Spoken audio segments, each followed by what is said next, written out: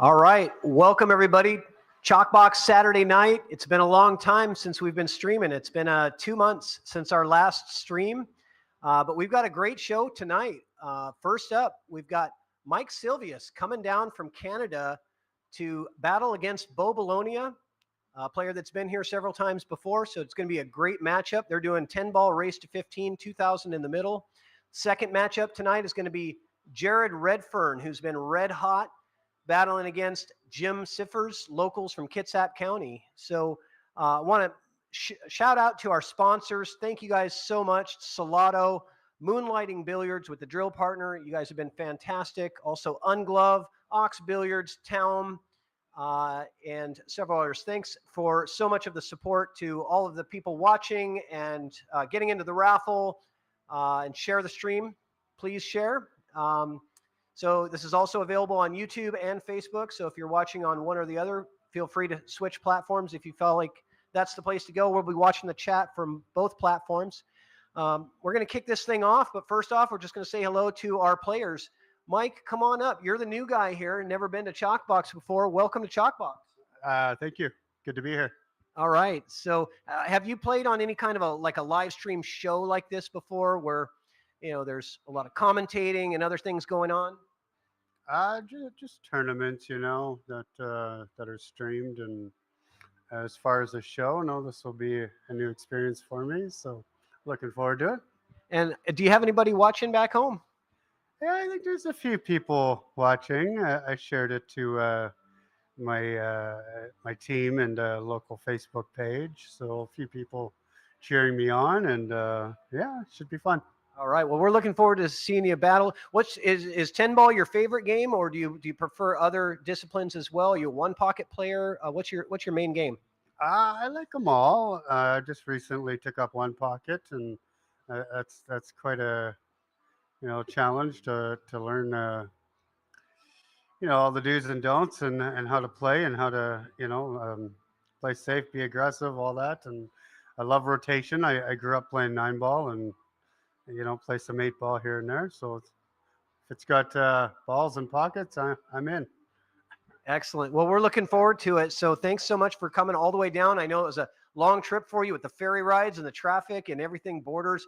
It's a mess out there this weekend to try to come out here. So thanks so much for making the trip, and we're looking forward to seeing your game. Thank you. All right. I appreciate the opportunity. Absolutely. Bo, come on up.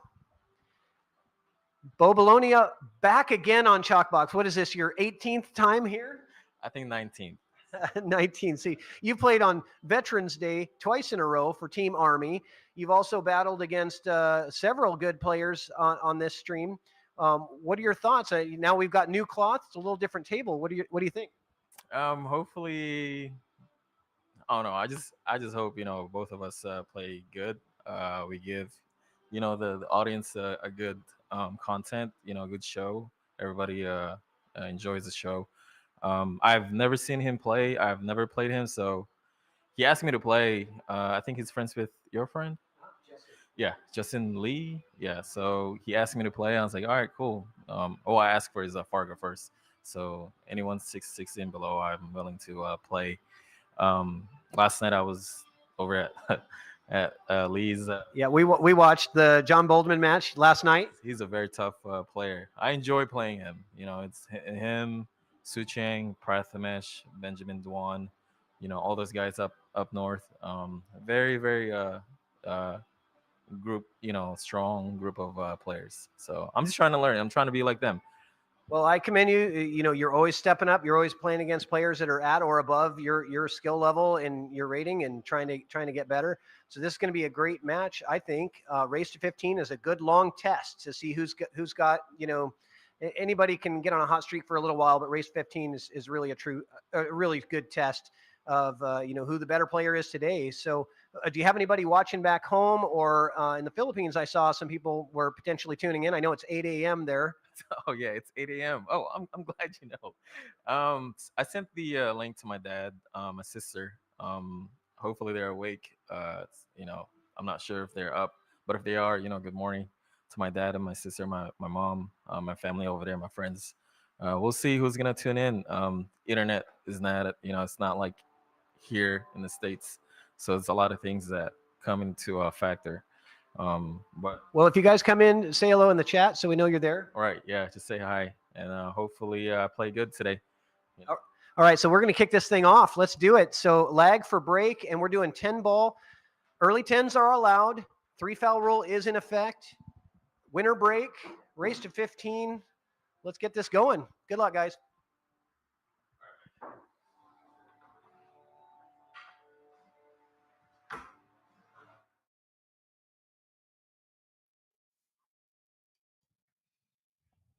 All right. Let's get this thing going.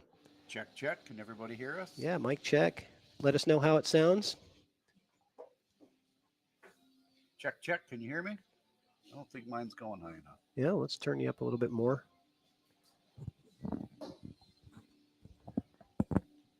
Yeah, get that. Yeah, there you go. Nice and close. Okay, Saturday. It's a beautiful Saturday.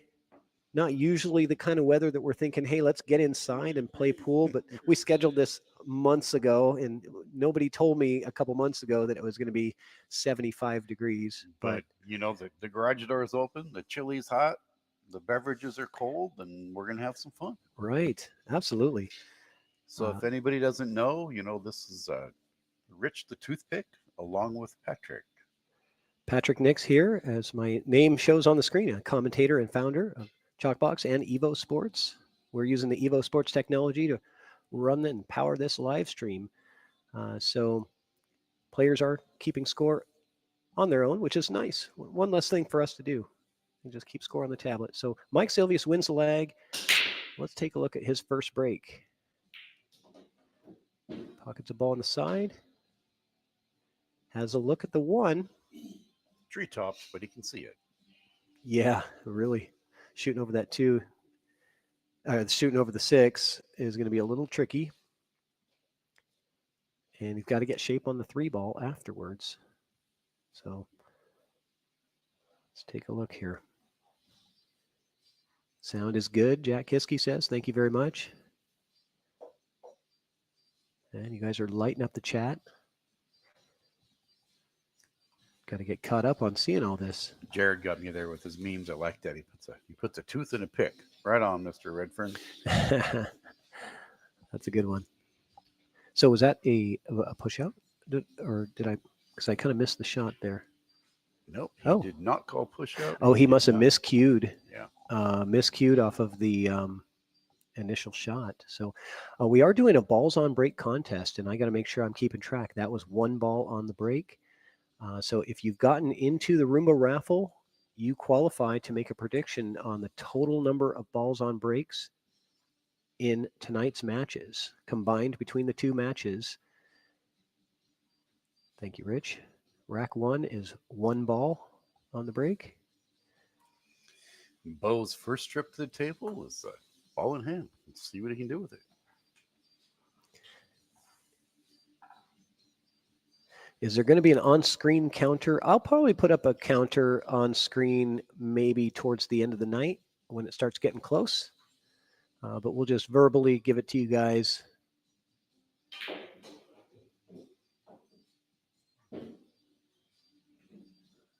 Jason Minimonk in the chat looking for action. He's going. Mike's his horse. If anybody likes Bo.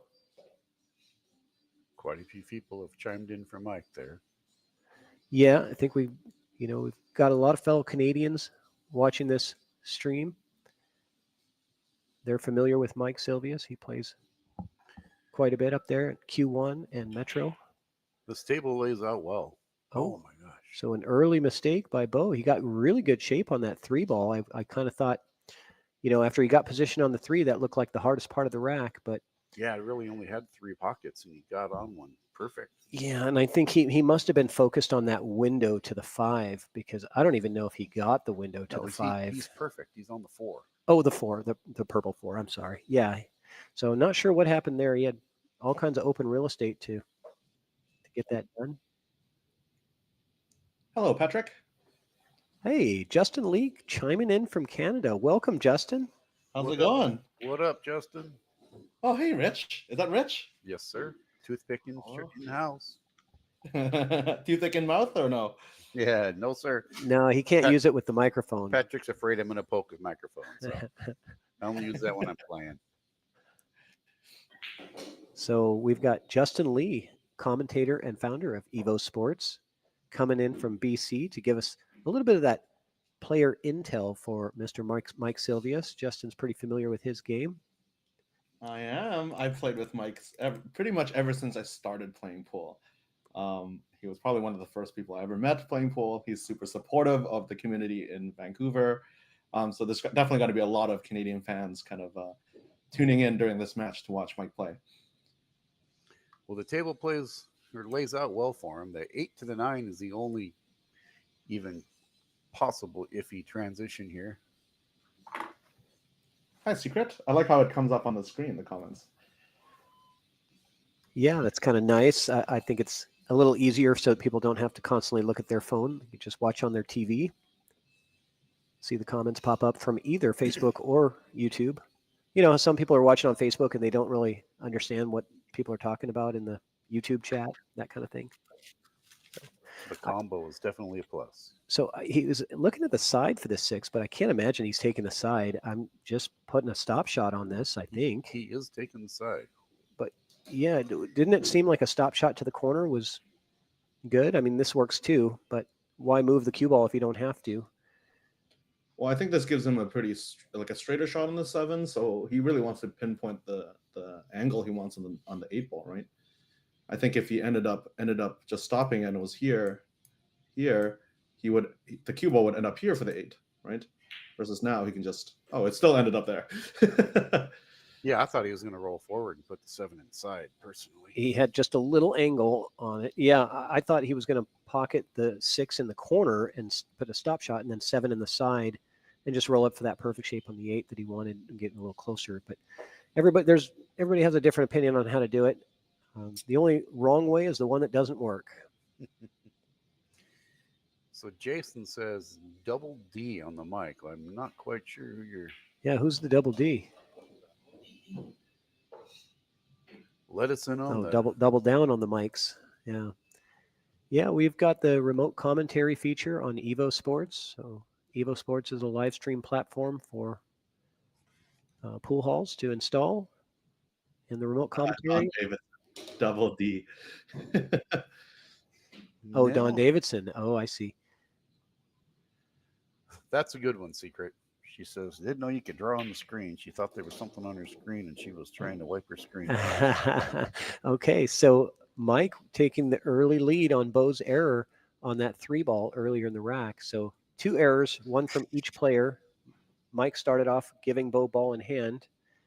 And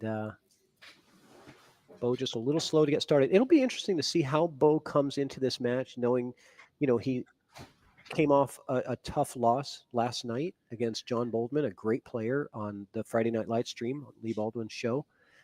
That finished, I think he lost 11-7.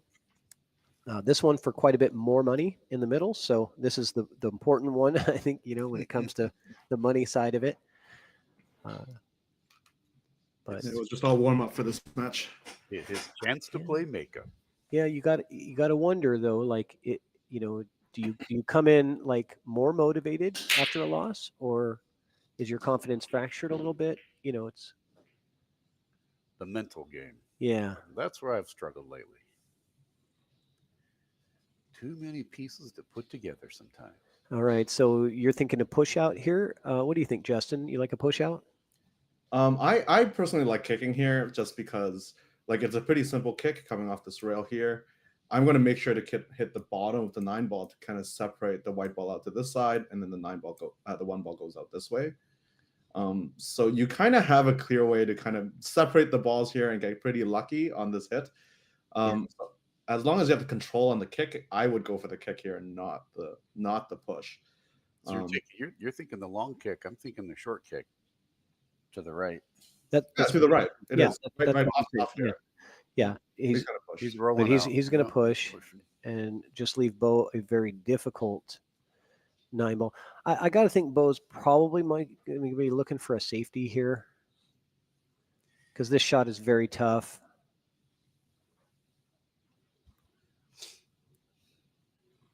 looking at the screen too, it's a little bit deceptive. If anybody's wondering, that 4-6 is wired into the side pocket. Okay, At first, that's good to know. At first, I thought it was So- going to take a breakout, but now when I look at the table So itself, Mike's looking at the back cutting the one into that corner. That's what he's calling. It's bow at the table. Bow at the table. I'm sorry. Thank you. But that is what he's looking at. Pretty sure. Is he going to get away with it? Yeah, that was a surprisingly aggressive shot. It was, yeah. Because I thought there was quite a bit of opportunity for safeties when you have so many balls on the table still. But there's also a chance that you could get a backdoor safety if you go aggressive, right? Sometimes you go for the aggressive shot, you don't make it, but you get an accidental save. Backdoor safety, is that what it's called? this will take a stroke here. He's got to pull the cue ball back. He can't go forward. He'll run into all that traffic there. See if we can get a line on the deuce here. That was a good stroke from Silvius. Yeah, definitely didn't want to clip that 9, but now I think he's going to play for the short side here, just off one rail here and just out to here. I agree. I like that too. I have to admit, the drawing tool is really useful to talking over the commentary studio, just because we're not in the same room, right? Like we're literally 4-hour drive apart from each other right now. Oh, he played that really nicely.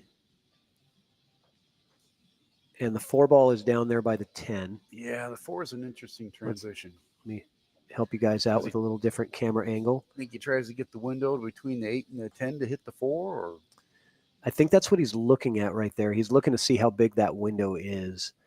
But yeah, Rich, I do believe you're probably targeting that window here. Yeah, you're going to want to hit the other rail. You're almost picking a spot to hit on this rail, and I think he's got it. he gets it. Yep. And he's not too bad here, not too tree-topped on the 6. It kind of bumped and moved away a little bit.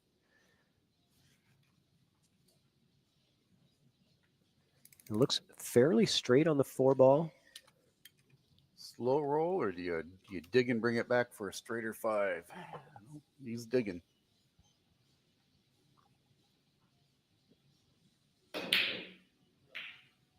He's digging. That's what happens when you dig. Yeah, he jumped up a little bit too. That'll get you every time. Sometimes A lot of movement on that shot there. Yeah.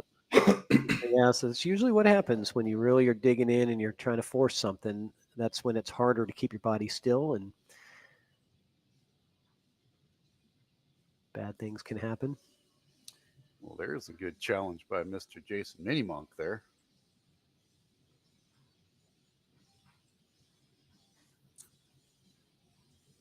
Throw your number out there, Jason. What do your two Fargos add to? Well, Boltman is a 6, what? I can't remember last 30 night. or 640 or something like that. And he played pretty strong on the stream last night. And Jason's a 540, I think, somewhere in there.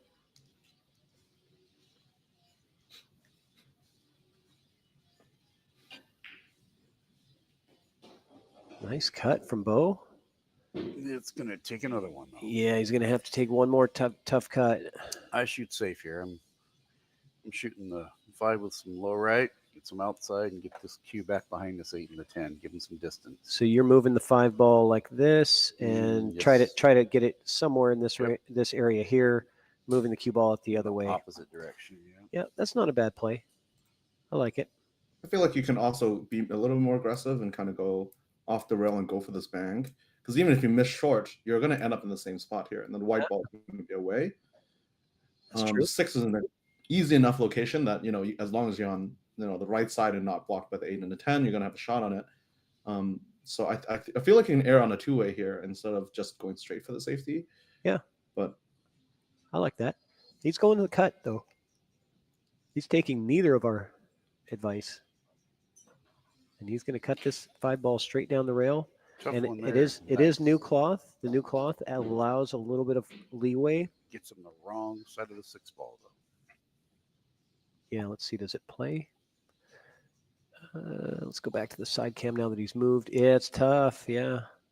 That's why I was thinking. I think it does Like back cut. Jess said, either the two-way, either way, it was the bank was the move to get the cue ball down table for him.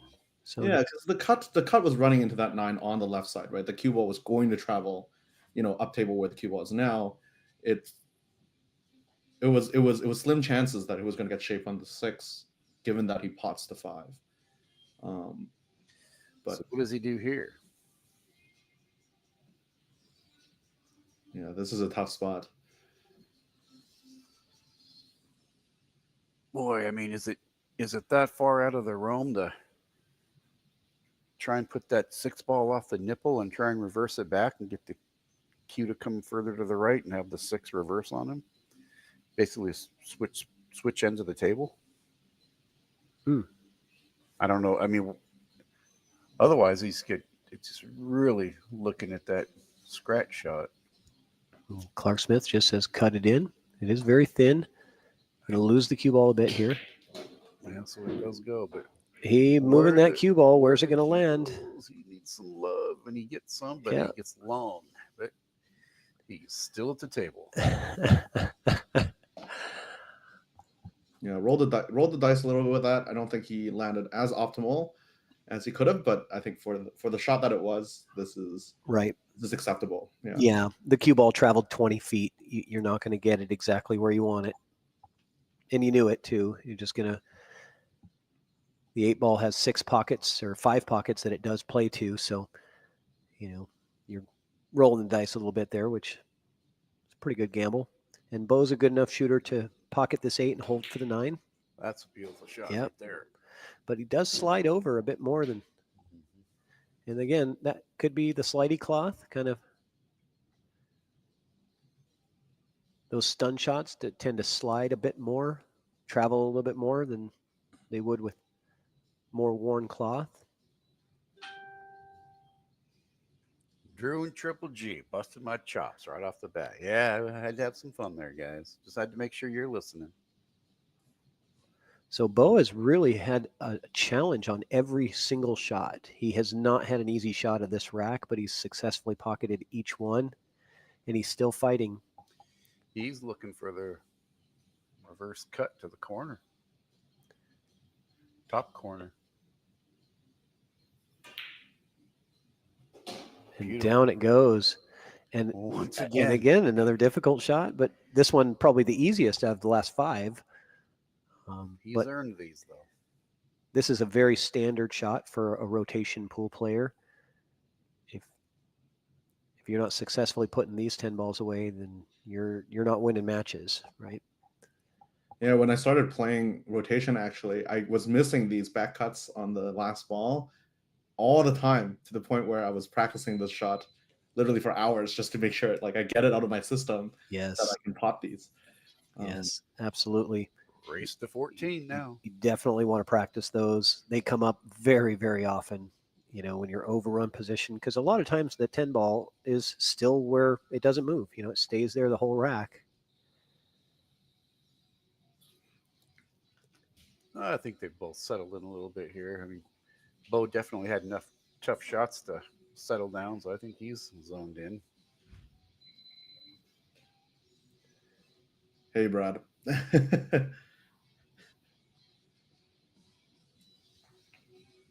I don't think anyone calls me Tip anymore. I was wondering if that was an inside joke there. Tip. I didn't even know that was a nickname for you. Oh, it was like maybe 6-7 years ago. Well, maybe it's got some resurrection. We got to hear the story behind it. No, it was just the first team I ever won a league in. Like when I just started playing, we were playing on a team called Just the Tip, and then we called it Justin's Tip throughout the entire season, and I just slowly became just Tip. I even had a hat that said TIP on it, but it's not as cool as Toothpick, Yeah. I don't remember who that's a name that literally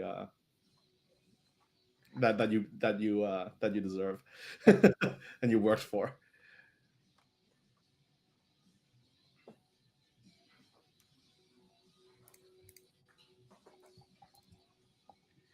Brad says it's going to make a comeback, though.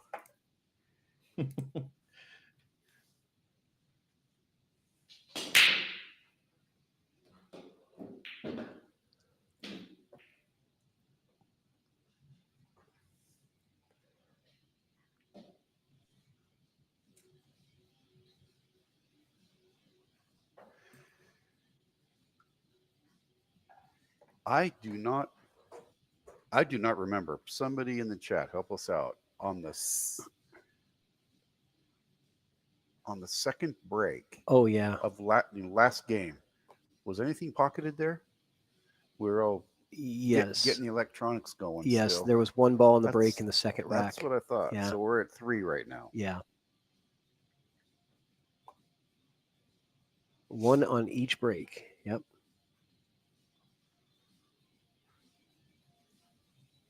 Thank you, Secret. Get so many things going here and chatting and getting electronics going that you know what they say, first thing that goes a memory. Well, that's the best thing about this chat group is that they're paying attention. We got like, you know, How many double checkers? 50 eyeballs on this thing. 50 double checkers, yeah. And it looks like we have a combined so far about 45 live viewers so far. Make sure to hit that share button. Share it out to your social media pages, your groups. This is going to be good action, guys. 2,000 in the middle. USA versus Canada. Yeah, so what's the conversion at now? What's Mike actually have on the line? So yeah, that's probably Justin, what would 2,000 US be in Canada funds? Well, it's 1,000 each, right? So Yeah. that would be 1,367 and 75 cents in Canadian. So really, for Mike, it's about 2,600 in the middle Mhm. because I always say that's why Stan plays so well in America is because the number he has in his head is bigger than the number you guys have in your head. right? That's true.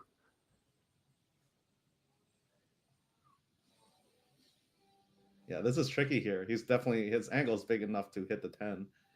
And I don't think he can get shape on that 4 unless he draws off of that 10. So The furniture will move here. the furniture will move. Yeah, Secret, I gotta be exact here. It's the direct conversion from today.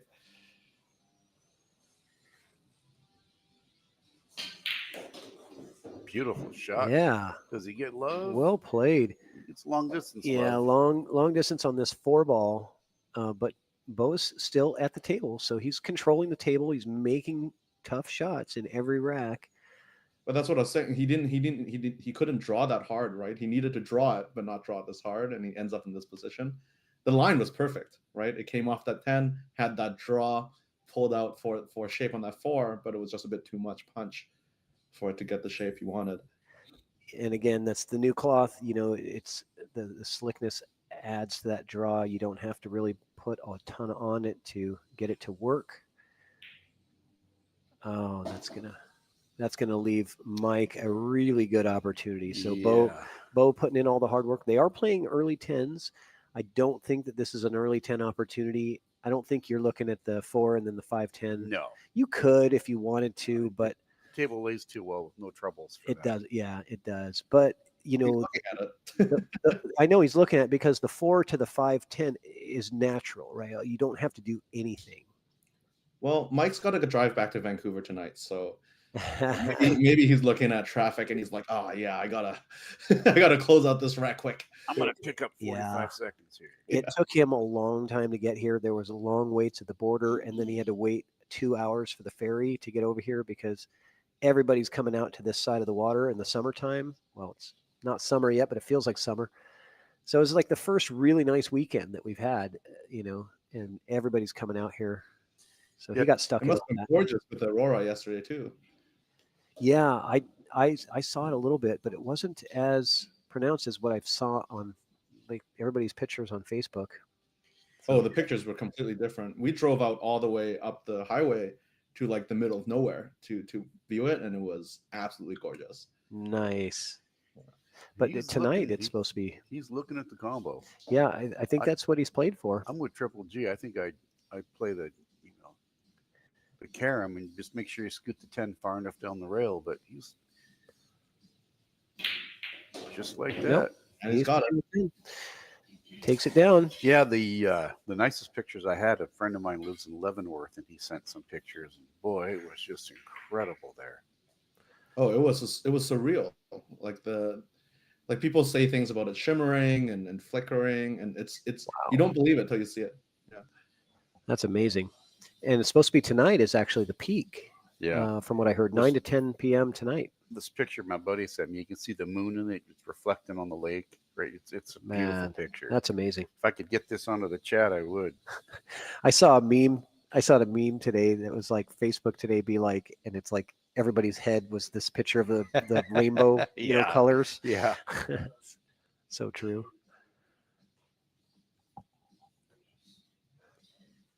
Let's see if I could share that for everybody because it really is a picture to be seen. All right. So we're at 3 balls on break total in 3 racks. We're averaging 1 per rack. No dry breaks yet. And if they scratch on break, it's an automatic 0. There's 1. And that's all he's going to get. Keeping it consistent. We're at 4 total. And I think the score is 2-1 now for Mike Silvius, right? Yes, they just forgot to update it in the room there. Thank you, Justin. Mike is well acquainted with the. I know he doesn't have any excuse because he uses the Evo Sports system all the time at Q1, right? And he's a sponsor, so he's a sponsor. Exactly. He's got a roofing company, and so he purchases ad space on the Evo Sports system. So if you're in Vancouver and you are needing some roofing done, Timey Roofing is your friend. I should have put his logo on the stream since he's a sponsor of ours. There's still time. There's still time. Send it to me. I'll put it on.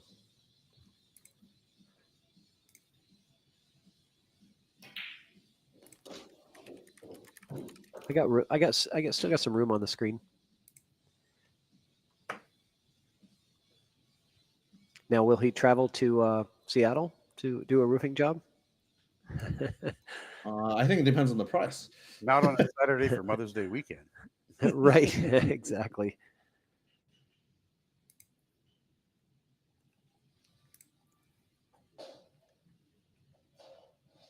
Well, he's going to try and draw back between the 7 and the 8 here. See what he can do. This is a much longer bridge than people would like. Worked out for him. This is interesting though because the shape to the 6 is not that straightforward. That potable triangle is not very big here. Like it's maybe here. This here. Yeah. Getting there isn't exactly the most. Yeah, he's looking for that space. The other option is to run into it or run into the 8 coming off 2 rails. Or even here. But his angle might be too big. Yeah. I don't like trying to stop the cue ball there because if you make a mistake and roll a little too far, you're really done. I think he's going to low roll and try and put the 6 on the right-hand side. It looks like he's going top. I think he's trying to come into it, honestly. No? He's trying to get short side position. Doable. Yeah, it's a little funny. Let's take a look at the side view. That'll tell us the angle a little better.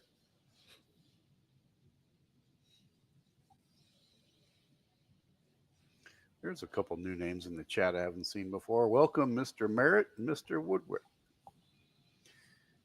Kelso and Mark. What's up, guys? Welcome. You guys must have shared the stream because our numbers really boosted up.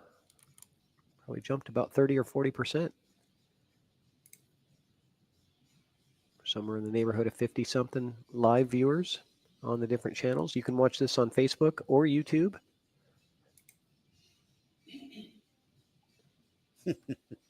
Mark says he's been here. He's just been the silent majority. Thanks, Justin. Got your thing there.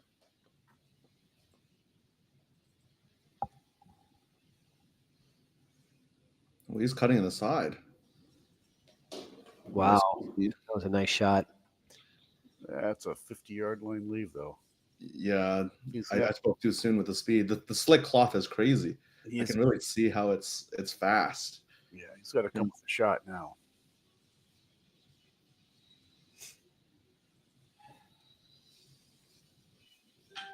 Which scratch shot? I actually kind of like back cutting this way, because then the cue ball travels around for the 8-ball.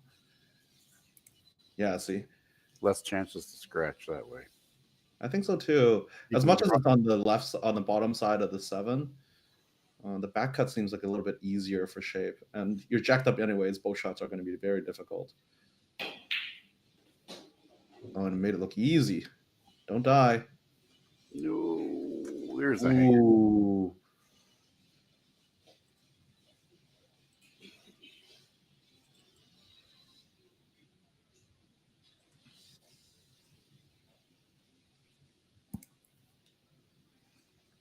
Well, he's got good angle on the 8. I'm looking right at the table. Hope the fan's in his way. Drift right down for the 9. There we go. So you advertise with Evo Sports and you advertise with Chalkbox. That's what you get.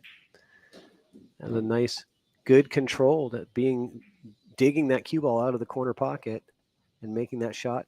Good speed on the cue ball too. Got a little bit more backwards than you wanted to be. Draw to the short rail all the way to the table and come back down, or do you try and hold it? I do like hitting a bit harder, Rich. I like that idea. It doesn't throw as much. Oh, okay, nice. Wow. But if you can hit it like that. Well, I thought it was steeper than that. I thought he was going to have to go thinner and move the cue ball. I think he just did one of those really low nip draw shots. Very good out from Mike. So correct me if I'm wrong, folks. It is now 3-1.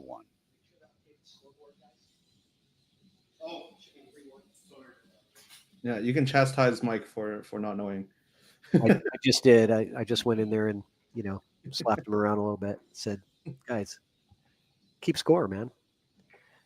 What do you think this is? Like a full service live stream? It's already a long race. No, this right? is self-service over here, guys. Got to help out. I think Mike is very experienced with high pressure situations. He always seems to do pretty well coming down to America to play. Always seems to cash. So I'm very proud to call him a fellow Canadian. Yeah. And he's done well in Lincoln City. I think he finished in the Platinum division at 2nd place. How many balls on break was that, Rich? 2. All right. So we're at a total of 6 now. Yes, they sir. broke the trend. Yeah.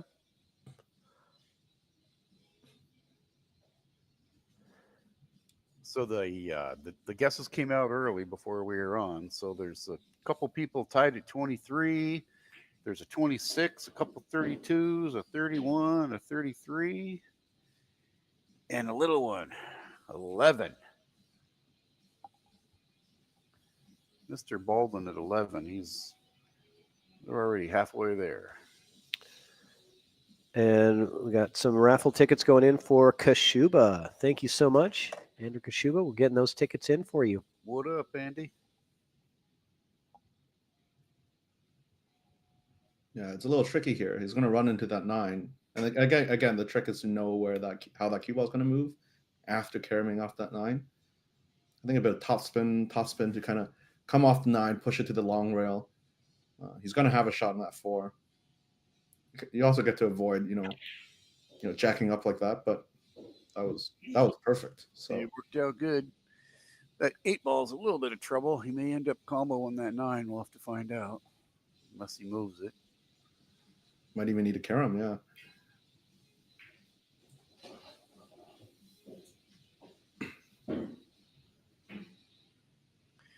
Well, those 2 balls might come into play right here as he's trying to get onto the 7. So hopefully we can get by him. Not trying to play any sides, just want to see clean pool played.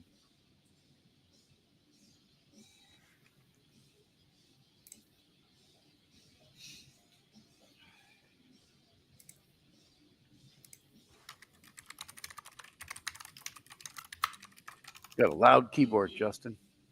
I'll move it away from my from my computer here. And you definitely type faster than I do. I work my entire life in front of a computer. So he misses it, but he gets, oh, it came free. He's got the 5 in the side. Traveling down for this lead, he's got to keep this cue ball away from the 10 in order to get back to the 7. He's almost going to want to go round the 10, right? Like come down on the right side of the 10, go back up on the left side of the 10.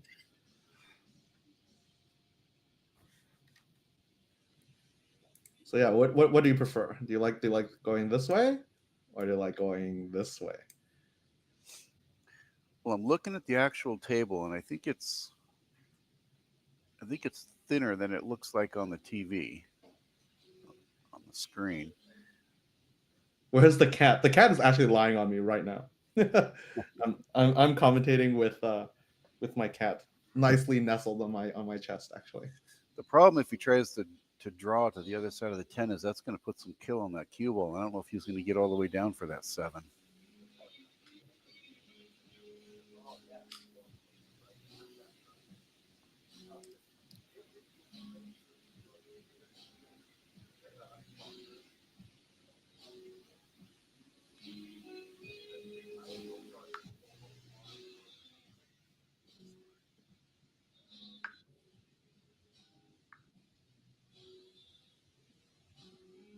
All right, I'm back from raffle ticket duty. It's nice to have 2 commentators while I leave. So that's what he was trying to do, is get around it. And that 5 was a tougher shot than it looked like on the screen. Yeah, there was a lot in play, right, with the throw and stuff, with the speed that you're hitting with. There is going to be a bit of throw. I think accounting for all of that, and also with the 10 being pretty big where it was.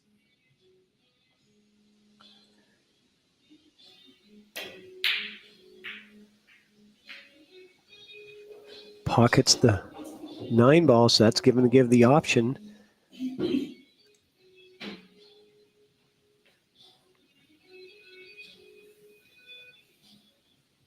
Mike gave it back to him.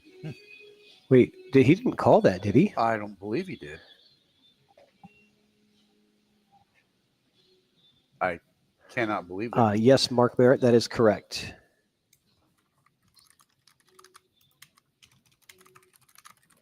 All right, Rennie is getting into the raffle as well. So I'm going to get those tickets going for you, Rennie. Let me actually write these down, and then I'll get them in on break.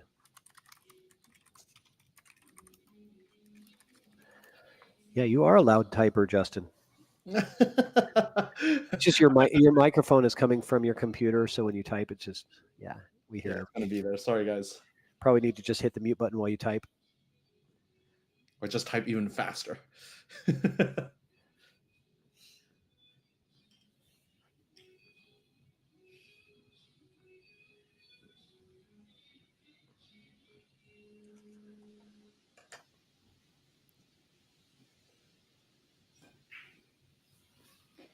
So that's if he called that 9 ball, I didn't have a clue, but I was surprised. He must have, which is kind of crazy considering I was coming back into the match here, so I wasn't really paying attention, but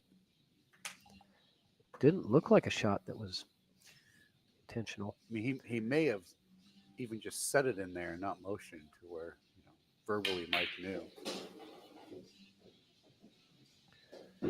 Is this a break and run from Bo? No, it's a winter break, and so Mike broke and pocketed 2 balls, and then I did not see what happened to turn the table over, but he missed a 5 on the side trying to break out the 8-9. I see. So far, I think these players are pretty even matched. He wanted a little more on that. He wanted another foot of roll, but he's got it. I think that so far, from what I'm seeing, Mike's position play has been a bit better. But Bo is certainly making up for it with his excellent shot-making ability. Mike's played spot on position. And Bo's playing good, but he's having to work harder. He's going right? to the corner with this. Yeah, I would too. Yeah. I like it. And we got a 3-2 ball game. That was important for Bo All right. to So keep we're, in it there, so nothing got away from him. we're going to have to say a word for our sponsors, Moonlighting Billiards, the drill partner. Whether you're new to pool and practicing the basics, or a more experienced player performing drills to improve your shot making and positional play, the drill partner is perfect for you.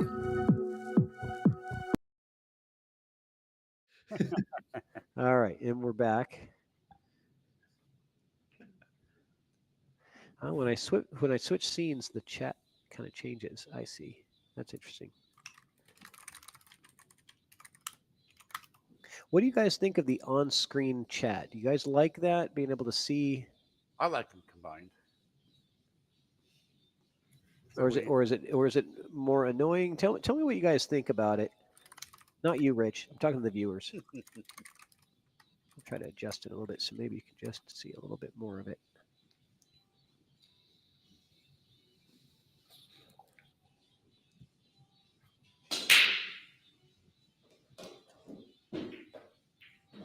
Yes. 2,000 in the middle. It is 2,000 in the middle. Food Hunter.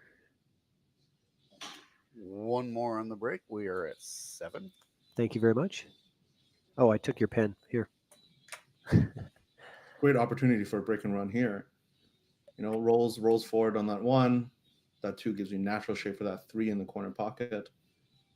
You can tell Justin is new because he said break and run right after the break, which is the ultimate commentator curse. I don't have the powers that you have. Are you rooting for Mike now? You're trying to do the old commentator curse on Bo? No, I'm impartial. I just want to see a good game. I'm teasing. I know you are.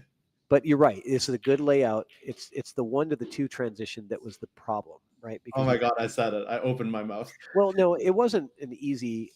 If you can get the 1 to the 2 transition, yes, then it was pretty good layout after that.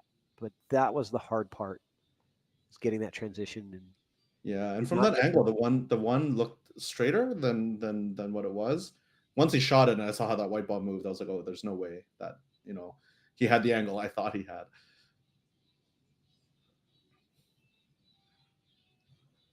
I'm not talking smack. I think he's talking about the chat. The people in the chat. Yeah. How's Mr. Carlson doing tonight? Josh Carlson, longtime supporter of the Chalkbox.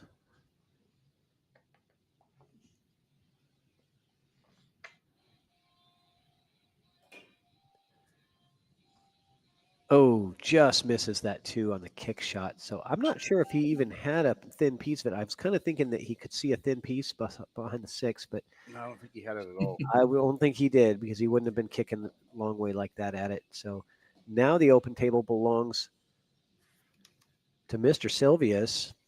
And where are you going for position on the 3 ball? I'm kind of thinking this is going to be my target for the 3, is somewhere right in this area here.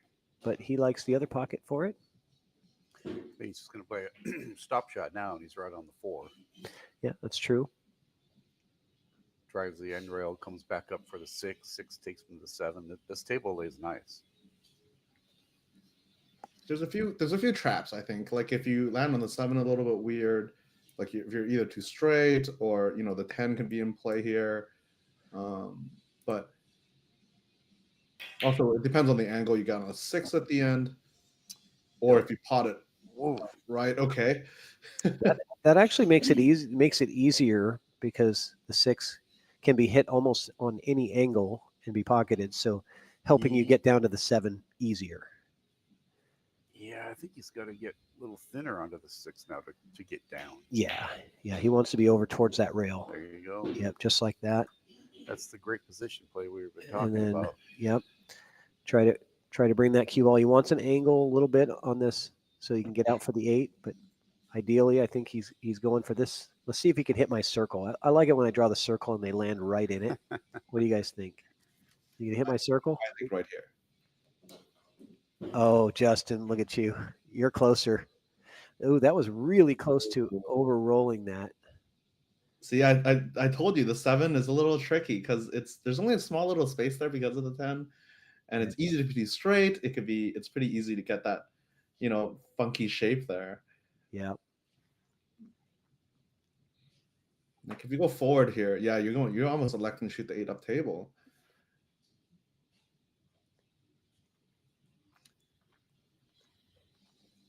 I think you can get some outside draw, drag the one rail, and put the 8 in the same pocket. Can't tell what the angle is. Oh, that's like cloth in play. Yes, big time. Moved that cue ball about 2 feet or a foot farther than he wanted it, but That's he what I knew was he thinking. had to come around those. That's what I was thinking. I just couldn't tell if this his exact angle. So, but also the slick cloth's going to be your friend here because it's going to allow you a little bit easier opportunity to draw this cue ball off of, down to this rail and back, right? This way. Kind of like that, but it just hit a little harder, but, that was the idea.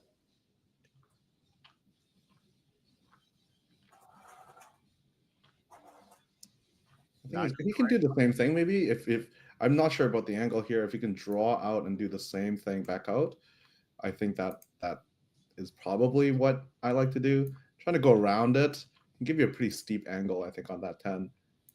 Right. Or you can bump the 10. Like if you can hit this and bump the 10, maybe. I actually think it is going to bump the 10, and then the cue will free up. Oh, he's going forward 2 rails. I'm going to disagree with McMahon saying it's easier to do with grabby cloth because the slide actually helps you because when you're coming off at an angle like that, it slides down that tangent line, right? So then the spin grabs and pulls it out. So you don't have to hit it as hard. Okay. This might be costly. This is very costly. Yeah, this is not what he wanted. Yeah, this gives him a natural leave onto the 10 ball. I think he'll go 2 rails onto the 10 in the lower right corner.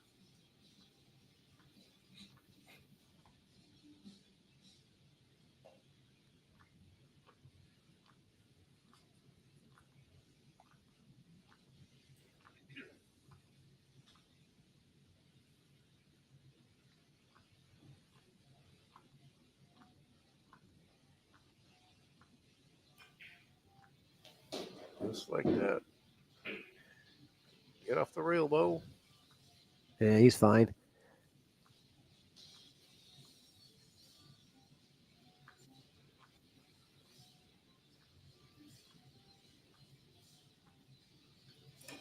To tie the game. Oh my gosh. So being on the rail can cause those errors. Maybe the curtain got him a little bit. Yeah, but he had enough room for the backswing and everything, right? He did. Like, it was just in your room. There's enough room. Yeah, there is enough room there. It's just in his head, I think, right there. And he got very fortunate on this 10 ball because he kind of brushed the curtain and then paid attention to it.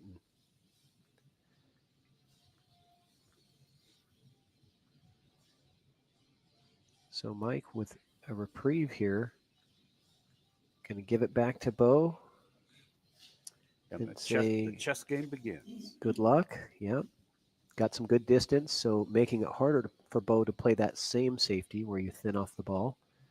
It's much easier to hit a thin piece of that ball when you're really close to it than when you're 5 feet away. So do you pull the trigger and bank this thing? I do not believe so. He is? He did. He drained it. No, he didn't. Well, it came up far enough. It's not a sellout. No, but definitely an offensive opportunity for Mike to steal the win.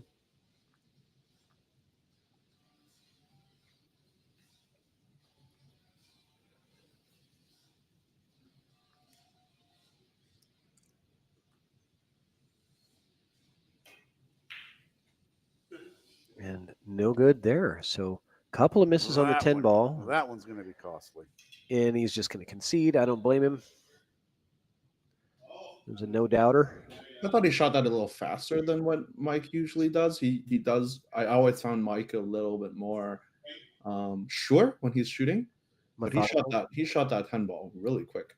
Huh. Well, they're getting their money's worth. 3-3, race to 12. Yep. You know the camera quality is good when you can see the bugs that's walking across your table. Is there a bug walking across the table? Yeah, it was walking here. Yeah, it's tough in the summer because as soon as you open the door, they are attracted to this light, and so they're literally banging on the window, and trying to get to the light. So as soon as you open the door, Last year we had a spider on the overhead one, remember? In the summer. yeah, that was a while back. Yeah, there was a spider hanging, and you could see the shadow of the spider on the table, but I couldn't find him.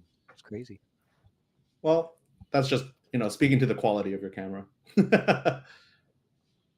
number one, okay, you're cool with it. Yeah, just make sure my wife is not, hanging out anywhere. Usually the other side of the greenhouse is a good place to go.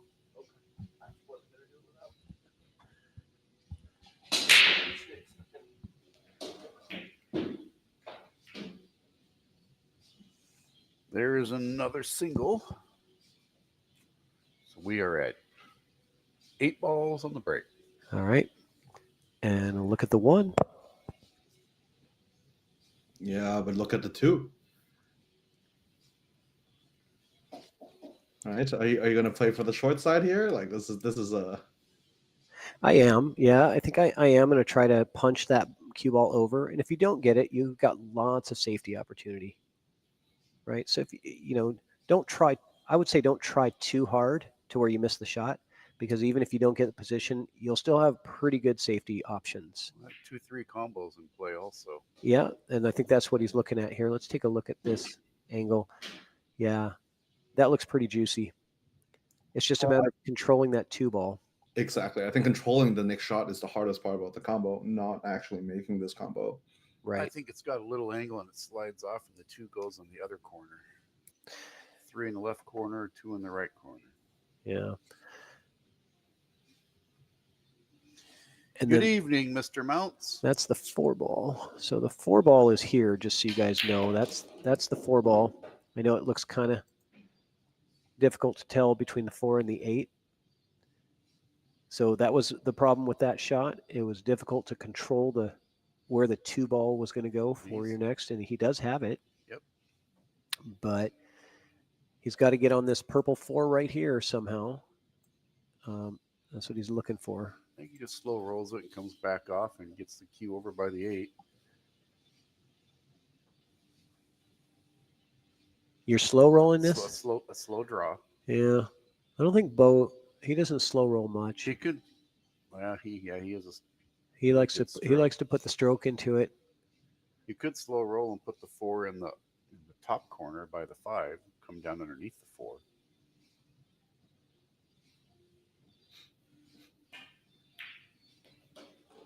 So he's trying to come. Yeah, watch out. Oh, that's ball. Not going to end well. Yep. So fully blocked by the 10. I think maybe he can see it, just a real sliver edge of it. I don't think so.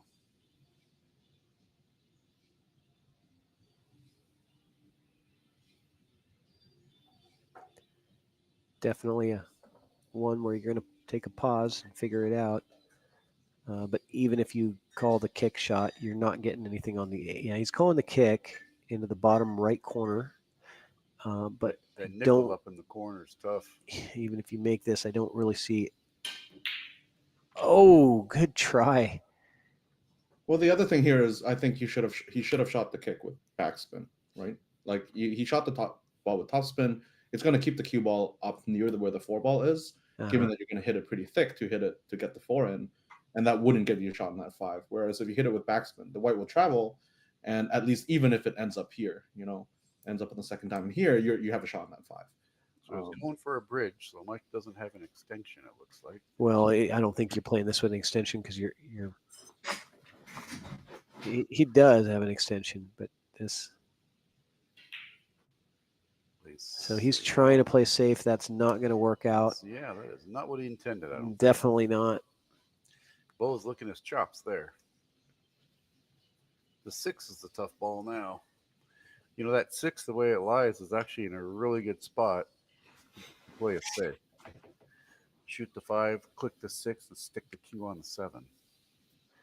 What's up, Dane Mounts? Welcome.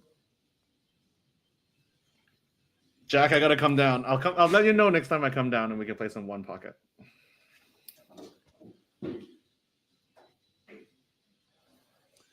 And Justin, I don't know if your volume is maybe just a touch loud on your end, but I know when you come in, sometimes it seems louder than what we are. I'm just a loud person, Patrick. But I'm not sure. That You might know, that's settle just you. maybe just what we hear. That might settle your keyboard down too. Yeah. Tell us in the chat, guys. Is Justin is his microphone louder than ours? Because to me it sounds a little bit louder, but it's probably because we're local on the here and he's coming in remotely. That's a good one, Jesse. Play for an eyebrow. Welcome, Mr. Bergman. So Bo's got a real small window for a leave here. He gets it. Yeah, that was tight position. And he overran it by a couple inches to make it more optimal, but he's going to be able to draw for. Oh, there we go. Stop shot, but does it go too far?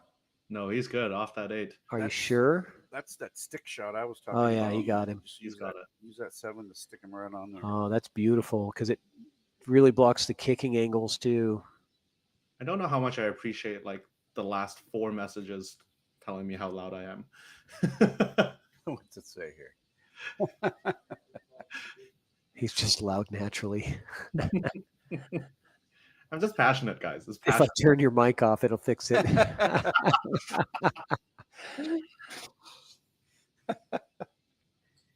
Well, that's what makes it fun out here, guys. Nice hit. Yeah, heck of a shot there. The love he gets here. Well done. So does he do it back? What's he going to do here? Well, probably going to try to stick him on that 7 again, I think I do also. but it's not as easy to do as what he had before.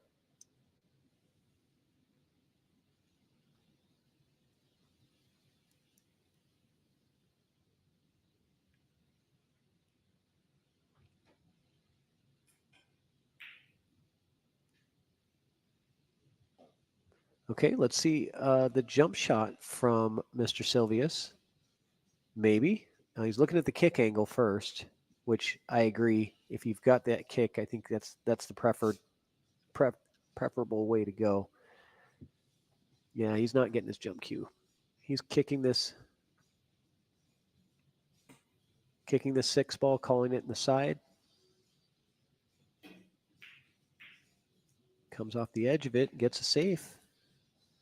Gets a distance safe. Containing.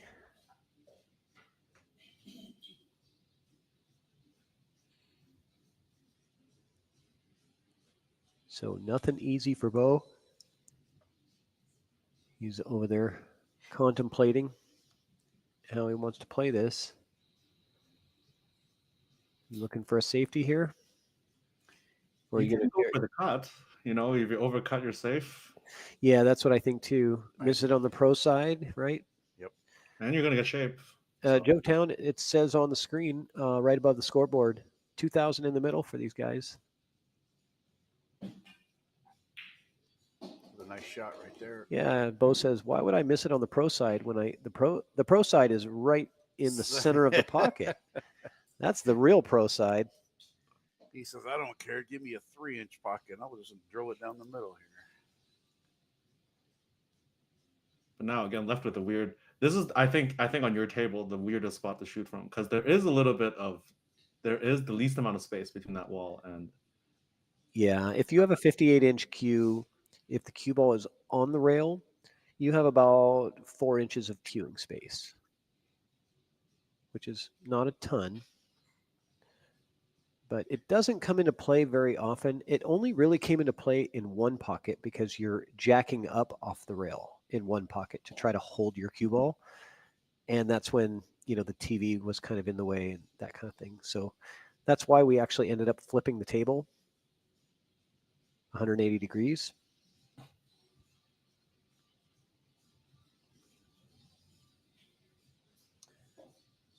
Does he slow roll this and put the 8 in the top corner, or does he stroke it and come down table and back up with the cue? What do you think? I definitely don't want to slow roll this because you're cutting into it with throw. I want to pot this 7. I want to go up 2 rails and shoot the 8 in the same pocket. I think He's slow rolling. Yeah. See, that's what happens with the slow roll, right? It threw out to the bottom short rail, bottom long rail. Yeah. Yeah, he missed the pocket by. Yeah. Well, I wonder if it was kind of a two-way there, or maybe even an intentional safe, just leaving a difficult shot for Mike. Do you think this plays in the side? I don't think so. I don't think He's it looking does. at it. Well, I'm looking at the actual table. I mean, that side pocket is pretty small there to go. I'm looking at the table. You The gotta- table's a little bit more favorable than the camera. Yeah, that's a tough But it was shot. tough. But it Well, ended up well. Yeah. Again, leaving distance. Both players pretty consistently not giving up the easy opportunities. There's been a couple, but for the most part, a lot of good two-way shots. Yeah.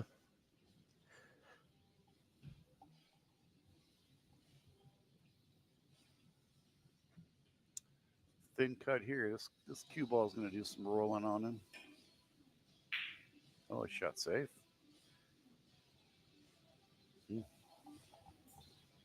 I think he leaves it. Welcome, Mr. Fleck. Yes, that is some pocket money.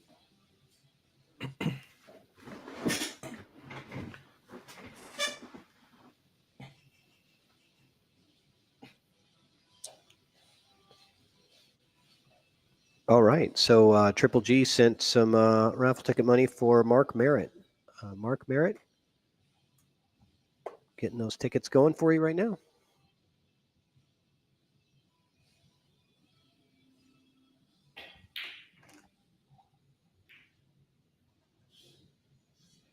You know, and leaves him back on that rail. Oh, there's a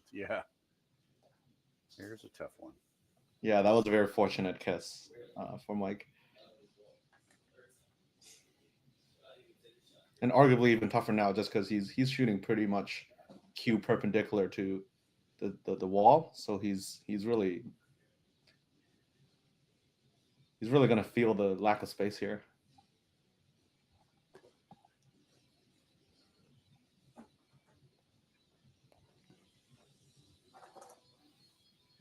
Definitely not Bo's favorite spot to shoot from.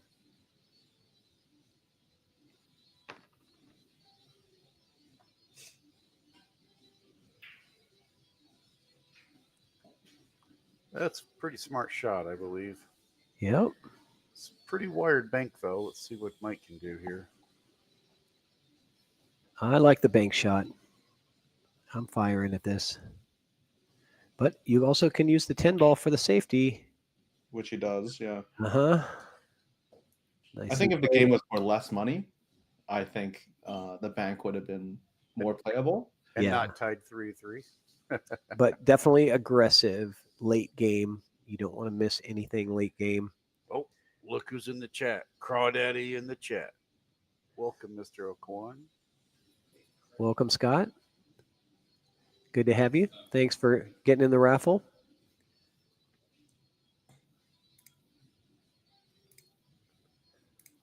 And we are at a total of 8 balls on the break Yes, sir. through 7 breaks. I do not believe they've had a dry break yet. Nope, they haven't. And there's been no scratch on breaks either. So In case to clarify it now, I know we mentioned it earlier. Doesn't matter how many go down on the break. If you scratch, it's a 0.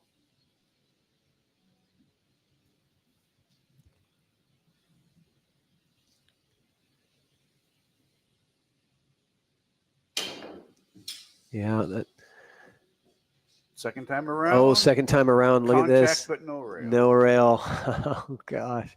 Went all the way around the table. Made the hit. No rail. No, Tommy, there was one ball pocketed on that second rack. That's the rack that we didn't see, and we asked, and everybody said, nope, there was one ball. There was one ball on the second rack.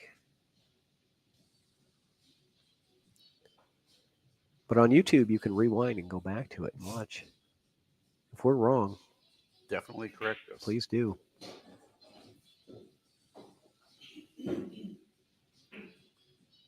Natural leave here.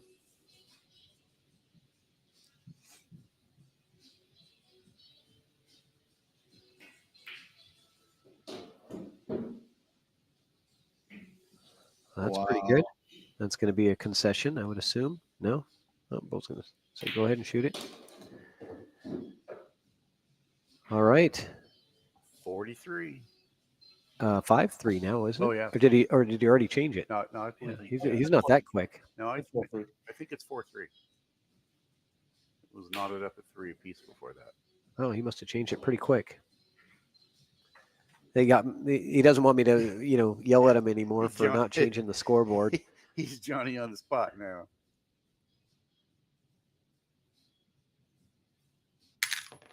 Ah, what was that? I don't know what that was. You cracking Sounded like cracking walnuts over there, Justin? Justin sounded like he dropped a bunch of coins on the keyboard. I actually dropped my ring on my keyboard, so that's actually pretty accurate. It came through loud and clear. No, that's good to know. It's good to know. Yeah, the thing about commentator headsets is they really, just pick up primarily just what's, 1 inch in front of the microphone.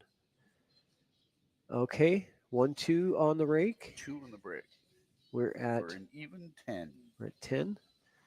And no look at the 1. The 1 being kind of tied up to the 9 ball there. I think it sees the edge. He can actually Yeah. flip it. He can, It was the cat. I can't blame everything. Yeah. Because I think if you just touch the 1, it swings behind this pack of 4. Yeah. Just needs to get there.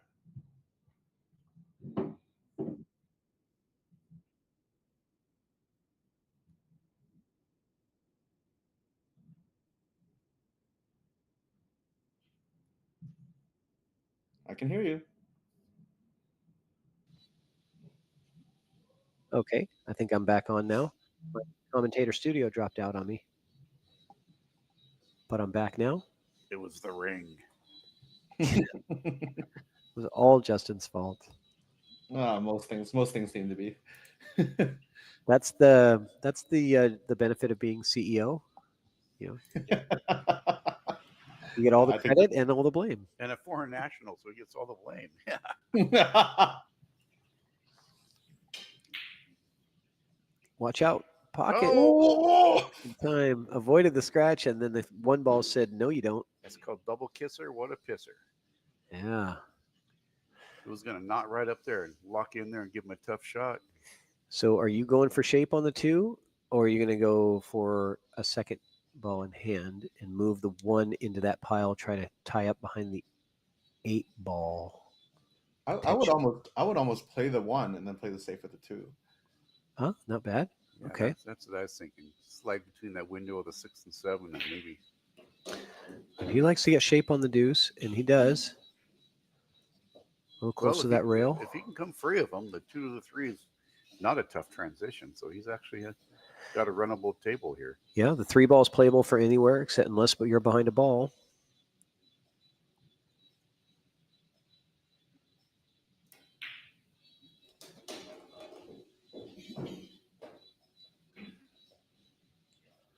Look. 3 to the 6. I do believe the 3 foul is an effect, right? Like you can play for 3 foul.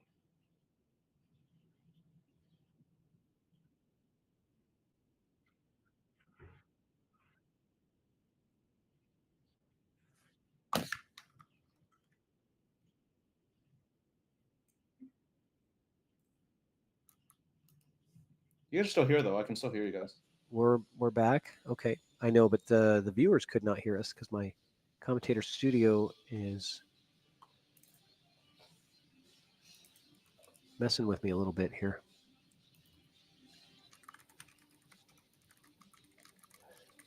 All right, Aaron Moss coming in with a big raffle ticket purchase. Thank you so much, Aaron. Get those tickets going for you.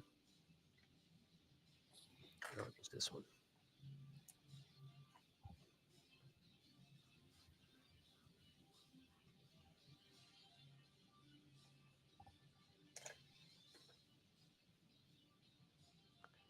If you guys do get raffle tickets and I don't call it out, make sure you hit me up in the chat. But I usually check and double check and all that before we get going. But I want to make sure that I get them in. I do call them out on the mic as I get them. So Tom is saying that it is a dry break on the second one. I just saw that. Ah. Okay. Well, we will make the adjustment. Thank you so much, Tommy. I'm just rewatching it now. 1, 2, 3, 4, 5, 6, 7, 8, 9. It does look like something went in though. On the second break? I'm watching it now, yeah. Yep, he putted 7. There's a ball. There's a ball in on the second rack. Okay. Oh. At 340, second rack was dry. At 3040. Mm-hmm. Okay. It actually does matter, so we just need to find out. So you saw one go down, Justin? Yeah, the 7 goes into the side. Nice shot right there.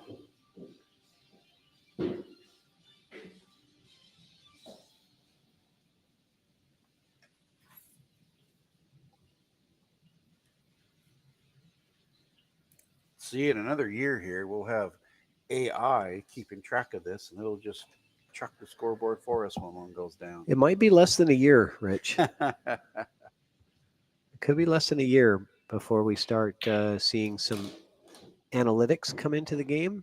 Yeah, but does that mean it doesn't need us anymore? We got to come have fun. Well, there are, in tennis, they have AI commentators. It doesn't sound as good, but in tennis, they're using AI commentary for the matches all the other matches, right? So they have their main matches that they have live commentators for, and then they have AI commentators that will basically just kind of tell you what's happening. Not the ad-libbing. Yeah, there's not a lot Not of the sense chit- of humor, yeah, and no- there's no personality with AI. No chitty chat. Yeah. You can program the personality part, I guess. Just check that sarcastic block and things like that. Yes, That's right. Sarcasm, maximum. yes, right.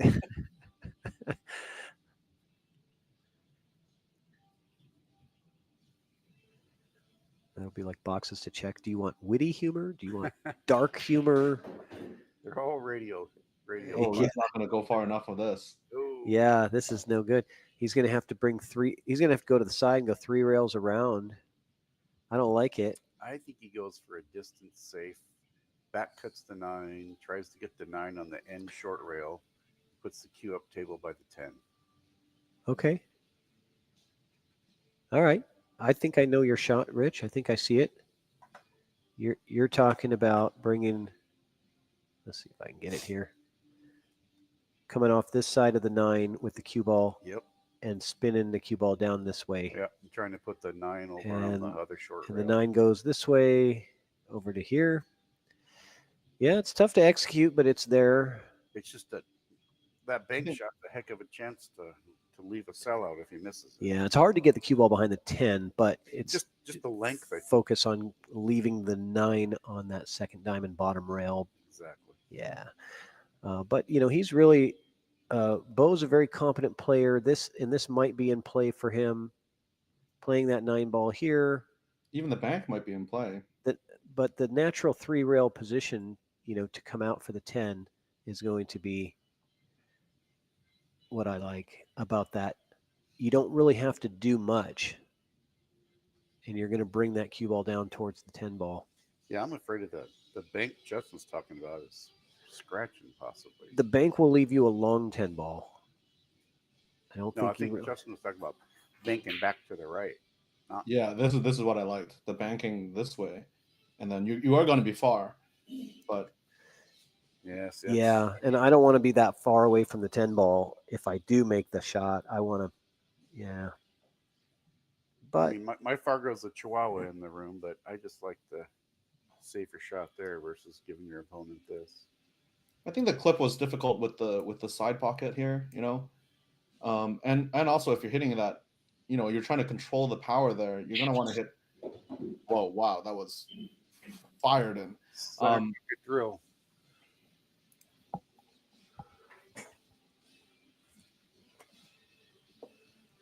Hey, John, that's the line drawing is part of our Evo Sports system. Oh, oh, man, he makes the tough shot on the big ball on there. the 8 ball and then misses the 10. 5-3 versus 4-4. Tommy says that's my Seebeck math. I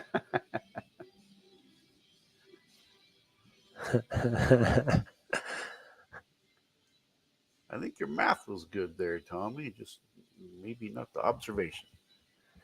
No, it's a good thing to bring up, right? Like it matters. Oh yeah, Yeah, That's it great. matters. Yeah, so we want the stats to be It accurate. completely matters.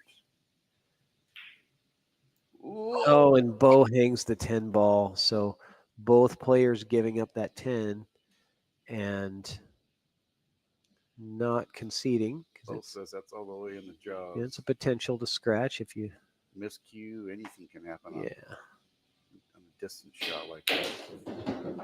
or a scratch in the other corner. But 53. and it's 5-3. Yeah. Boy, yeah, he's changing it right away now. He's not wasting any time changing that score. I'm gonna play a quick commercial and I'm gonna take a chili break. I'm gonna get something to eat Ooh, here, there you and maybe I'll let Jim Sifers. He's over here hanging out. Want to jump in there, Maybe Jim? I'll let him jump in on the mic. But let's get a real quick commercial here. Want to feel the pressure of competition in your everyday pool games against your buddies? Want to send your own matches to Fargo Rate? Download Salado now. Your race, your place. It's time to make your matches count. Salado, the pool players app, now featuring monthly cash and prizes. No Star Trek here. And we're back. All right, so I'm gonna bring Jim in. You guys have fun. Let me know if you need anything. Thank you, Mr. Shirley. We're trying to make it sound good for you. Hey, Jim, how's it going? Jack wants some of that Chalkbox chili too. Yeah, we'll set up a drone system, in the future. Well, that there's paybacks there too, because Jack always comes along with a big old bottle of tequila, so there's a plus on both sides there. I got whiskey in the truck if you want some. Can you drone that over to Canada too, or? Oh, Mike. Yeah, that's Where's the that. hanger? Oh, depending on how well he can see that one ball, it may or may not hurt as bad as you I think. think he's got it. But either way, right? I think Mike, whenever he speeds up a little bit, he shot that ball really fast, and once he speeds up, some bad things happen. So I think a big lesson on staying at the tempo that you're comfortable with, because I'm definitely guilty with that too. I'm a very fast player, but as I speed up my tempo, I definitely screw up. Like a consistent tempo that you're playing at is very important. Whoa. That was a little bit of a surprise. Yeah, what just happened?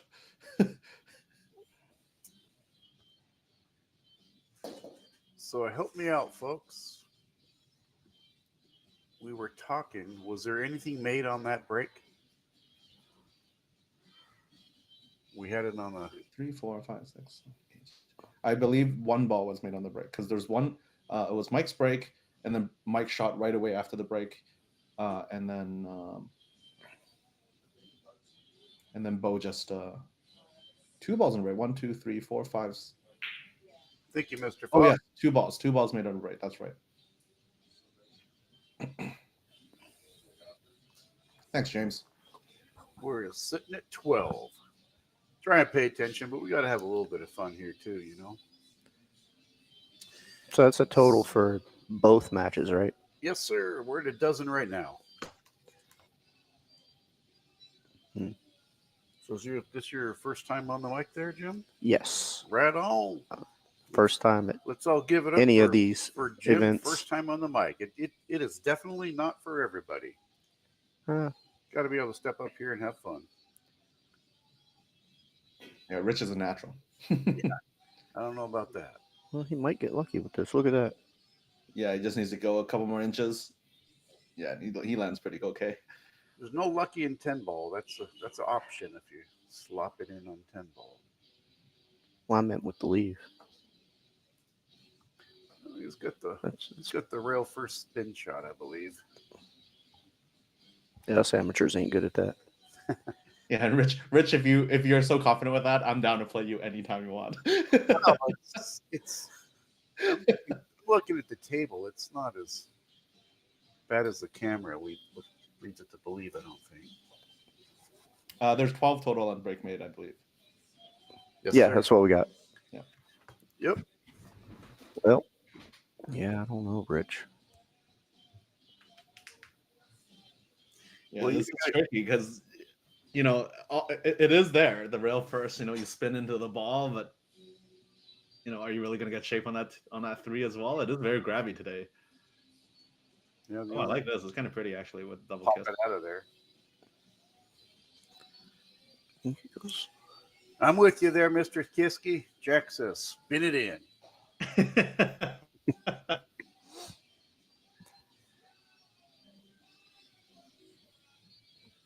Not saying I'd have done it. That's what I would try. No. Ooh, Yeah. that one might hurt.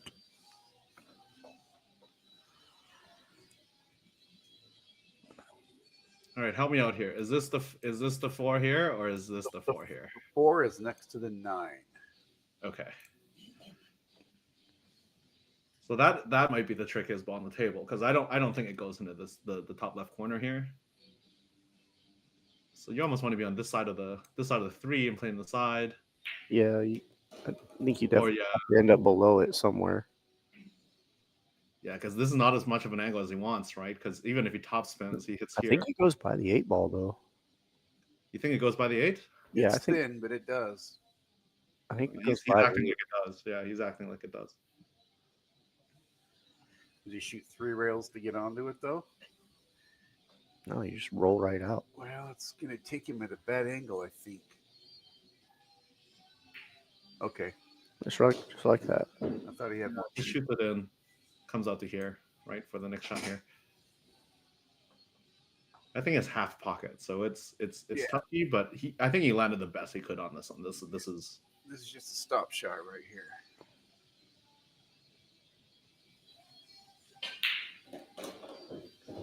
Oh, Ooh, that works. perfect.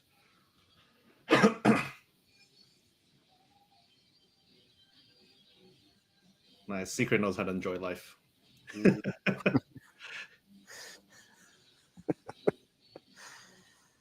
If only we had that option. Hey, with the commentary studio, I can be sitting in the pool right now too. I'm just saying. John says I need my new commentating glasses. I actually got them remade, John. They're a little bit shorter now. It's a learning curve there. Still haven't quite figured out how to use them yet. You think you draw this back down or just stop it? He's gonna. I just think it stuns it. Yeah, just a little bit. Rich, I don't know if you need instructions on how to use glasses. You just put them on your face. Well, I got those billiard glasses though, and it's completely different. Ah, okay. A little bit of a fishbowl effect. There's a learning curve, and I haven't got there yet. Rich is like a Fargo 300 when it comes to using glasses. Yeah. And a New 305 without them. Yeah, bumps at 10. That's nice. It's perfect.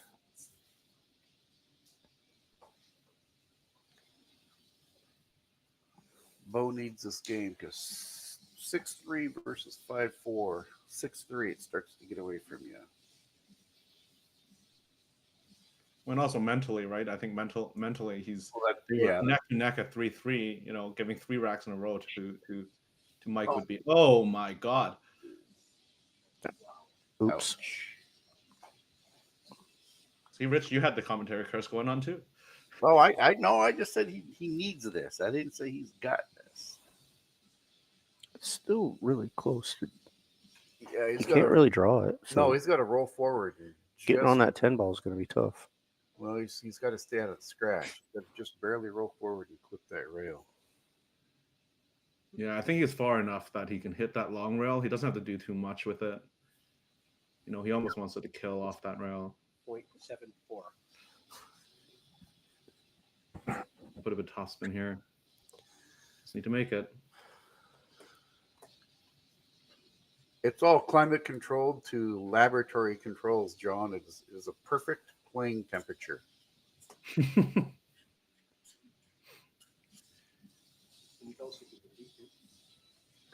Yeah, what we're working on is we had it wired in, but a little bit of a fuse problem, trying to get a perfect humidity indicator also.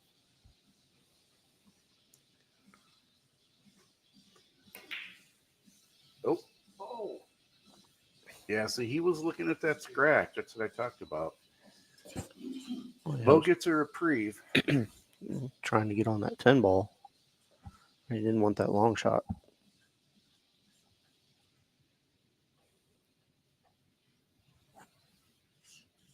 Stun kill draw shot right here for Bo. Let's see if he can do it.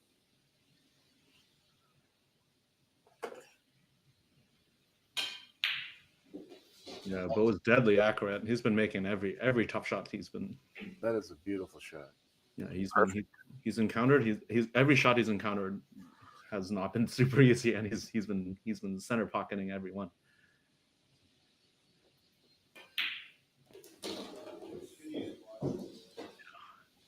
Bo with a sigh of relief. Upcoming here, we have my fellow co-commentator, Mr. Jim Sifers, taking on Jared, Mr. Machine Killer lately, Buttons, Redfern. Just He's on screaming fire. He is on a hot tear. individual. The players look like they want to take a little time out here. He's got an Andrew. He got you. He got Joe. Jared's got this money gear, I think is what it is. We're playing Toto. I was up 7-3, and it's only $5 a piece, right? He turns back to me, down 7-3. He says, how about we play for the other, loser pays. I'm like, sure. And man, he hit that gear and off went Buttons. I had my chances, but he got me 10-9.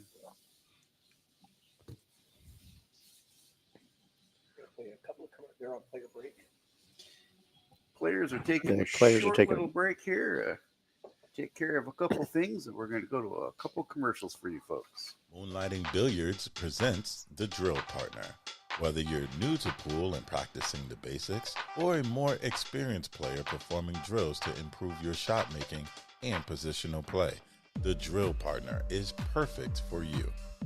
Use the Drill Partner to set up drills anywhere on the table. The Drill Partner allows you to set up for drills with balls in a straight line, in an angle, vertically, horizontally, with varied spacing between balls. The Drill Partner is one partner that will never let you down. If improving your game is important to you, then get the revolutionary new product that guarantees a lightning fast and accurate drill setup every time. The Moonlighting Billiards Drill Partner. Roll him in and begin.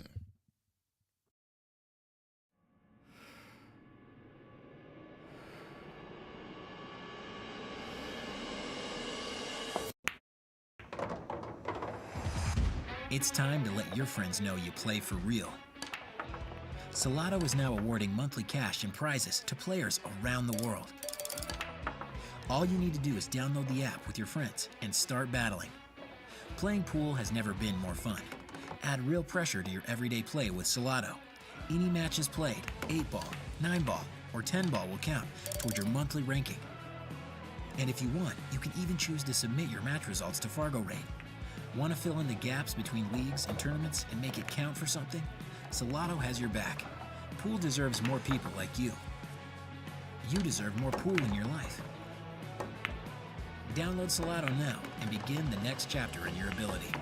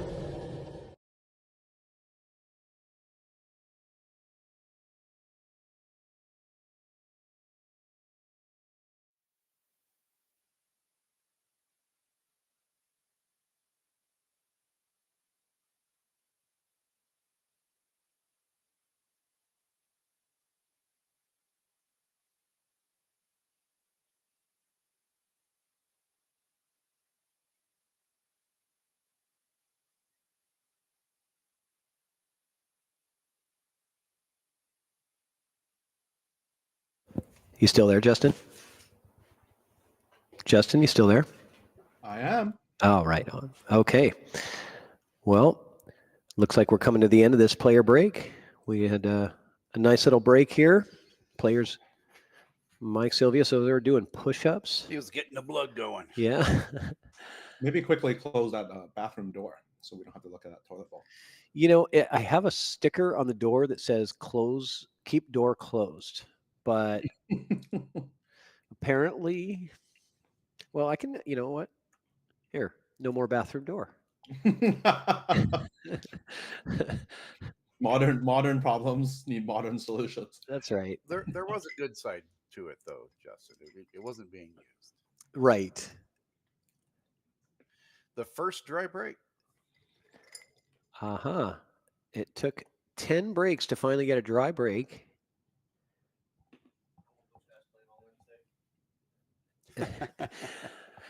Andrew McMahon says, keep the money in the States. We've had a lot of pool money going up to BC over the last year or two. Seems like the Canadian invasion has been pretty regular in some of our big tournaments. Well, I think for a lot of us, it was tough for us to get news about tournaments down in Washington. And for us, the closest thing to go to in Canada is Edmonton or Calgary, which is a 13 hour drive away. Oh, man. So, and it's just, the competition is bigger in the States. I was so excited the first time I came down to the States to play. The amount of energy that you guys have when you guys have tournaments is unreal. It's unmatched. I personally feel in the Vancouver community. So it was just a lot of fun coming down. So a lot of players are now hearing more about the different groups that host these tournaments, and more of us are coming down now. So I apologize for us. So there's not No, not to apologize. I mean, I love the competition, and I love getting to play players that aren't around a lot, that you don't get to match up with very often. And, but what I've noticed is, although you guys are shorter on tournaments and big tournaments in the BC area, there is no shortage of money matches and big action matches. I'm seeing all the time on the Evo Sports stream out of Q1, 1,000, 2,000, 3,000, 10,000 in the middle. Action matches just seem to be constant almost every day. Oh, we're big. We had a $3,000 match earlier today at about 1:00, and they've got them like lined up and scheduled throughout the next week, and it's like weekly. They have these weekly. So I know it's more of a college town, but there's not much pool being played up in Bellingham. That right there is no rail. No rail foul. Yeah. A big time mental error there from Bo, trying to hold that cue ball for the 4. So is Bellingham pretty quiet up there, Justin? Not too much pool going on? I know that they used to have a league out there. And I think it was called the Village Pub or something like that. But it seems like it's died down a little bit more now. I don't hear as much people going down there to. Oh man. Oh, okay. The 4 balls there. Yeah. To Bellingham as much. It's mostly to secrets tournaments. I think secrets tournaments quite popular, or at least we see them more often. So I'm really looking forward to also playing at Slade's tournaments and such. So we've seen quite a few back and forth errors in this rack from both players. It's like they're coming back from break. Mike got down pretty quick and shot there. Yeah, both of them made some interesting, unusual mistakes in this rack. Who called the player break? I think Bo did. Bo did.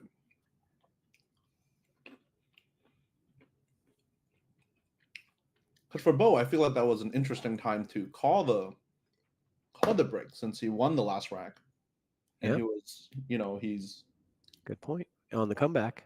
Yeah, with momentum at that point. That's a good point.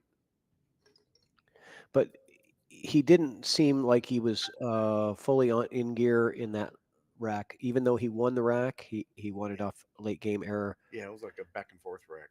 Yeah, so he just might have just not been feeling it.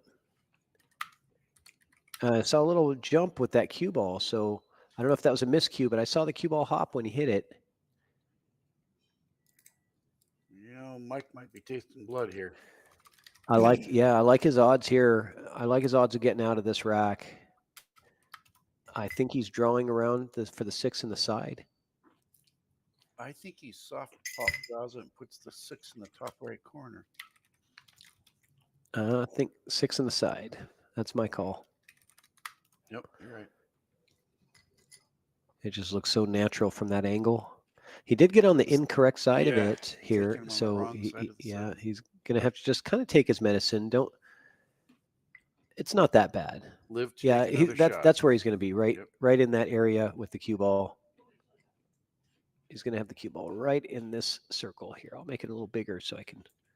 You can't increase your chances by making your circle bigger. I can do whatever I want. I have the microphone and I have the mouse. I think it's going to end up in this circle. That's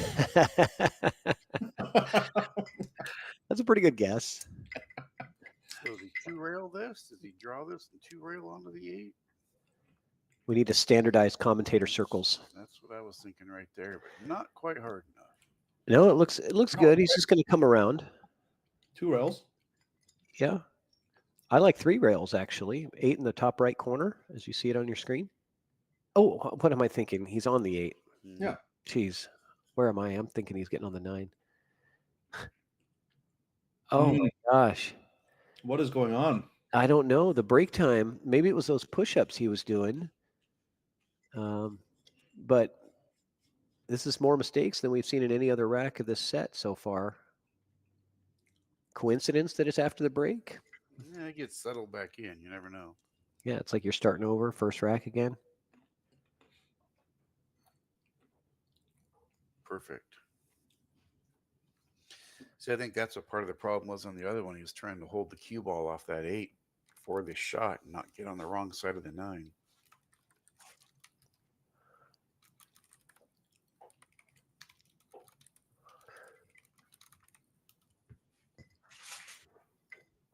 Oh, wow.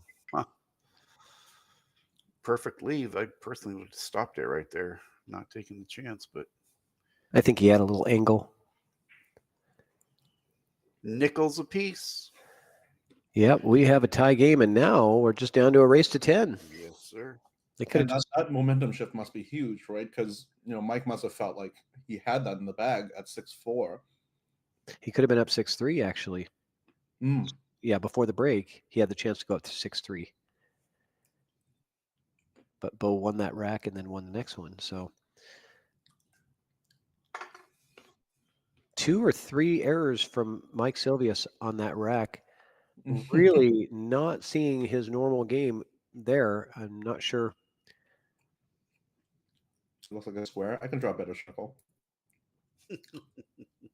Oh, nope. That's a bad circle. It looked like a rectangle, actually.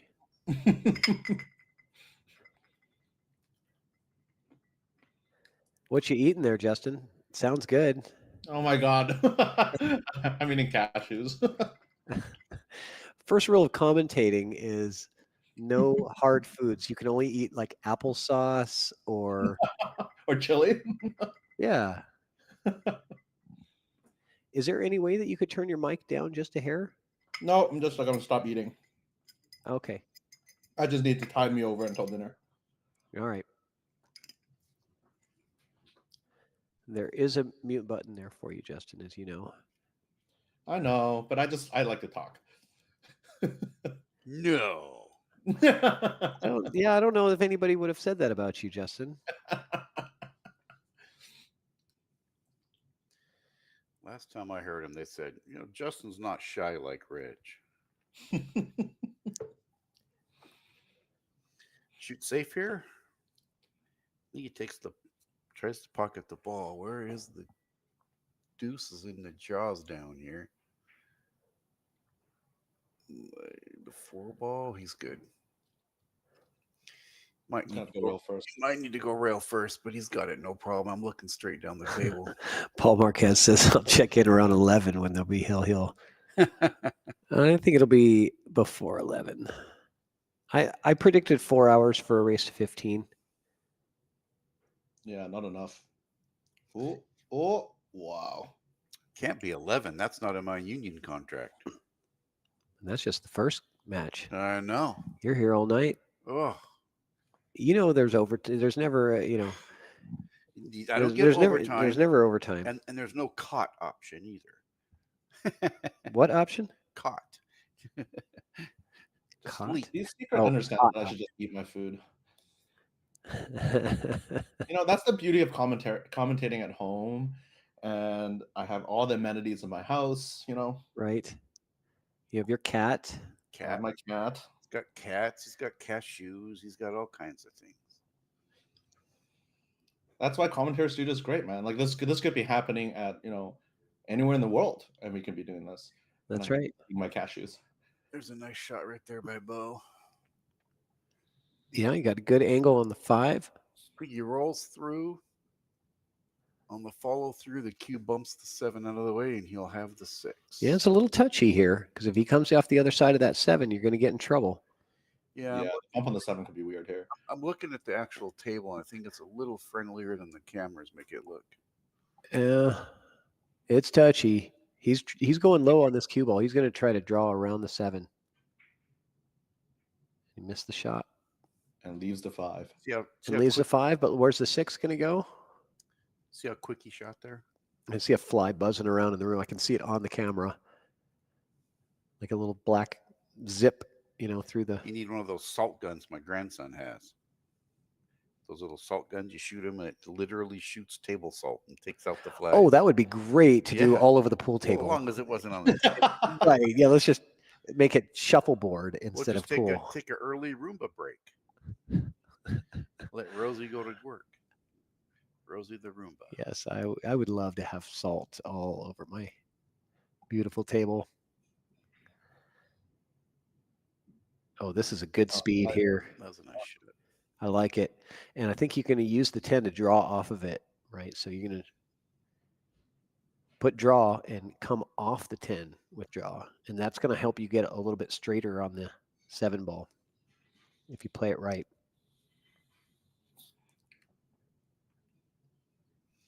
These are good shots to know drawing off of another ball. The glance off the 10 will put him right in line, I believe. Yeah, the 2 things he has to be concerned about is the scratch in the side or getting behind the 9. Whoa. Hello. Yeah, Drew, the electric zapper works too. Yeah, nice. Right off the 10. Good call. Yeah. So some inside here. You're using inside on this shot? I am. Yeah, me too. I mean, just a little bit, really. Yeah, like half a tip. Not even. Yeah. Mostly just top. And you want the cue ball to hit that second diamond nice and full and just come straight up to mid-table for the 8.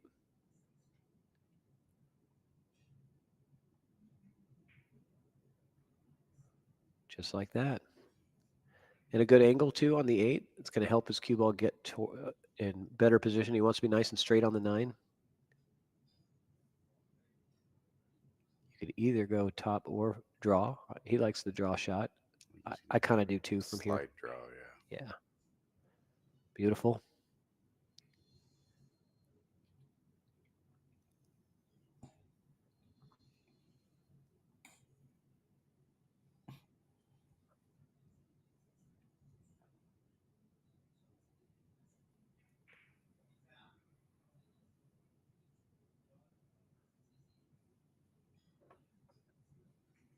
And Mike now making up for those missed shots in the last rack, looking like a different player this time.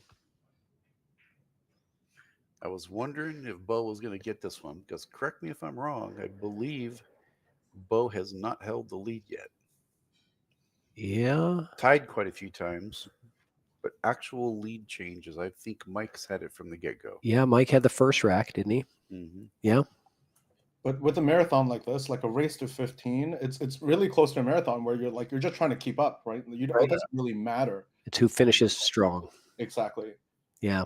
I know. I played a race to 25, and I had the lead the entire time until the other guy got the lead at 2019, and I ended up losing 25-22 or something like that. Well, Yeah. So, You just turtle gotta in the hair. yeah. YouTube falls behind because of buffers. So there's like a buffer that One YouTube ball. does. So you're gonna have a little bit of a Three- lag. As the Three stream balls. goes on. 3 balls. 3 balls on the break. 15.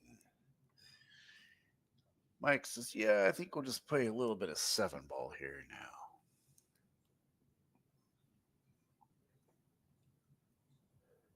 Not a very big pocket for that 1 ball right now, though. And by the way, McMahon, I do have an electric fly swatter. It makes a really loud snap sound when you hit that. I don't want to be in there trying to snap flies out of the air. What they're trying. I was going to give him a pair of chopsticks and see if you could Mr. Miyagi. Oh, yeah, that would be good. That'd be a challenge. That'd be good to live stream that. Yeah. Right. I bet people would really appreciate that. Yep. They came to watch a pool match, but they get to see me trying to catch a fly with chopsticks.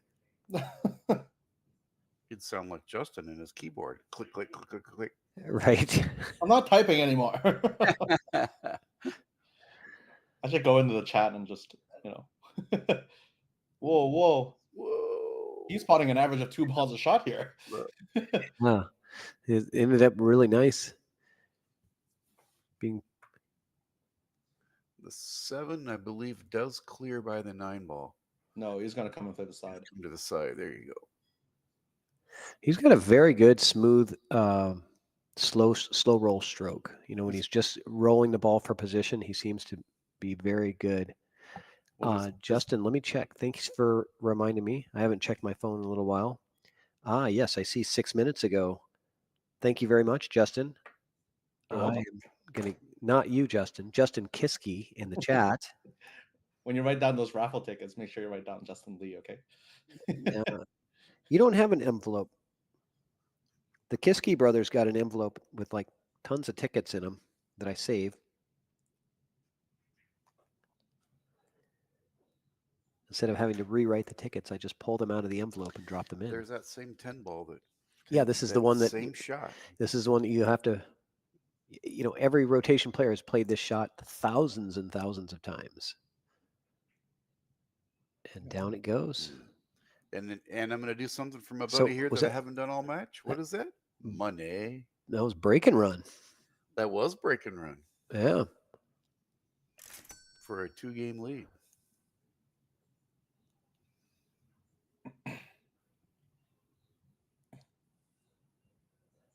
Penny pincher. 1,000 in the middle. Huh. On my table, McMahon? You're on. Let's get it scheduled. I'll do it.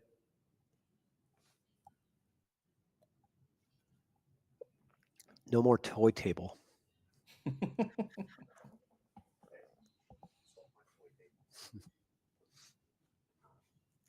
It's not insulting. I enjoy playing on the toy tables every once in a while. I like playing 8-ball on those.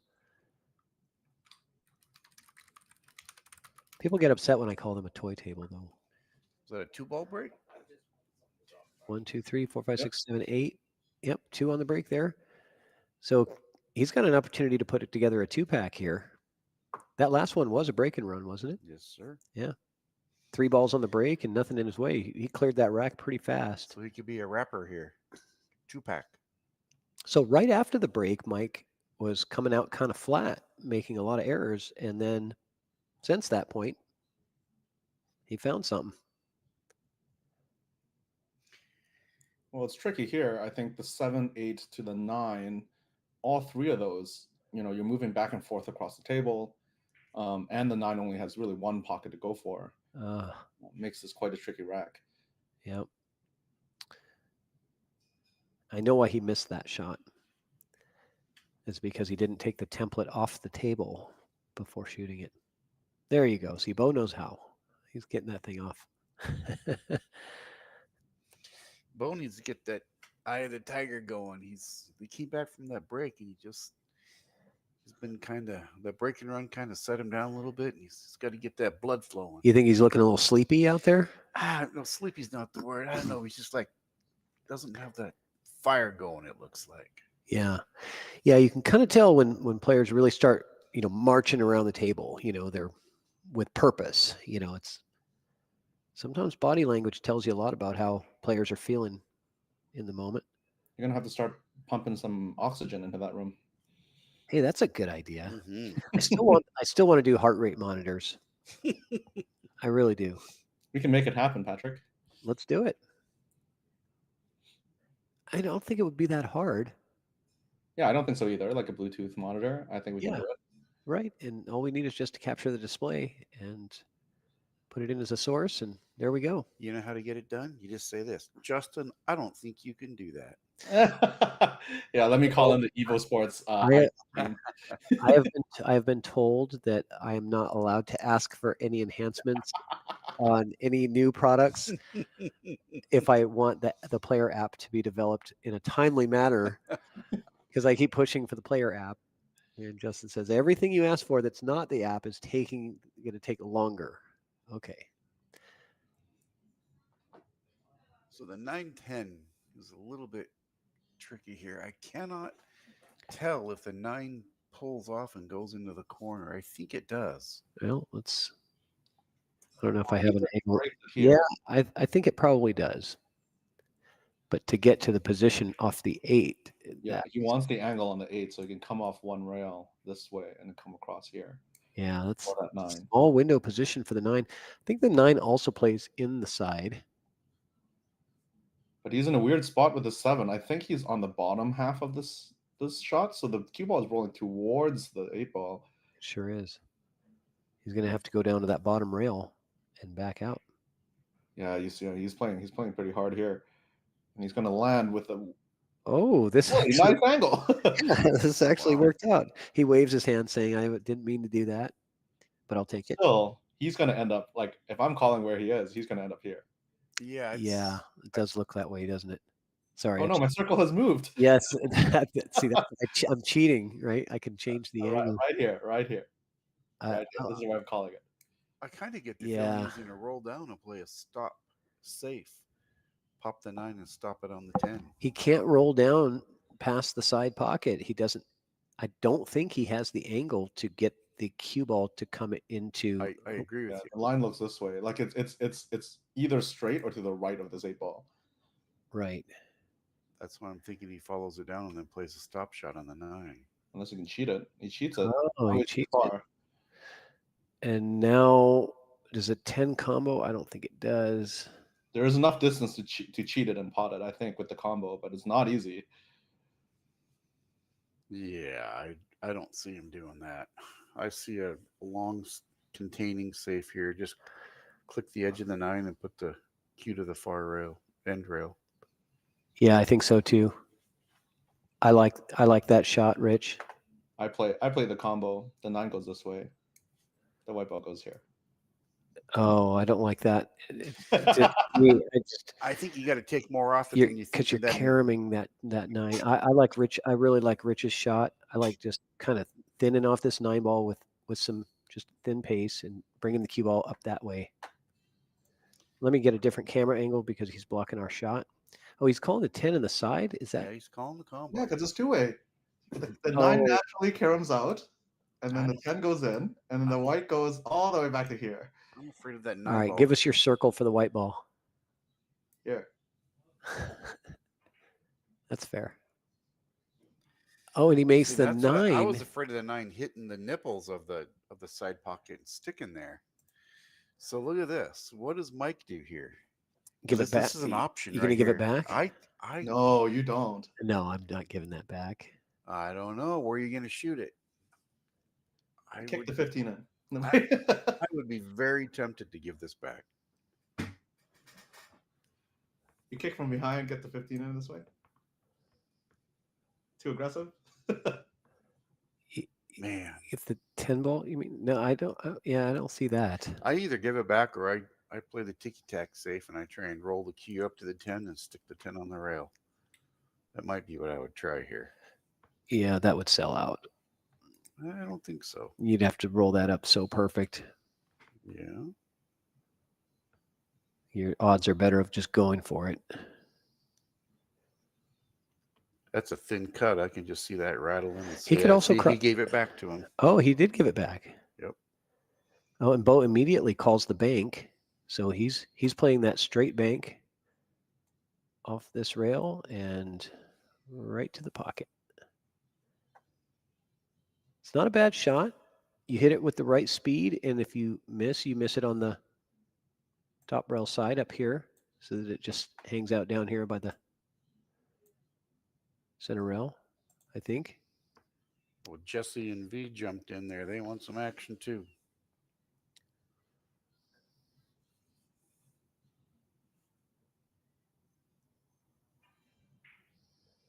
Yes, McMahon, that is correct. So he wanted it, but he wasn't able to control the cue ball as good as he wanted there. But if he's going to miss, that's the way to miss, is off that side rail. But cue ball did not do what he expected. And Mike taking full advantage of that and giving himself a 3-game lead now. And he's more than halfway to the prize.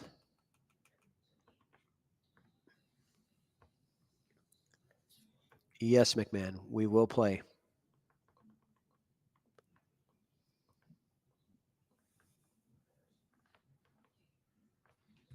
Jesse Bergman, you got to give me weight, man. Yeah, he's one of them 600 dudes. Jesse's up there. I'm down to play you, Jesse. Chalkbox, let's go.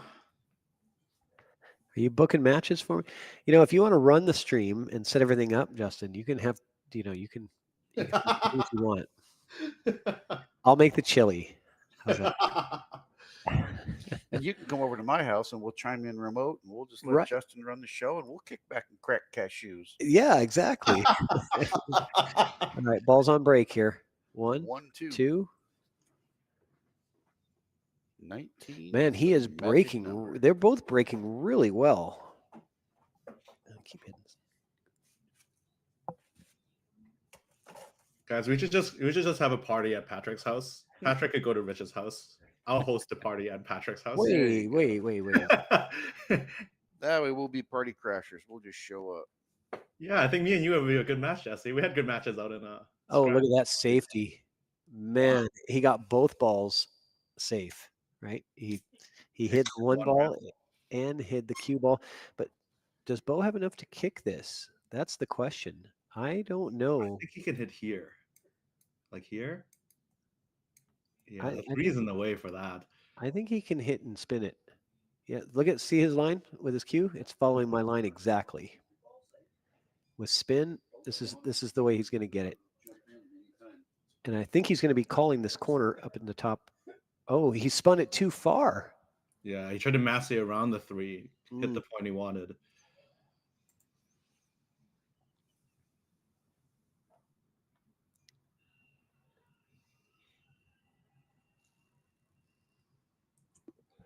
Yes, V, you can get into the Roomba raffle. There is the flyer for you. While Mike is eyeing out his second to get 20. Venmo, Cash App, or PayPal.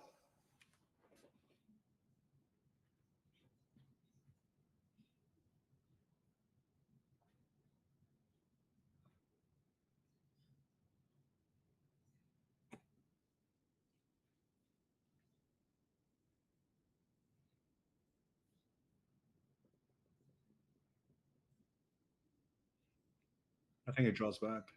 He's gonna come back. Yeah.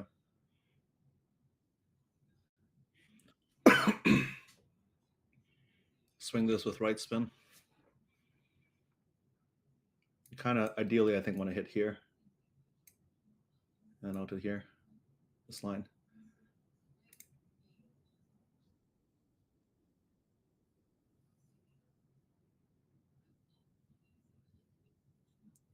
Mark, when we're watching a game, we're all 800 Fargos. Don't worry.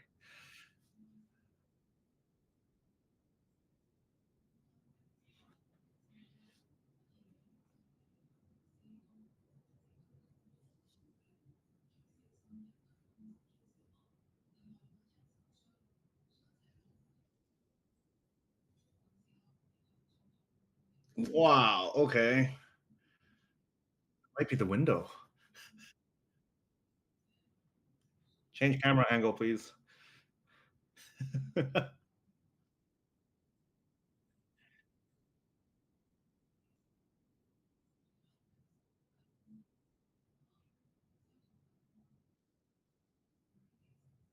think he sees it. I think he can.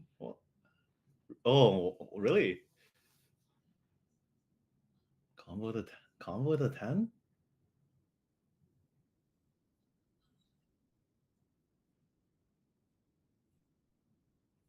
Yeah, that's true too.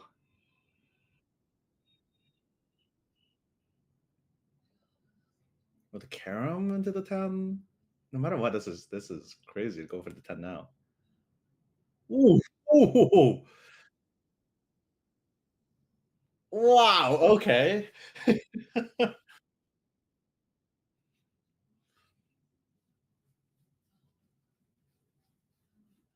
You're gonna want to kick from behind on this 4 ball. 2 rails to kick the 4 ball, not 1 rail. Yeah. Wow, how quickly the tables turn.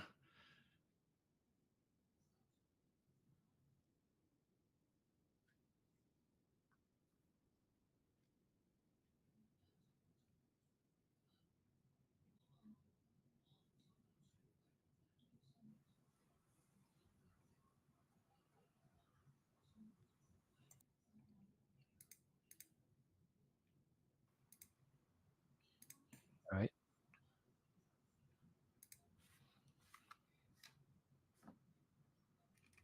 Rob Shipman in the chat.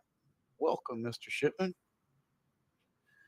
Haven't got over to see your beautiful table yet.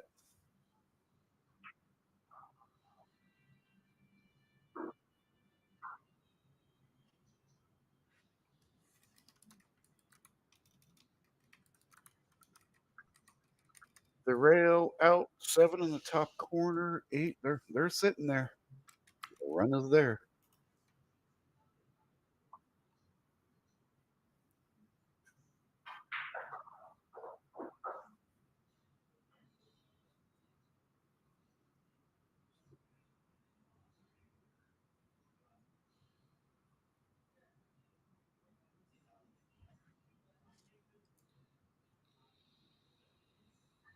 This is a very no. I was That's just going to trouble. say this is a very important rack for Bo to stop the bleeding, and he had the really good opportunity after the great shot on the 10 ball. But this one might leave a mark. Mm-hmm.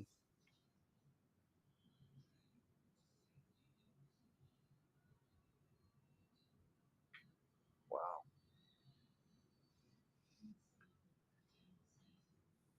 What's up? We got Colin Shield in the house, kicking billiards.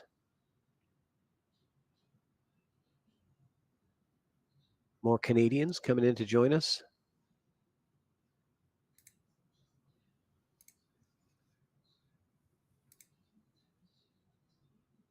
Good jump.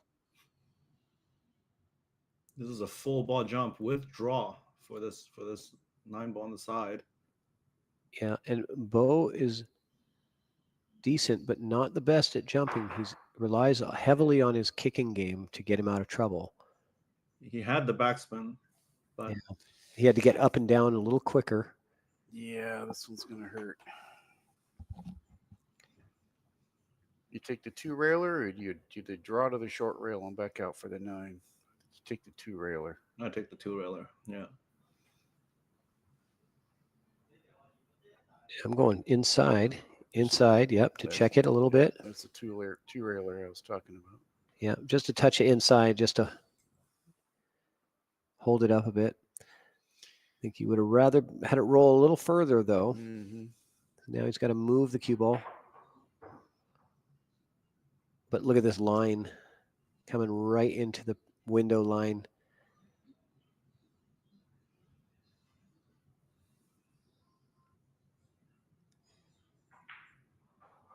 It's a nice out. And it's a 4-game lead now for Mike Silvius. Bo was looking like he was going to take that rack, and then just the error to get from the 7 to the 8 cost him. So we might be seeing a player break here for just a couple more minutes. Give them a minute. We'll be back, but we're going to talk about Evo Sports because a lot of news coming on about Evo Sports lately. If you guys are not familiar with the Evo Sports platform or company, we are a player-run live stream system that we install in bars and pool halls. It is completely player-run. Players literally can just go to their favorite venue and use the tablet. So they just literally enter their player names and race length and hit start stream, and it automatically generates a stream on YouTube. Then they keep score from the tablet. Super easy. Nobody has to run any kind of complicated technology. The big news is we are installing soon at the Penalty Box in Tacoma or Lakewood, and as well at the Golden Fleece. So that's going to be coming soon, sometime in the next couple of weeks. And then there's a lot more that are on the list to get started with us. So if you are a tournament director or a pool hall owner or general manager, reach out to me and I can get you some more information on Evo Sports and how that works. So looks like we're just going to have a quick player break here, and we'll be back just shortly here. Yeah, I'm going to take this chance to say goodbye as well. I'm going to Okay. be heading out after this break as well. So I'll be in the chat, and I'll be following along online. But All right. I'll be one of the commenters now. Commenters? Yeah, commenters. All right. Well, I appreciate it. Thanks for joining us, Justin, and have a good rest of your night. All right. See you later, Patrick. See you later, Rich.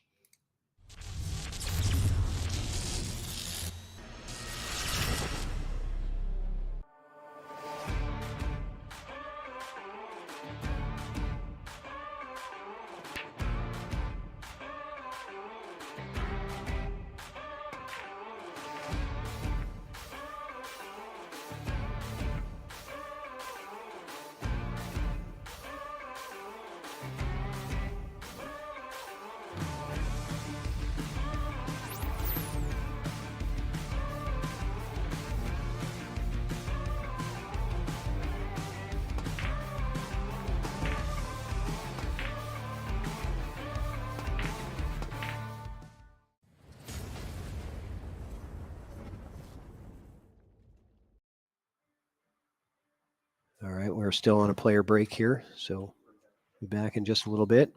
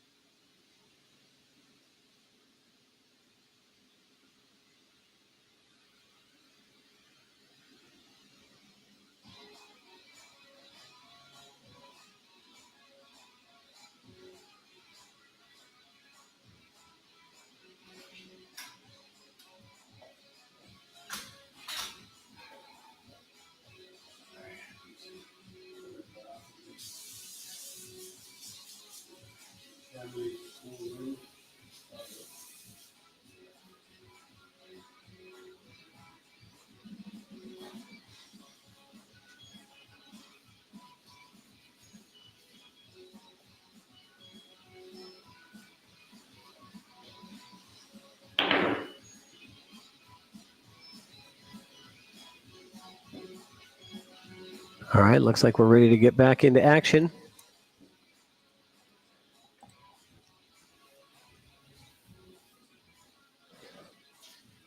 For the home stretch of this long race to 15. These guys have been battling for about 2.5 hours, I think. We started around 5:30, 5:40-ish.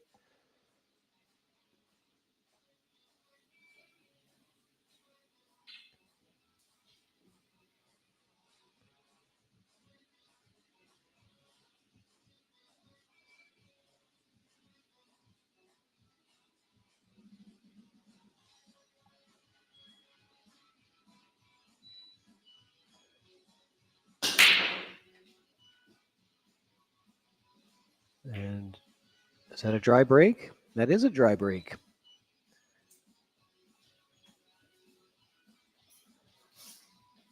So we had our second dry break of the night. Balls on break is a total right now of 19.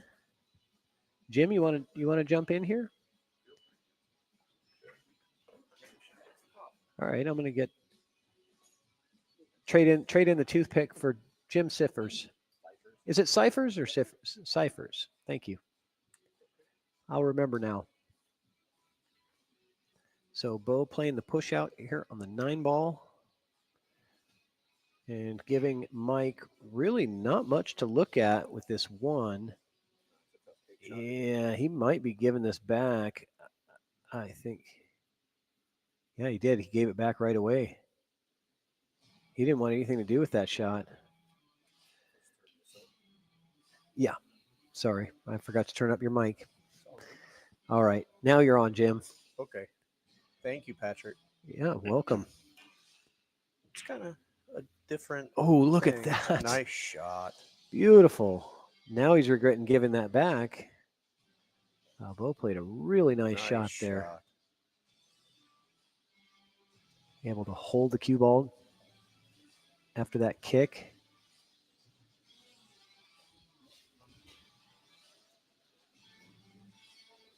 That was one hell of a shot for sure. Yeah, this is really tough. But it is a 1 railer. Yep. Coming to the 2 instead of the 1. Now Bo with ball in hand, a 10 ball run out. Everything on the table, but everything goes to a pocket. Let's see. You see any difficult transitions? I see the 1, the 2, the 3 looks pretty straightforward. 6, 7, 8 is going to be pretty difficult. Now let's take a look at that 4 ball. That's the question. The 4 ball here, that looks a little bit tricky because it doesn't play to that corner. This ball right here, that's the 4. And that's really the one I'm going to be focused on. So you want to get shape on the 3 to where you can get the cue ball over here for that 4 ball. That solves pretty much the whole rack for you, I think. Yeah, and you're right, 6 to the 7. However, the 7 is so close to the pocket. Well, the 8 ball sitting with the 10 ball right next to it. It's kind of, I mean, for me, that would be tricky. Maybe not for you guys, but. Yeah, I think it plays to both corners. The 8 ball does, I believe. So, yeah, I think so. But I think the first challenge is figuring out how you're going to get from the 3 to the 4, and then work your way through the problems. So certainly not an easy run out here.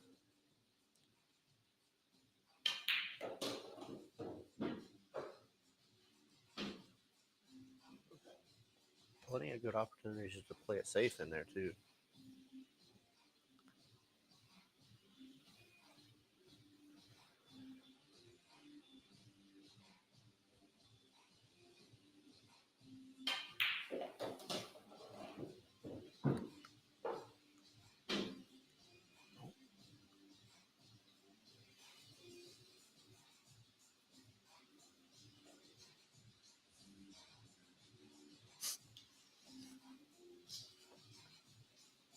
I don't know, but I don't know Hey, who the Zodiac Killer is. I don't know, but Andrew, my name's on Facebook, so go look it up.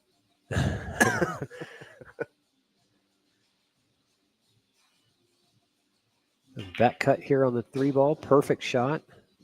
Tried to hold for that 4, and I did kind of was looking at that, like getting Combos from the there. 3 to the 4 was the challenge. Yeah, the combo is there. It's not what he wanted initially, but it's what he has now.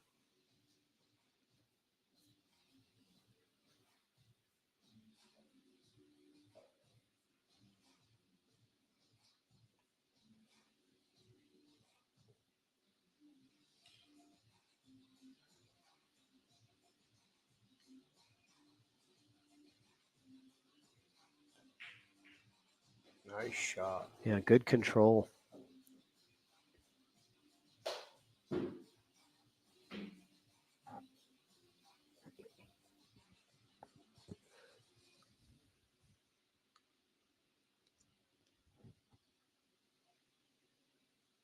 So now he's trying to figure out the 5 to the 6.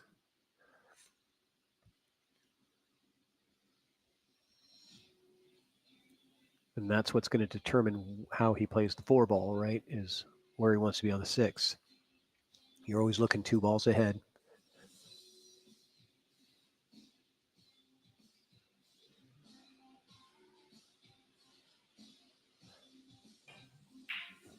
Paul Marquez, what happened was Mike Silvius won the last, I believe, 4 in a row. I think it was tied at 5-5, wasn't it? There was a break in there, and then after the break, I think Bo won 1, and then Mike had a break and run, and then won the next 3 after that. So it's been pretty tough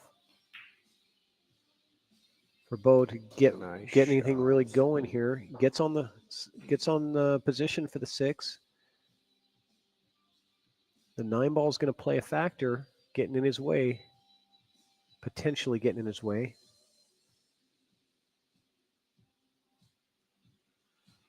So he has to choose if he's going to try to come around the 9 with the cue ball or try to avoid it with some inside spin.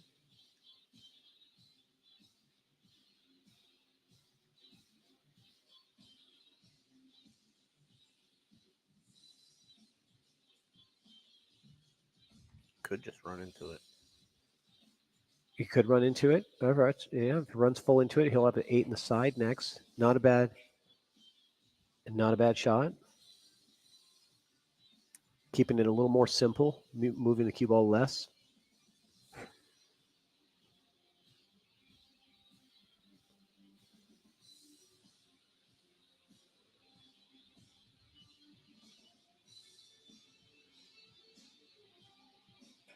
Or safe. Look at that. Wow. Did that work out well or what? Because he had the 9 to hide behind, and then he also had the 8-10 as insurance blockers, right? So he played everything. It worked out. It worked out great. Well played, safety. Oh, but a good shot. Did Mike call that in the side? Look at that highlight reel right there. Mike Sylvia says, "What? No problem. I got this. Hold my beer." Right. Didn't see that coming. No kidding. And now the safety from Mike to get him behind that 9 ball. So he has turned the tables. If he would have hit it behind the 9 exactly where Bo had it, that would have been really Yeah. just a dagger, right?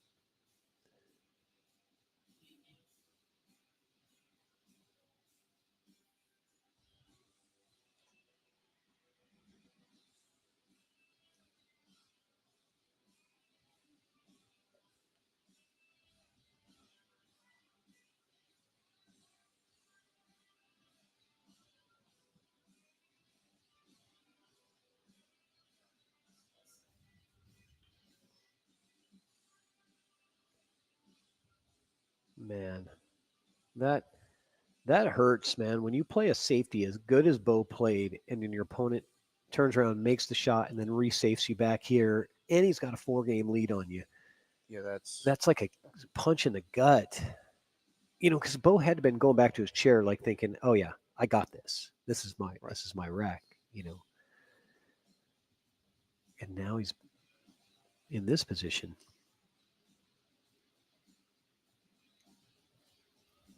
Completely turn the tables.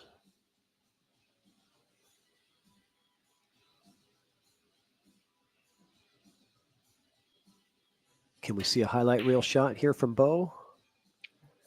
A good attempt, leaving him long but manageable. 8 balls very close to the pocket. There's nothing to do here. You don't have to spin or anything. Just center ball hit, and you're going to get on the 9.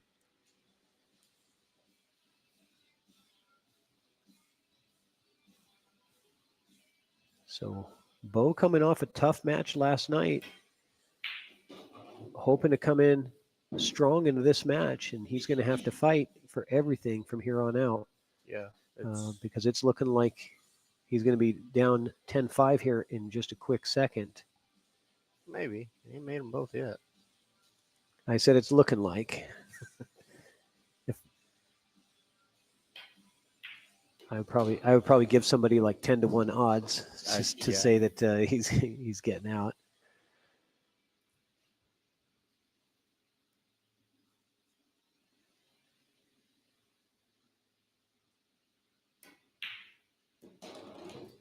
Down it goes. It is 10-5. He's got the scoreboard doubled. That was strong. Yeah. That was strong. To you know, Bo didn't do anything wrong there. You know, he plays a great safety. Can't read that, but that's hilarious. We're gonna end up getting blocked. Triple G's already got himself banned from Facebook. Now he's trying to get us banned. Yeah, but Craig didn't write that. Oh, he didn't. Oh, it was, well, it was. I read it and I thought Greg, because that's Greg's That is line. something. That is something Greg would write. And that's what he wrote. Don't steal my lines. Yeah.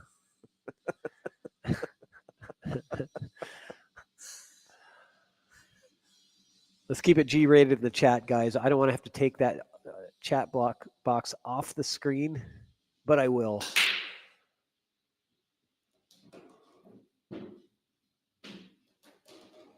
Wow. Wow. Okay, so that was 4 balls. 4 balls on the break. And that, wow, that was a monster break. And what does he have? He pocketed the 1, 2, 3, and 4 ball. Those are the ones that went on the break. So he's literally playing his first shot on the 5 ball. I don't know if I've ever seen that in 10 ball, where your first shot is the 5. And can he make it around this 8 ball? I don't think it's got enough juice. It does not.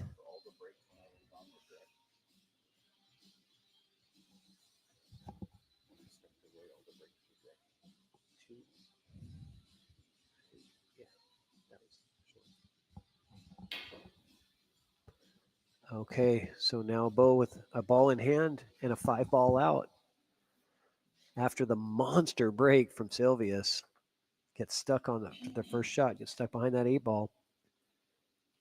And the ball on break count is now at 23, and we still got this match to go, and we got a race to 6 and 9 ball as well afterwards.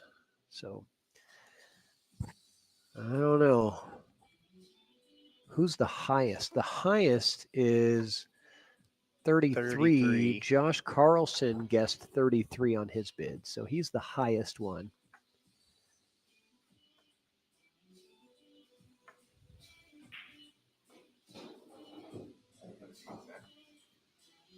Yep, you got to hit it exact, and if somebody else has the exact prediction, then you split it with them.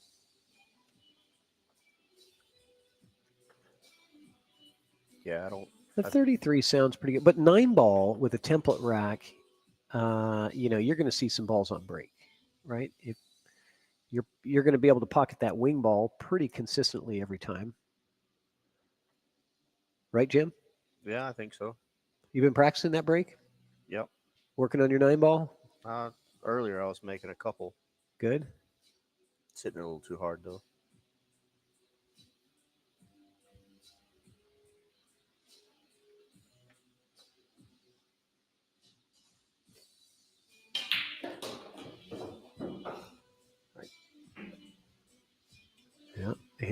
ran into that 9, so it kind of slowed down the cue ball, but he's still in good shape.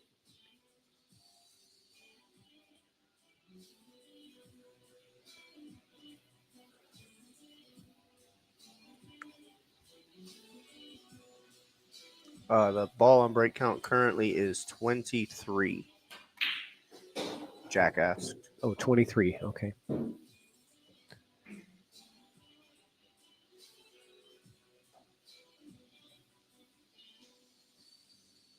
Yeah, Paul says all Bo has to do is just win 2 games to turn it around, get the heat put back on Mike.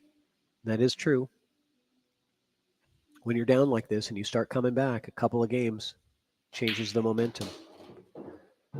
It's a good shot. Yeah, very good stun. Gets perfect on the 10.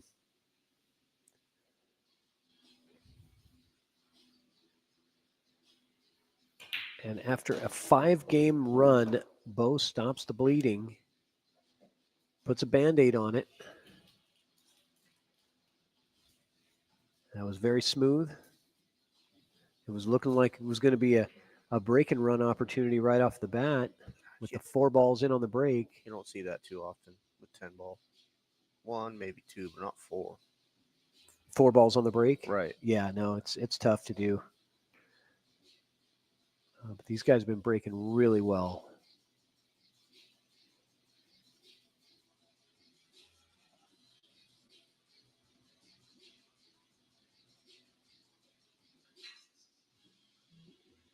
All right. It's time to fight. It's go time. Let's see what Bo can do with that momentum. Get that swagger going.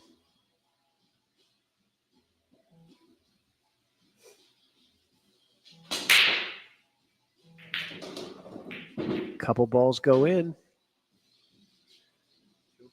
1, 2, 3, 4, 5, 6, 7, 8. 2. 2 balls on the break. We're at 25 now.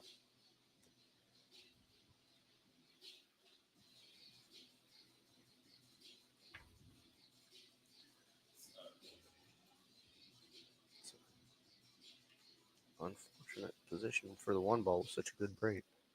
2 balls hung up too. Safety here. Yeah. Yeah, he just underhit it. He underhit it.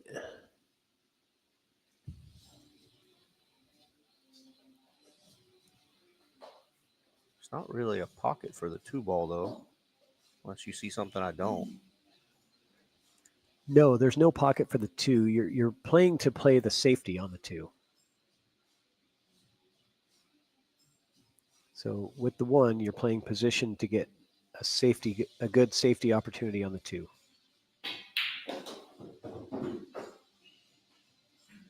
But yeah, if you leave it right behind the 8 ball and the 2 ball against that rail upstairs, I think that'll, or the 4 ball, yeah, the 4 whatever ball that there. ball is. Just like that. And I don't know that he really did actually get him. He can hit it. I think he can hit it. If not, he can certainly go rail first.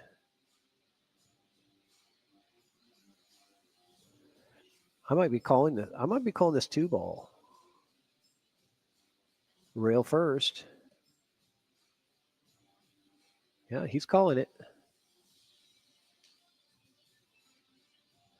Might not even need the rail. You think the side view is better? I think the side view might be better on this one. I think he can hit that clean. Oh, okay.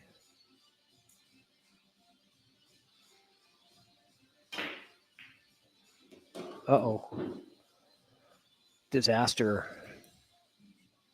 All right, can Mike take it down? Yeah, Secret. Unfortunately, the overhead is not operational for today. We had a little problem.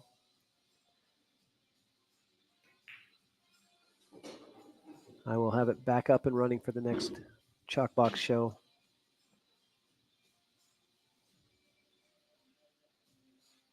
I know you guys love the overhead view. I do too. Ooh. We'll get it back. This is not bad. This is going to go 2 rails and have a nice line to the 5. It's really, really natural for the cue ball path. put some outside spin on it, it actually makes it very easy. And you have this entire area to get shape. So that whole long line to get shape on that 5. Look at how good he followed. Look at how good he followed that line. I mean, I couldn't have drawn that up any better. I wish I could shoot as good as I draw. I think Cue-Ball did not even move off the line at all the whole time.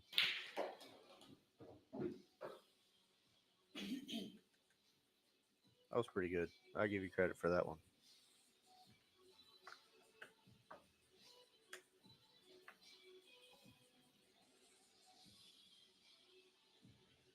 Yeah, good coaching. Yeah, that's what the players, they're waiting for me to draw it up for them. And then they go, oh, that's what I'm supposed to do. Thanks. Yeah, that's what you do if you're a player. You just watch on your phone. It's a 10-second delay, but you just wait for the commentator to map it out for you. And then okay, now I know what to do. Is that a thing? No. No. Stick to the lines and not circles. Good one, Secret.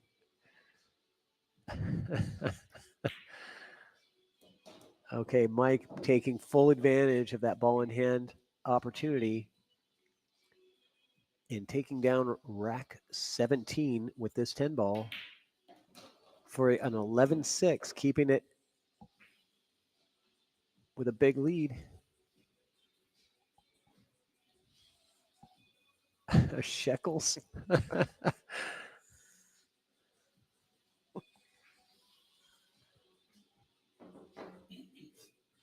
What are shekels? Somebody educate me because I don't know. Yeah, Jack actually does when Jack Kiske comes and plays here, he actually likes having it on the TV. I ask the players always if they want it on the TV, I'll put it on for them. They're seeing it, maybe about a 15 or 20-second delay or whatever. But if it's distracting, if either one of the players says, no, I don't want it, then we don't put it on, right? But Jack likes it because he likes to. It's helpful to kind of see what you're doing. You can look up after your shot. If you miss something, you can look up and see exactly what you did, like 15 seconds later. Helps you make corrections mid-match. Mm-hmm. I get that.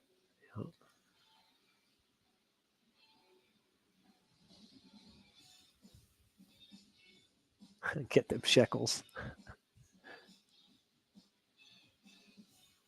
Yeah, Jack Kiske, you should be in that 660 and under coming up. $500 entry. Oh, I gotta start promoting some of the. I forgot. I've got all the flyers loaded up, and I just forgot to start promoting them. But we got some great tournaments coming up.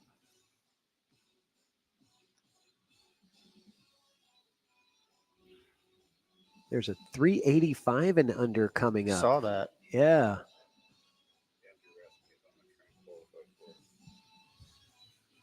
That's great. I mean, giving players, the lower rated players a chance to win big money prizes. Yeah, I mean, I think the entry is 120. Yeah, it's a big entry for a 385 and under. I mean, you typically don't spend that much, on, when you're more beginner level. Shoot, I barely spend that much. Right.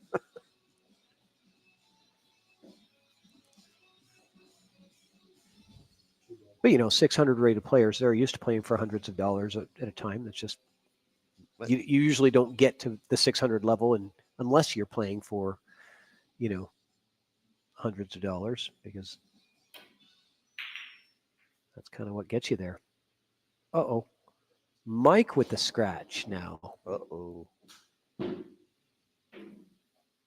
Little people need action too. It's not little people. It's just people who are up and coming, right? It's a great way to get more people into the sport. I really do think, Yeah, I think it's great. Some people say that it's, kind of a, that it prevents people from wanting to get better. If they, can stay at their skill level, they can qualify for these, lower entry tournaments, lower rated tournaments. But I don't think so. I think it actually has the opposite effect. I think the opportunity to win money at any skill level in the game makes you more interested in playing more and competing more. And I think that's all around good for the sport.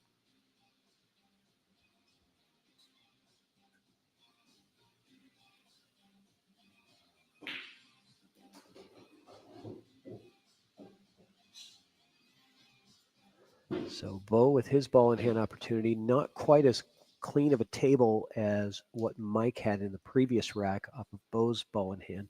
So the challenge here is, well, the 3 to the 4. So that purple 4 is up by the 10. Just so you guys know, that's the purple 4. I know it's hard to tell between that and the 8 ball.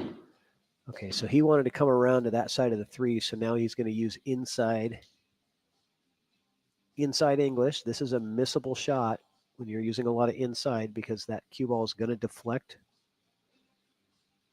You're also hitting it at a slower speed, so you have to judge the deflection and then the swerve, right? And on a slick table that you're not really used to. These are touchy. But he really doesn't have any other opportunity. He has to use inside and hit it soft. Beautifully, beautifully done.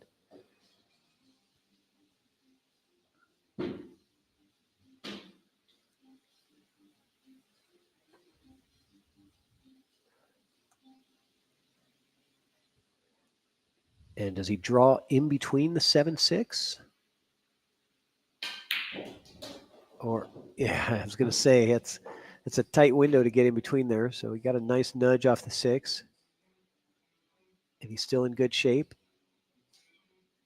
He's got to come back down for that 6 in the side pocket.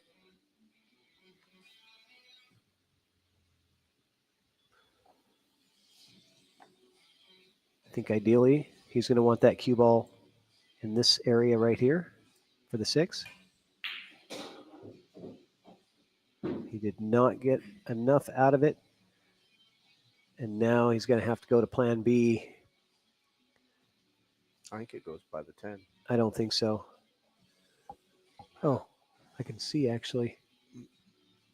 It's really tight. Yeah, we can actually look through the window and see. It is very, very close. If it does, it's going to have to rub that side rail on the way in and hope that the slidiness of the cloth takes it home for you. It's risky. You might want to not take that risk and try to get a good safety here. You do have some opportunities with.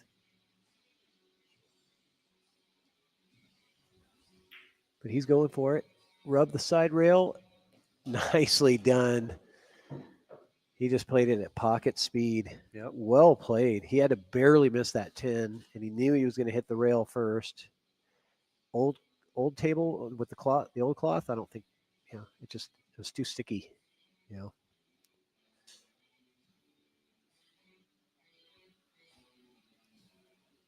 Yeah, he did finesse that right in there, and he got perfect on the 7.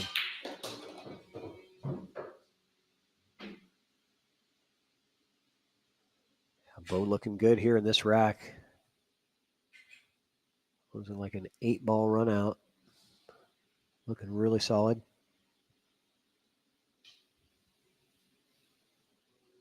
He's feeling the pressure, though. I mean, the loss yesterday was 600 in the middle, and today's got 2,000 in the middle. That's an expensive weekend, man. Yeah. So I know he's going to give it his all.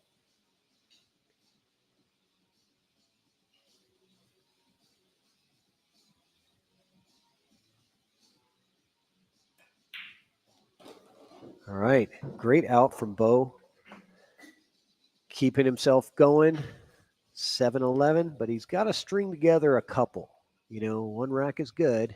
Stops the bleeding in right away, but he's got to string together a couple. Oh, let's talk about tournaments. What's coming up here? Upcoming tournaments. We've got the Big Dog Memorial for Memorial Day, May 24th through 26th. That's a Memorial Day weekend. And then after that, there's a Colby's in Salem. Anybody wants to road trip down there? I'm going to be in that one, June 1st and 2nd, a 585 and under 9-ball tournament, $200 entry. And then we've got the Stick Game Strong tournaments, June 1st and 2nd, that same weekend, 660 and under, 10 ball.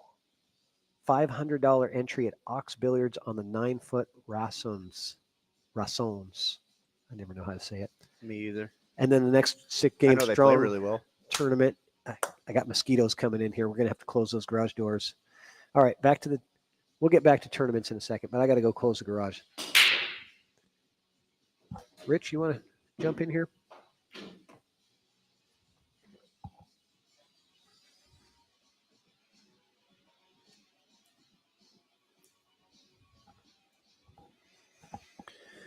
All right, the toothpick's back. 11-7.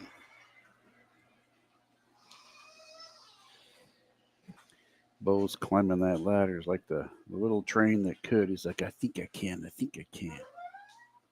If he can get to that 2 ball and then get on the 3, he's got a good shot at this. I can't tell. Is that the... Yeah. So that's the 4 ball down there, not the 8 ball. So Yeah, the 4's by the 3. Yeah. Oh. That's not going to be good. I think he might have the side of it, but that's about it. If you like IPAs, in the cooler there's a couple. There's a new one that I haven't had before, or until today. How's the old one? Thank you. Yeah.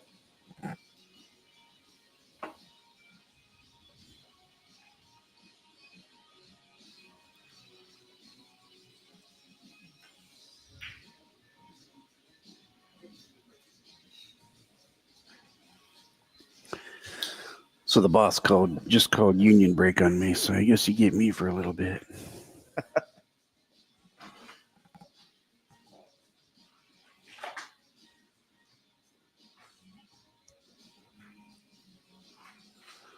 Anybody out there in the chat have a real good spot to watch these up-and-coming lights tonight? I don't know. I think you could just walk outside and see them. I couldn't find them last night in Port Orchard. A lot of people did, but I couldn't find them.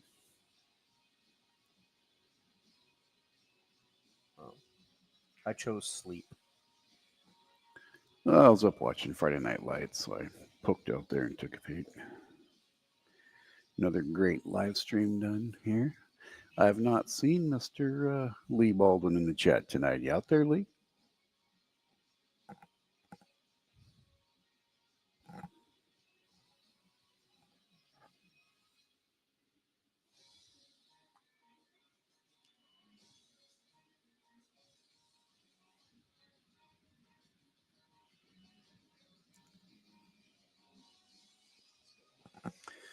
Bo's kicking at the deuce here.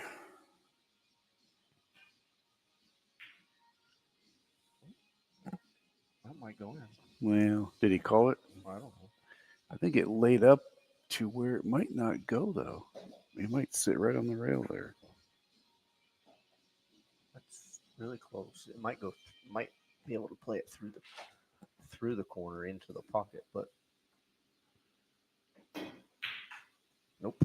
That's what I thought. That didn't work out. Well, let's see if Bo can get another one. He sneaks another one in here, and seen it happen before. The person coming from behind, all of a sudden, all the pressure switches to the person that had the lead.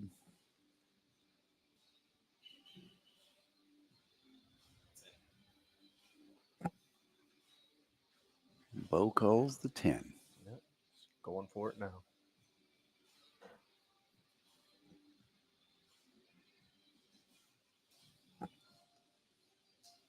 You know, it's kind of a gutsy shot here. Definitely not an easy one. If you play for the, you're not trying to 2 ball, so if you play a 2-way shot and try to get safe just in case you miss, it makes sense.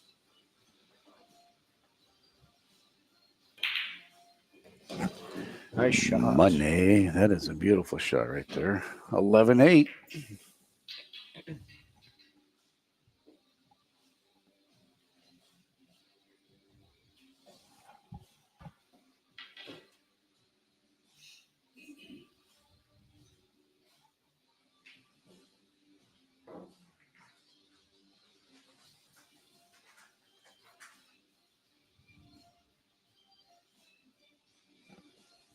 Looks like Evan said he saw the lights down at 15th Street last night. Everybody I've talked to said if you look up at the sky with your phone, the phones capture. I don't know if it's a filter on the phones or what it is, but they capture them a lot better than your naked eye. I've heard that too. I've seen them once. It's enough for me. I think I agree with Mr. Mounts. There's pictures on Facebook. Works.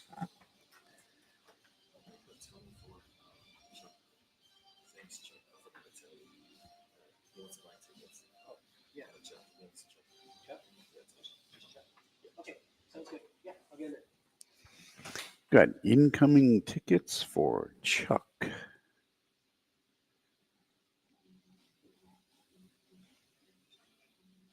Bo looking to get a string of his own going here.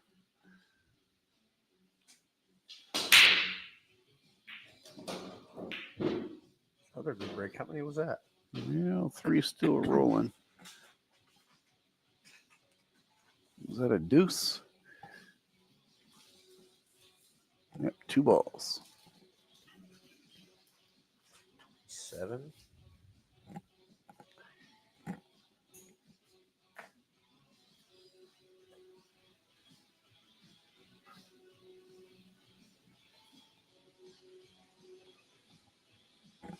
Bo seems to have a little bit more of a spring in his step than he did a little earlier.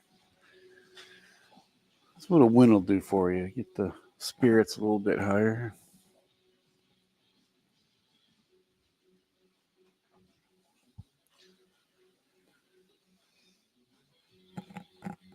Definitely a tough table to walk up to here, though.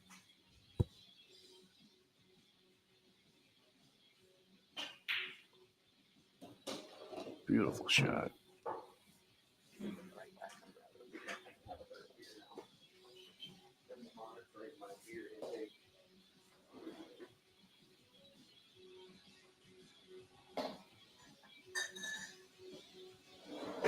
Zone break accurate. Go back on it. I just grabbed it here.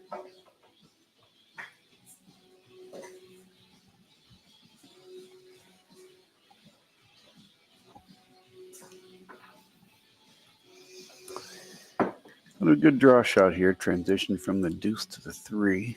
Some kind of stroke Bo can put on it here.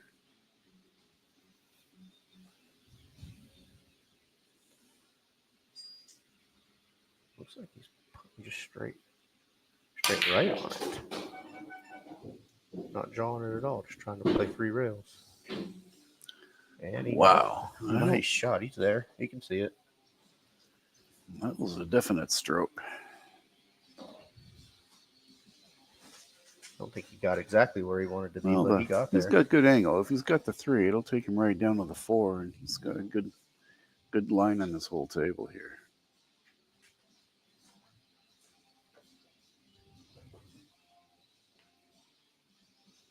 Come 2 rails right around onto this 4 ball. Sean Vederick, we have your tickets in the bin, sir. He short stroked that. Yep. The 8 ball got him right there. That was a beautiful shot to get there, too. Yeah, he's not happy with himself right now.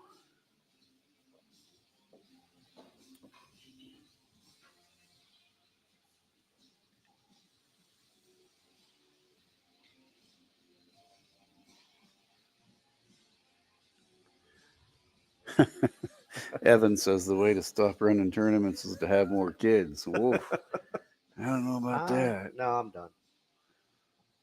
I'm good with that for. He's trying to jump a portion of a ball here.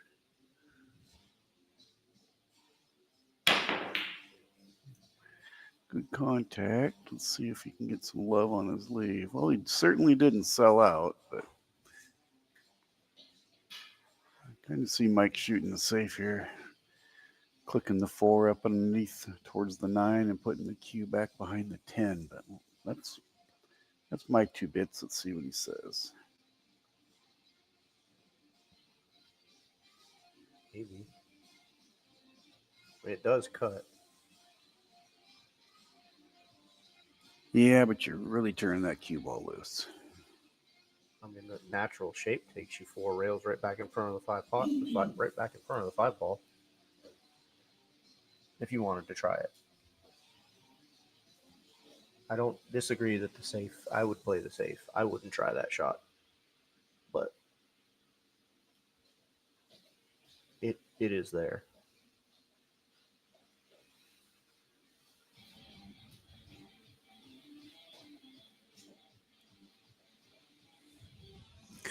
Christian, I'm with you. Hill will be great. Hill's great in every match.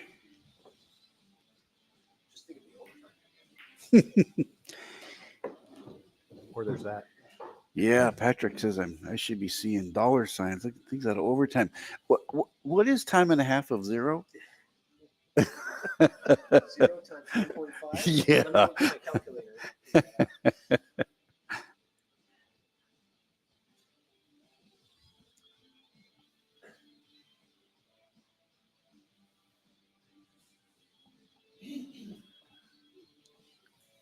Well, if he makes this one, I think the shots will start getting easier. But this is a tough shot right here. Money. Dead on. Sitting good. Well, Greg, if you want to come and do it yourself, you can. No, I think he says it's unappreciated as compensation, I think is what Greg's talking about. Yeah. Well, he didn't specify.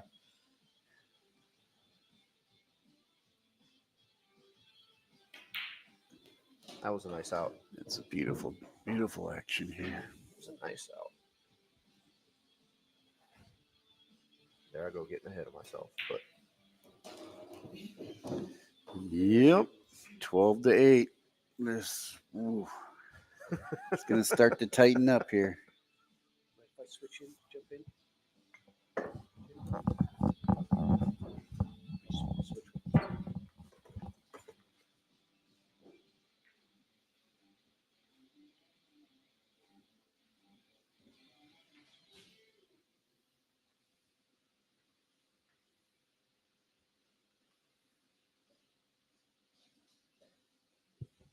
Had Rich over here changing chairs, and he injured himself changing the chairs. That's what happens when you start. That's when you know you're getting old. When you get injured standing up or sneezing or things like this. I didn't say anything of the injury. That was you saying. I just smacked the knee. That's okay. I got 2 of them. And this looks like a dry break. Is that the first one? No, it's like the second, maybe the third dry break of the rack. But out of 21 breaks, I think only 2 or 3 have been dry. But Bo he can't go even 2 for 1 here. It doesn't get him there, right? He's got to win 3 to 1. He needs a run. He needs a streak.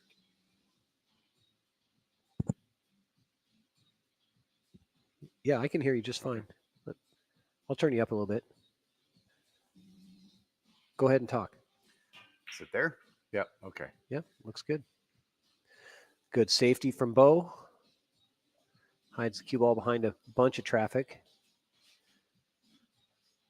Yeah, exactly, Colin. That's a sign of getting old. Sorry, I can't say no. Just the oddest things. You can hurt yourself just doing the strangest things. And you're like, how did I get hurt? I slept. Yeah, I woke up injured and I was just sleeping. I got a bad disc and I bent down to pick up a pair of socks one time and went to the floor. Like, You got injured picking up socks. it just twisted just wrong. So what? Oh, So Drew wants to know the count. It is 27, Mr. McMahon. And Bo with a nice safety and gets ball in hand reward. Now the 7 and 8 are kind of tied up a little bit down there. But the 4 to the 5 looks tough too. This is a really tough run out. So that's why he's going to go 10 ball. He's attempting the 10 ball combo, and I think he wants to try to get safe if he can. Yeah, I think you want to try to play that cue ball to behind the 9 over here, right? You're going to play the 10 and float the cue ball up to the 9. Because if it doesn't go, you want to just have a nice safety out of it. I call this safety with cheese. Blue cheese. He didn't play this. He didn't play the safe at all. He played straight all 100% combo on that 10. Nice shot. That is the second really nice 10-ball combo that Bo has made. Yeah. Another one in the side earlier. The other one on the side earlier was a little bit nicer. Well, that was Mike that made that, wasn't it? Was it? Yeah, early in the set. Oh, did Bo make one in the side also? Okay. Okay. Yeah, that's usually when you see a 10-ball combo is usually early in the rack because you consider your odds of running out the rack versus closing it out with one shot. And the chances of selling out if you miss it, your partner has to run your opponent has to run the rest of the table out. Yeah. So yeah, Bo not backing up. He's fighting. He's a fighter. No doubt about it. That's the Army. You just got to tell yourself one win. I just need to win one rack, and that's it. And then you tell it again, the next rack. I just need to win one. You can't think I got to win 6 before they win 3 because it just doesn't sound good to you. And we've talked about it before. You run off a couple here, and then your opponent can get nervous because, like, oh, I had this, and then they start getting flustered. Oh, certainly. Like if, for example, Bo comes back to tie at 12-12, he is now the favorite to win the set. Right?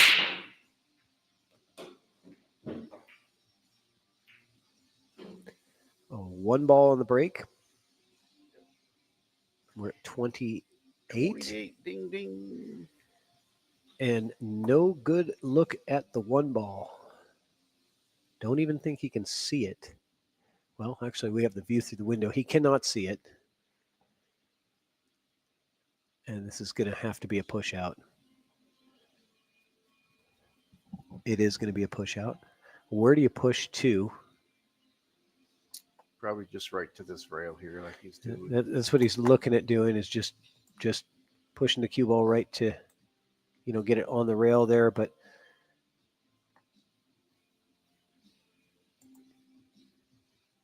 nope, Andrew, we have not touched the equipment.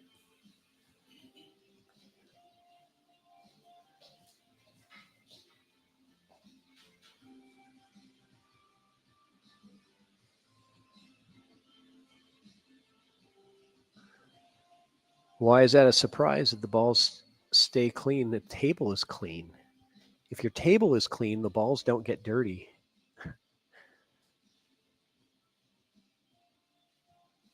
And plus they're both using town chalk, which doesn't stick to the balls. There we go. Yeah. Triple G jumps in there. Not everyone plays in vape smoke. I see that. Oh, look at that. Oh, wow. Heck of a try. He's going to come up and get away with it. He got rewarded, for a good attempt, even though he missed it.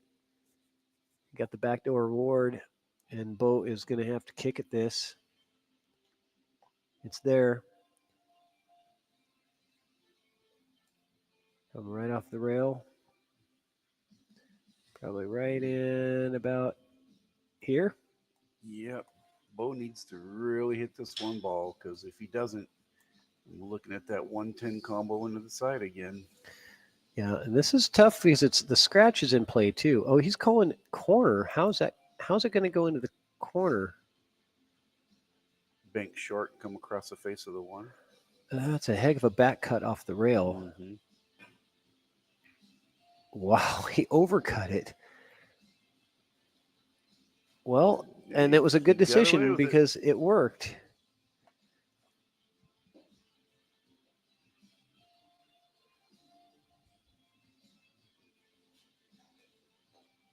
Yeah, no, I don't. The balls all got polished right before the match, so the balls were freshly cleaned, and the table freshly cleaned before the match. I think he's got to kick the long rail here. Yep. Oh, sorry, wrong. I didn't have a good camera angle for you guys. His body was in the way. That was my fault. It was a good hit, though, looks like. Yeah. Oh, it caught it on the way back? All right, thanks. I wasn't quick enough with the camera change.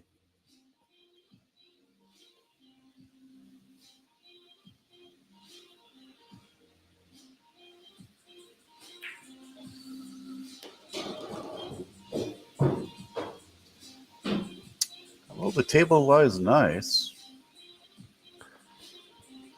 Yeah, thank you, McMahon. It's probably also because we stream in 1080p, and if you're watching on YouTube on your TV, it's probably going to look a lot better than if you're watching on Facebook, because Facebook only allows you to stream in 720,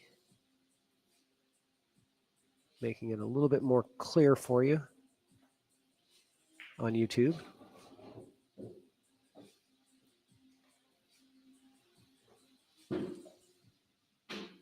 I think you got a little steeper on this 3-ball than you wanted. No, you want to be up on the 4. No, he's perfect. It's a nice little angle to get on the 4. Okay.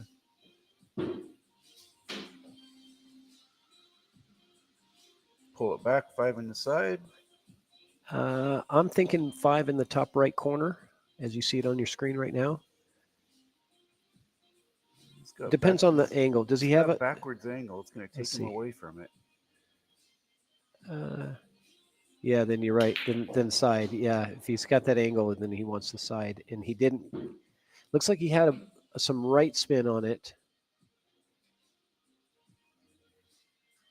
and I don't know if that was intentional, but I could see the cue ball spinning because it is a cue ball that has the dots on it. I cannot tell. I'm even looking at the table from here. I cannot tell if he has a back cut on the 5. How about that? I think it goes.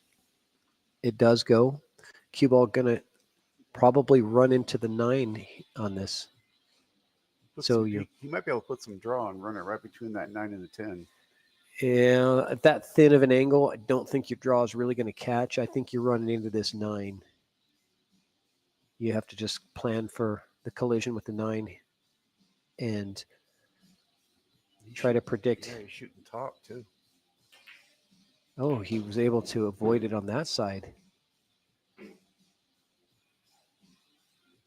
But he had collision with the 8 ball, causing him grief on this 7. Killed the cue down on the far end. This camera angle makes this look so hard. Probably because it is. It is hard. And Kicking Billiards agrees. Very much a tester right here, especially when you're down 9-12 in a race to 15 for 2,000 in the middle. This is money shot time. Pay the rent stroke, as Stan Toronjo would say. But Bo said, I'm not having anything to do with that. I'm playing safe, but he did not get there. He did not get there. Yeah, this cue comes out naturally for the 8. This actually lies good for Mike right now.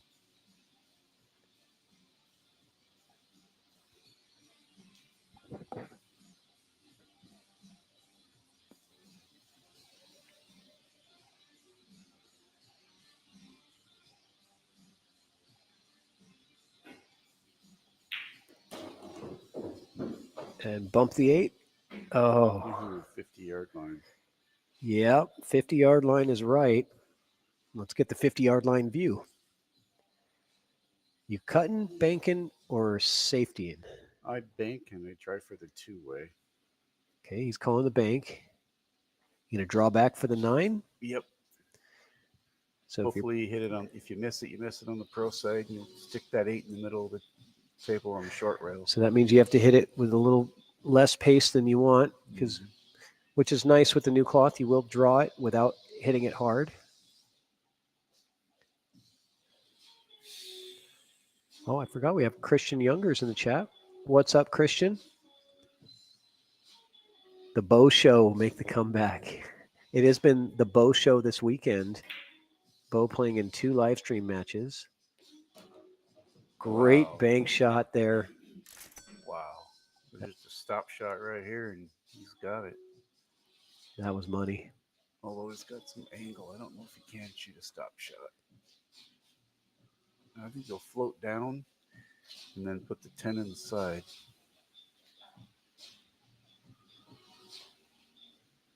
Well, it's good to have you, Christian. Almost midnight there over in Virginia. Just like that.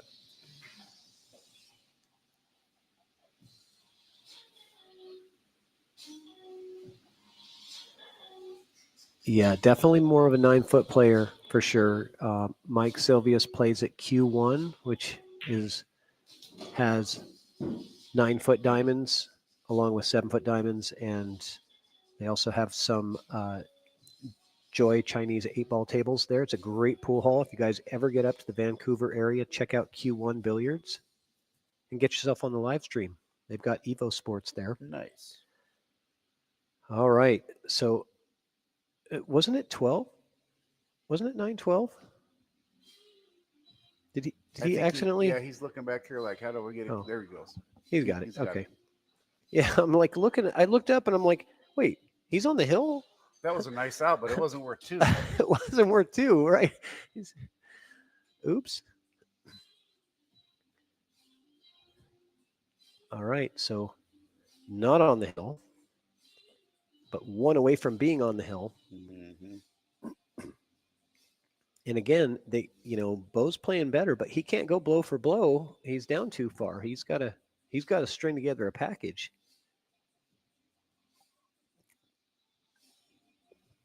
Like I said, he can't even go 2 for 1. He's got to go 3 or 4 for 1. He needs 6 before Mike gets 2. And just a quick player break. So that's going to give me time to talk about the upcoming tournaments again, which I was still on. So the 385 and under, 6 game strong. You got to get into that if you are a 385 or under. Great opportunity for the beginner or lower rated players to have an opportunity to win some big cash. 32 player capped field, $120 entry. It's going to be at the penalty box, and they're going to have Evo Sports for your live streaming. Nice. Get yourself on the stream. Message secret long. Information on the flyer there. June 15th and 16th. All right. And the other stick game strong, though, this is going to be fun to watch. I'm really curious as to who the players are so far that have signed up for the 660 and under. But there's a lot of great players, and I'm assuming that we're going to see quite a few Canadians like Mike probably coming down for this. But it's going to $500 entry is going to attract players from all over. Oh yeah. 24 player cap. Is that what it said? I believe so. Not sure. Was it 24 player? 24 player cap. Race to 13. Yeah, I don't know what the green fee is, but that puts like 10K. It's $25 or something. Yeah. 10K pot, something like that. Well, there'll be a Calcutta too and everything else. So you know. Oh yeah. First place for something like that is going to be probably in the range of 4,000 to 5,000. I'm guessing. Jack all in. Jack says you need to sponsor me, Patrick. Sponsor. Well, we gotta start getting sponsors pretty soon for Evo Sports. It's getting close to that time. So a push out from Silvius says, "Go ahead, Bo. You can go ahead and take your best shot at this one." Puts the cue ball on the rail.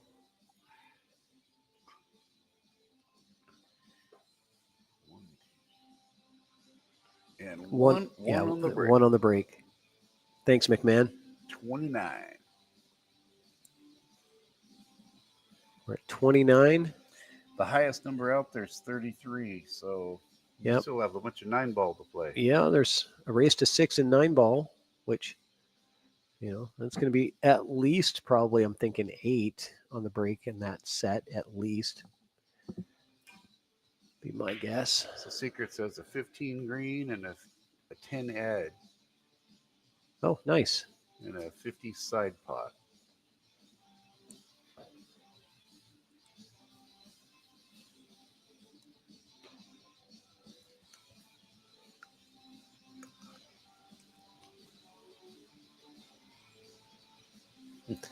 Half the entry and parking. I got to pay for parking? Just do like Yeah. everybody and go to the QFC. Oh, yeah, we can't do that anymore. Never mind. Yeah, we talked about that earlier. The- Triple G. yeah. Got to be right on the number. Yeah, right on the number. It's got to hit it exact. This is not the Price is Right. That's right. So I'm guessing a safety's coming here, being where that 2 ball is. Nope. He was going for it. Well, I don't know what he was going to do with the 2 ball after he made the 1. I was just assuming safety based on where the 2 ball was. The stream is rigged. I can't believe they figured it out that easy.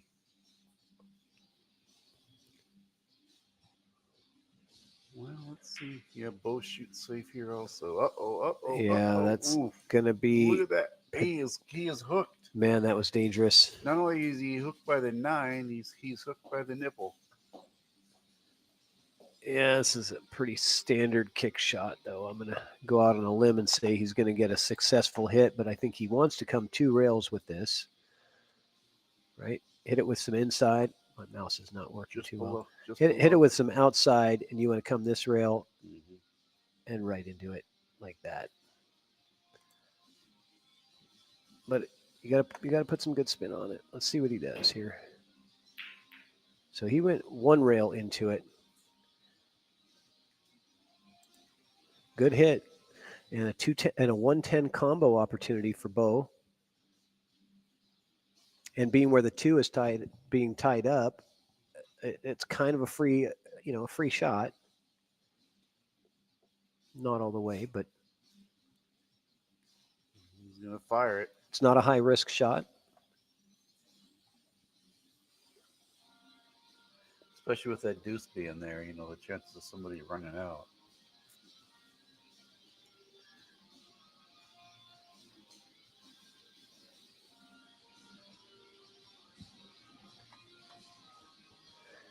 Yeah, I don't have a lot of room for my mouse here for the drawing tool. Try my best.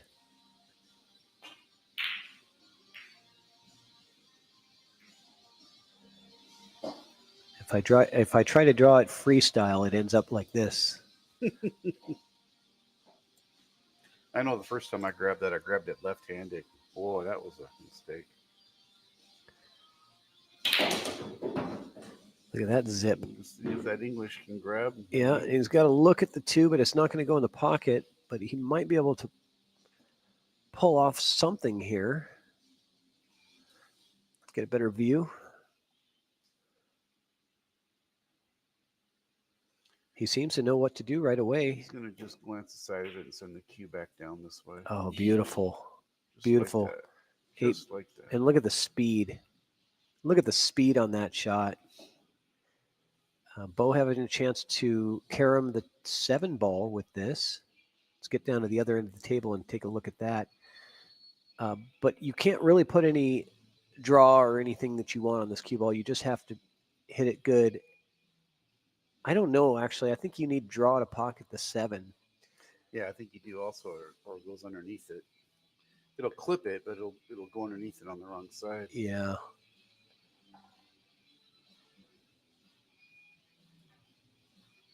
And he's playing safety. He's going to try and put it back behind the 8. Oh, he missed it. Yeah.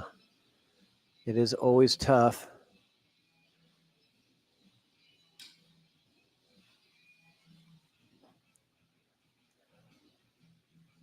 Always tough to slow roll a ball all the way down the table when you're on the rail.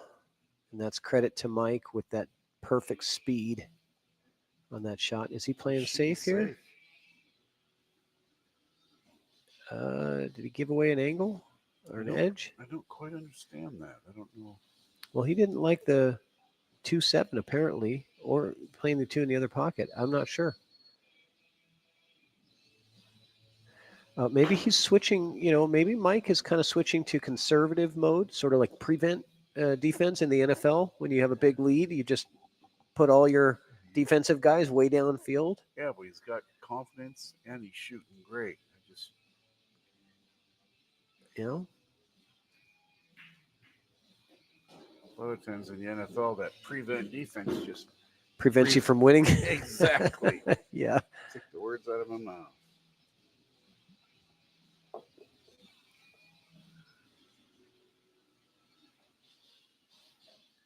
Does the 9 slide under the 9 does not go under the 10.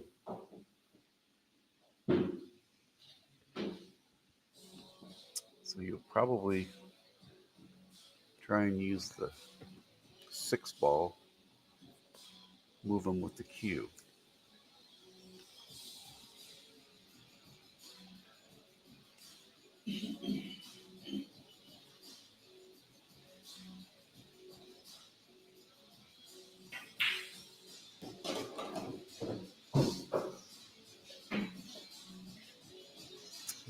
Along 2 rails. Wants to be about center table early for that 6 to make the 6 and bump the 10. But that 8's sitting in an odd position by the time you break those 2 balls out.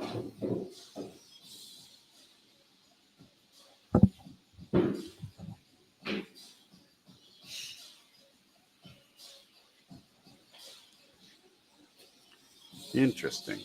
What do you think here, Patrick? How does he try and get to this 9 ball? Well, or does he try and carry him the 9 and make the 10? From the 6 to the 8 is the tough part here because he's so straight on this 6 ball. He's going to have to cheat the pocket. Looks like he's going to go forward into the rail right before the side. Yeah, and come out. He's got he has a lot of angle. He didn't want to have that much. He wanted to have a good angle, though, to move the cue ball down. And I was assuming that he was going to try to either come into the 10 on the shot, and he still might. I kind of wonder if he's going to bump that 8 down in front of the 9 and put it all in the mess. Yeah, it almost looks like a double kiss if you try to go at that angle, but Kickin says looking like he's planning on banking the 9. I don't think he'll get that aggressive. And I don't think he's going to get to the 9 because I don't think he's going to pocket the 8. He's not going for this, is he? Reaching over the table to cut that in. Where the 9 is difficult, that makes the safety even more attractive. He's going to thin the other side of it. Yep. Oh, he missed it. He just wanted to thin the edge of it and bring the cue ball back down table. So what can Bo do with his 9 ball? Yeah, stretch over the table makes it a lot tougher.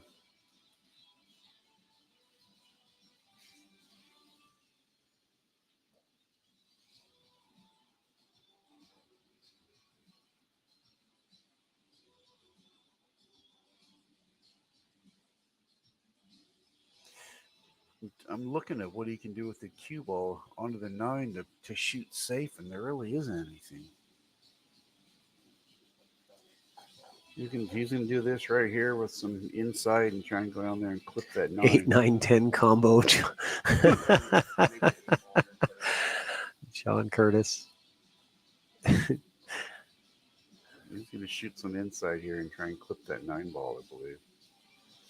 So Bo's got ball in hand. Oh, why is he putting it in a spot where he's got to use the bridge and the extension and all that? I mean, it just doesn't make sense to me. I mean, I know you want to give yourself the best angle, but if it's making you uncomfortable and you've got to stretch and lean, you've got ball in hand. Find an easier way, in my opinion. But it worked. It worked beautifully. Did they separate? Look, oh yes, they did. Yep. They sure did. That was a beautiful shot. I'm just never a fan of when you have ball in hand, don't put yourself in a position where you have to, put a leg up on the table and use your extension and, but comfortable. Yep. But apparently he was comfortable with that. And that's all that matters. Another bridge shot.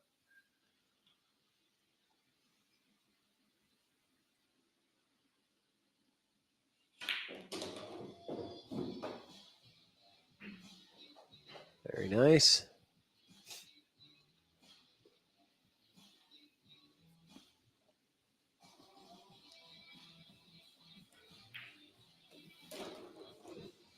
$13.10. Yep. And he's hit double digits.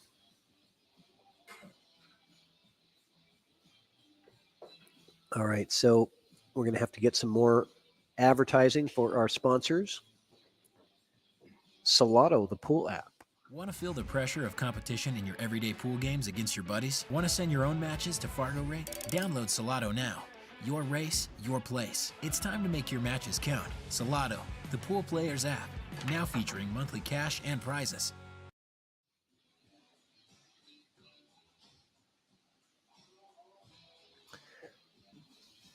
It's a good question. Where is Buttons? Jared Redfern, if you're out there listening, hopefully you're on your way. I can't imagine that it will be too much longer. We have a maximum of 7 more racks to play. No, 6 more. Maximum of 6 more racks. And how many balls on the break is that? Another 4-ball break. This time from Bo. The other 4-ball break came from. And now we're at 33, Yes, which is the top guess. That means nobody. Got to be dry from here. Yeah. So unfortunately, you guys didn't guess high enough. I think it was the people are used to the stingy table that I used to have, and now with this new cloth, balls are just flying in the pockets. Well, 10 balls are a tough rack sometimes to make balls on. I think the new cloth makes a big difference. Has there been at least 2 4-ball breaks, possibly 3?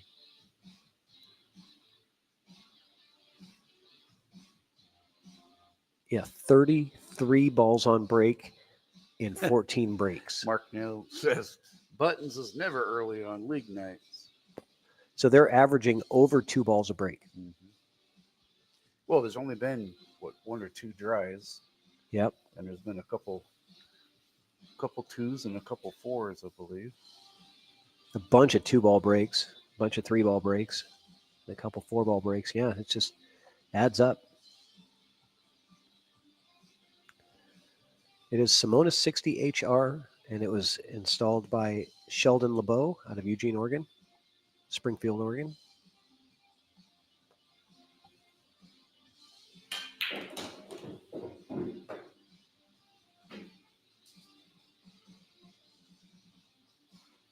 Did a little time-lapse video of the table getting recovered. That was kind of fun. Put it all into 6 minutes, make it look easy. If you get onto the YouTube channel on Chalkbox, you'll see that up there. Time-lapse of the table being recovered.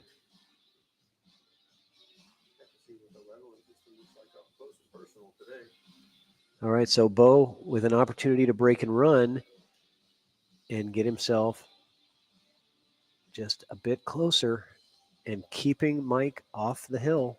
Like that little train chugging up the hill. I think I can. Stay positive. I think he's hesitating because this is a little straighter than what he was hoping for. So he's got to put a stroke on this and pound it forward. Yeah, he was a lot straighter than he wanted to be. Gets away with it. Yeah, he might have. There's Buttons. A wizard arrives precisely when he means to. Wizard? I've never considered Jared as the wizard type. Mm-mm.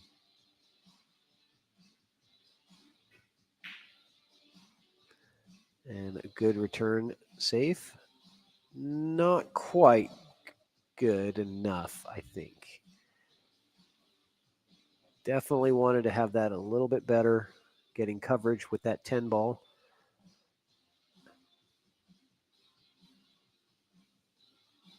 It's higher than 2 balls average. We have 33 balls on break in 14 breaks. No. 13. Oh, and sorry, in 24 breaks, we've had 33 balls on break. It's like 1.5 or so. Oh, okay. So it's not 2. Never mind. I math is hard, man. Math is hard. You're It's getting just up into AB these really high numbers, It's like just- in the 20s and stuff. It's And school, man. It's just I the don't- ABCs and 1, 2, 3s. yeah, but I didn't go to school. Cutler says Jared's more of a warlock or a lumberjack. I don't know. I don't see him climbing many trees. Jared probably hit 3,600 balls today.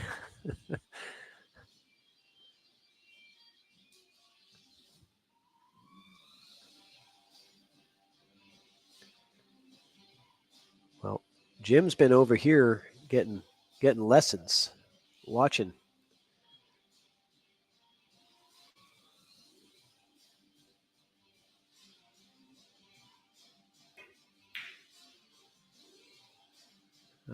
That was a nice 2-way.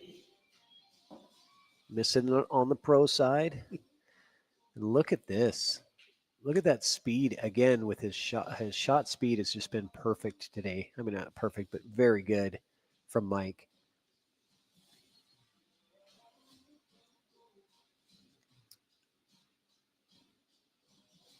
That's TMI, Mr. Britt. Chocolate puddings.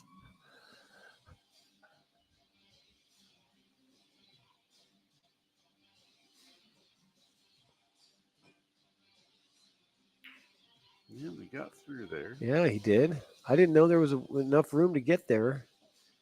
So just staving off disaster every time. He's just fighting for his life, hanging from his fingernails over here. But I'll tell you what, Mike is just a couple of good shots away from, taking this thing down. Good shot right there. Yeah, it's pretty good. He goes to look to see how good it was. And Mike's serious now. He turned the hat around. yeah, he turned it around a while ago. I just noticed it. I think it's always been turned around, actually. No, I was looking at the front of it. It's got like a diamond or something on the front of it. Well, maybe you were looking at the back of his head. I don't think so. All right. Where's he calling it? Did he just call the... He's kicking to the side, I believe. Yeah, but it didn't look like he was pointing at the side, but he has to be. He's definitely kicking. Ooh. And good speed. Keeping it tough.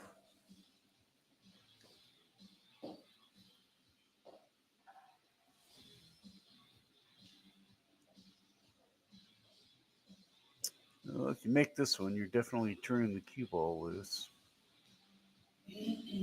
Down and back, maybe.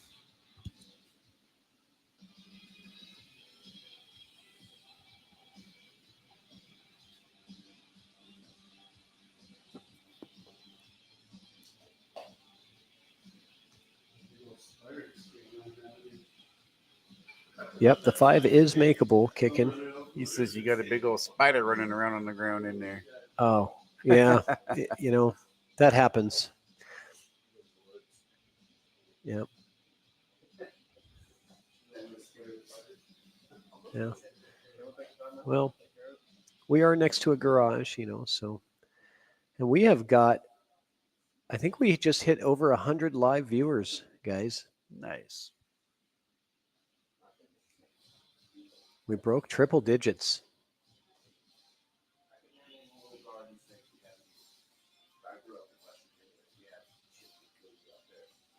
We have 101 live viewers watching right now. And this is a good battle. This rack has just been battle after battle on that 5 ball. Neither one of them is really giving up anything. Well, obviously the numbers don't lie, but this is a huge game. It's Mike's chance to get on the hill, and it's Bo's chance to really actually put some reverse pressure on Mike and go 13-11 after it was 13-8 at one point? Right. Yeah, I can't remember if it was that, but it's certainly been a 4 or 5 game lead for Mike for a while. And this 3-game lead is kind of the closest that Bo's been in a little while anyway. And getting it down to 2 would be monumental for him. Great safety from Bo. What a perfect speed on that ball. Both of them really knowing that how important this rack is. And so Mike going to come down with the kick and stick. He's looking at it. I think he wants to aim for kicking it to the corner, call the corner, but that's going to be able to kind of freeze that cue ball, and hopefully you don't make it and hide him behind the 10. I think that's the optimal solution.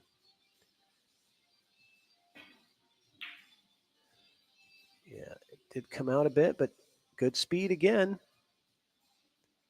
Good speed again, keeping that distance and ball close to the rail.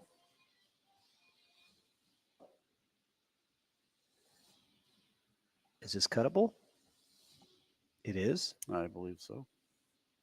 It is cuttable. You're going to let the cue ball loose?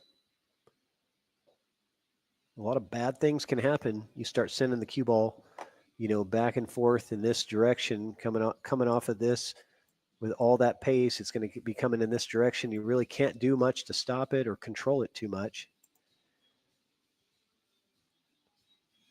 Yeah, I think it's going to come out a little flatter than that, actually, from the cut, but you never know. I mean, I think if he makes the ball, I think it comes towards the 10, right in sort of this line here. Just got a lot of danger involved in it. Now the bank shot is much more controllable. Nope. Yeah, it was much easier to control that cue ball with the bank. However, this is the first real opportunity that anybody's had on that 5 ball in the last 12 shots.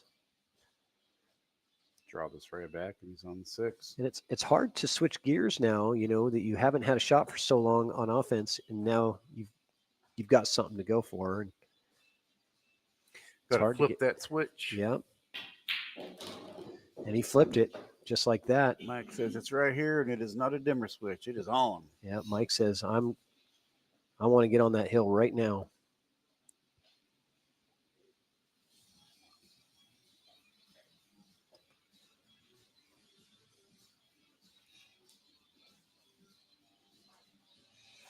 Inside or 2 rails with outside?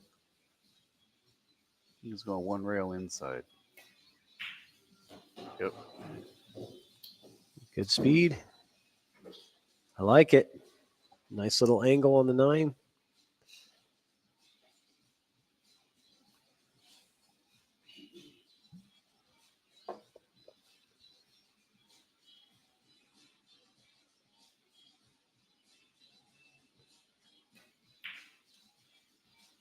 Missed it. Oh, boy. Missed it. Oh, my gosh. Wow. That is exactly what Bo needed to have a chance to come back into this thing. Not saying he wouldn't have had a chance, but it would have been. This is a big swing. This is a big swing right here. 13 and 11 is a lot difference than Hill 10. Yep. Way different. He is going to have to use the bridge.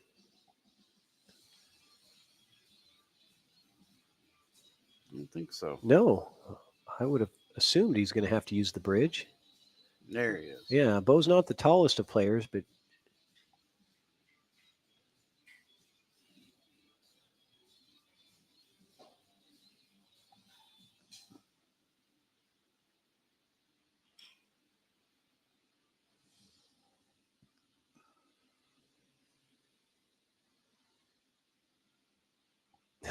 secret.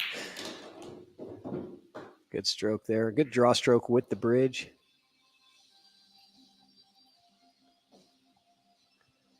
One thing about players that 9-foot players like Bo is definitely a 9-foot table player that are vertically challenged, let's say, is they're always good with the bridge.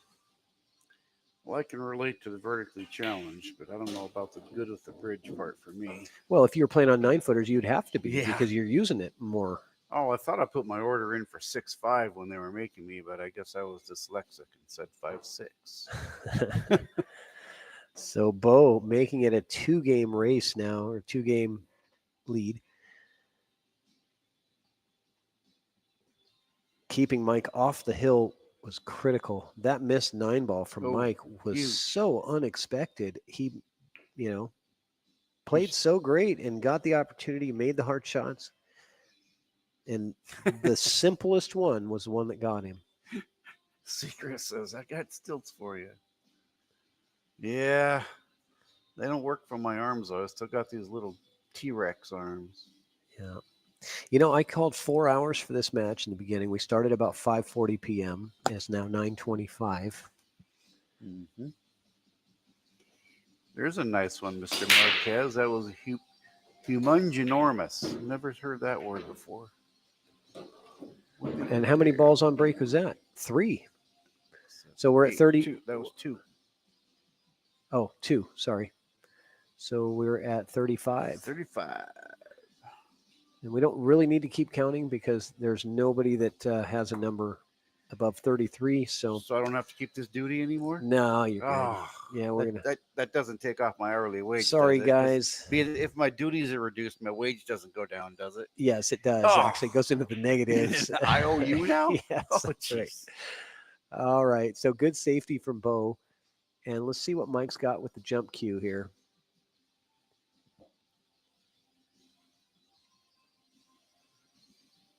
I wouldn't imagine that he's going to do anything but a jump shot here. There's no. Yep, he's getting the short cue. Kind of a no-brainer there. That was a driveway alarm, in case you were wondering. It must be buttons. Somebody was pulling up the driveway. That's probably buttons.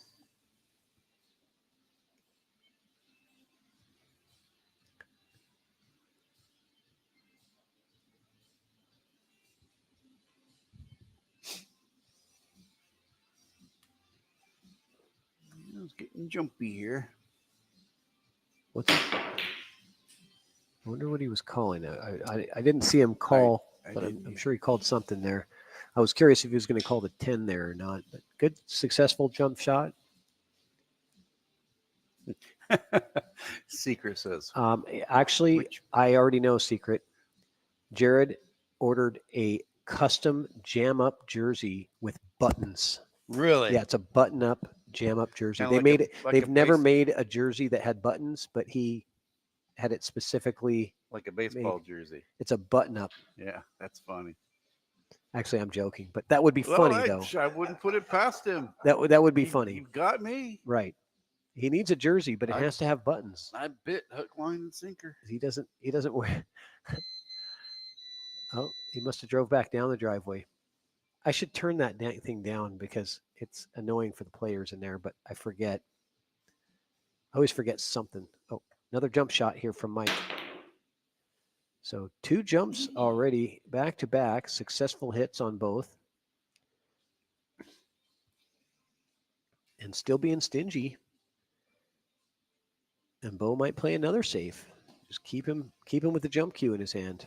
Yeah, might see if he can get some frustration to build on Mike. The psychological game's big.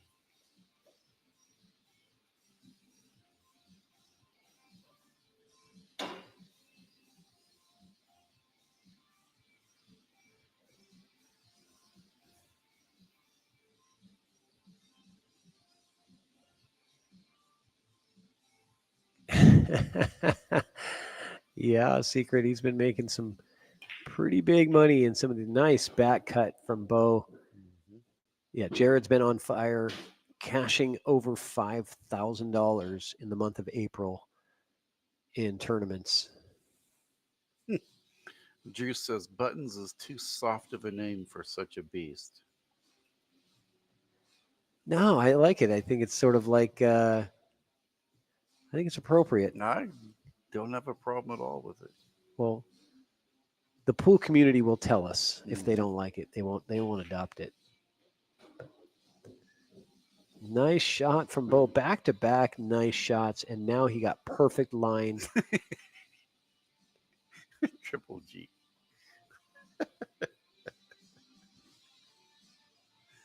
Oh,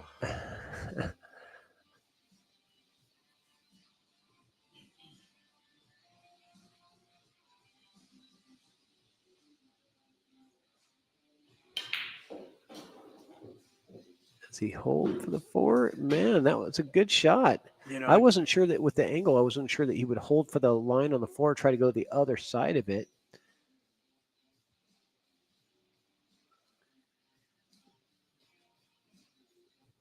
A little tricky here. seeing a little. Bit of a reach.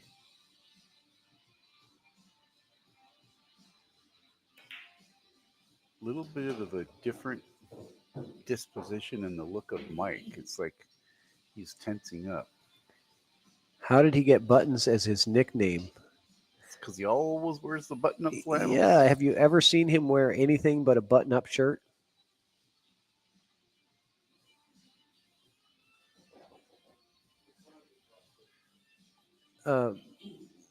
That one.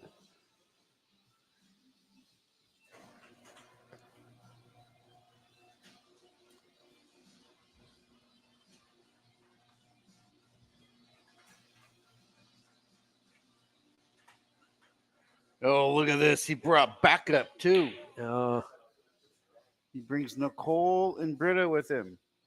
so Bo missing the 5 ball here after some great shots to get position, and definitely he needed to put a stroke on that 5 to get down to the 8, and that caused the miss. Do you guys mind closing that garage door too? Because the bugs will come right in. Oh, okay.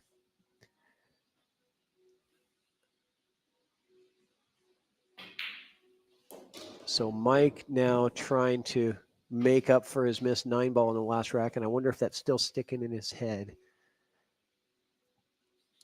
So does that light him up or does it make him tentative? Yeah, it's hard to say, but it's certainly frustrating when you know you're supposed to be on the hill right now. And you just basically gave one to your opponent. Late match. This is the time when you cannot make mistakes.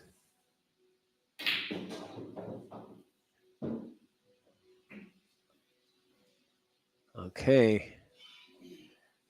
Yeah, I don't think that's exactly what he wanted out of that cue ball. He got a much straighter angle on this 9.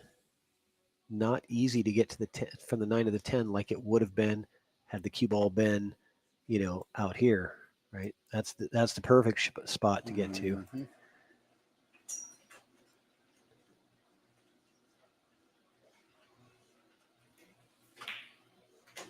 But pretty good. Beautiful shot. Pretty good shot there to get out of that and get back in line.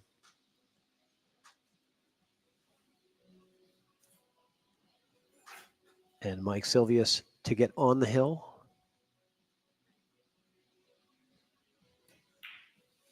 Down it goes. So he closes out that rack nicely. And now the pressure is on Bo. He's got to hit 4 straight racks to stay alive. And we're going to have just a quick 2-minute break from the players here. Let's talk about this upcoming match that we've got now that Buttons is in the house. So we've got Jim Sifers and Jared Buttons Redfern coming up next. 9-ball race to 6, 400 in the middle. Both of these guys first times playing on the Chalkbox live stream. Mm-hmm. And short race, but should be fun to watch. 9-ball, a little different pace. They playing wide open 9-ball, do you know? Yeah. Standard 9-ball. I think no 9 on the break, but other than that, standard 9-ball. Right.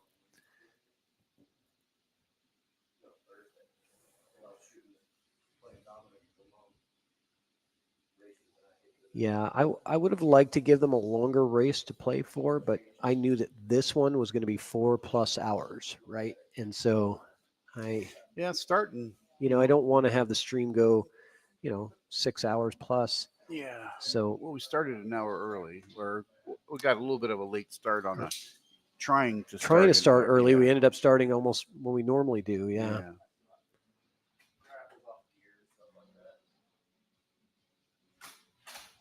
All right.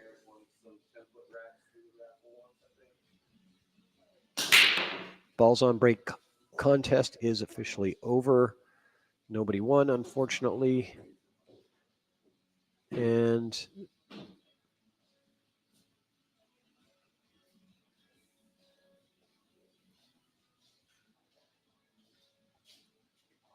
sorry, McMahon. It's already set. It's already on the card.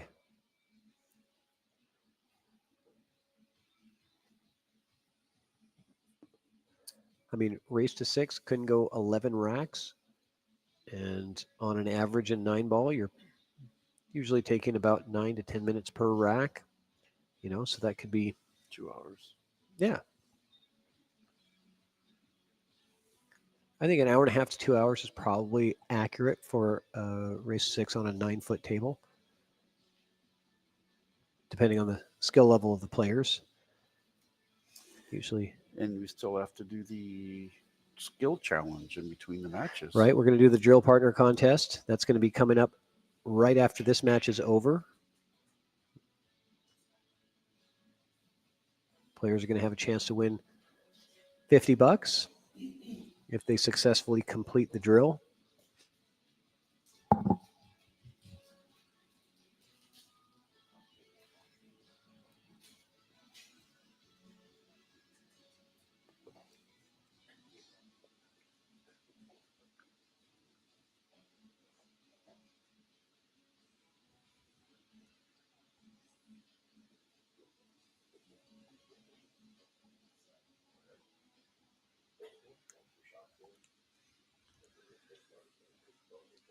Well, Is that one? Does it play in the side?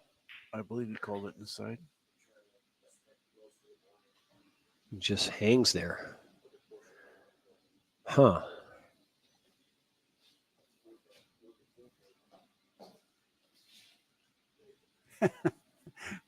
Jack wants to bet on the stream time.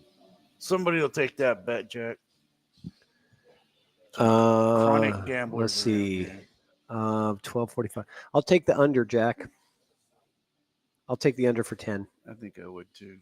Yeah, I think it's gonna enter. But the Roomba raffle could take. Sometimes the Roomba takes 14 minutes to complete the. So I'll take the under, and I won't try to speed up the Roomba raffle. Put her in high gear, flying around the table. Hopefully she's good in charge. Don't have to bring in the reserves. All right, you got it, Jack.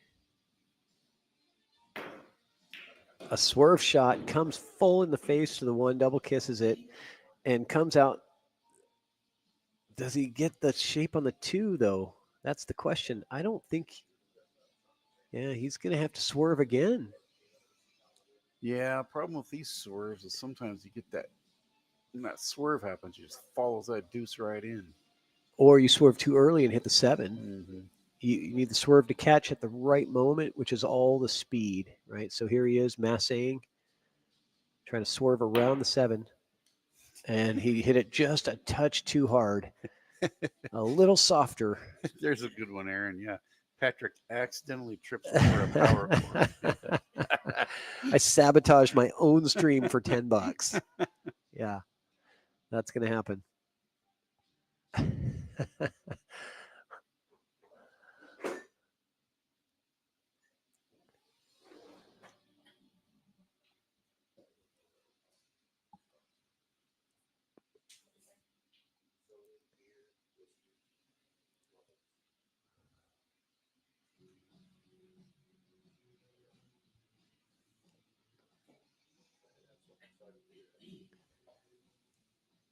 We are at 97 live viewers across the platforms.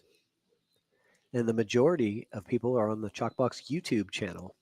YouTube has outsurpassed Facebook as the primary place where people want to watch. And why wouldn't they? It's better quality. You can rewind. You can zoom in on your phone. So much easier. way better viewing experience on YouTube. Can you tell I don't like Facebook? Most of the chats come from Facebook, though. Yeah, that's a lot of times people will watch on their TV on YouTube and then they'll be in the chat on Facebook. But we'll get your chats. Your chat will show up on screen whether you're on YouTube or Facebook. Problem with YouTube chat is you don't really know who it is because they've got some weird username, right?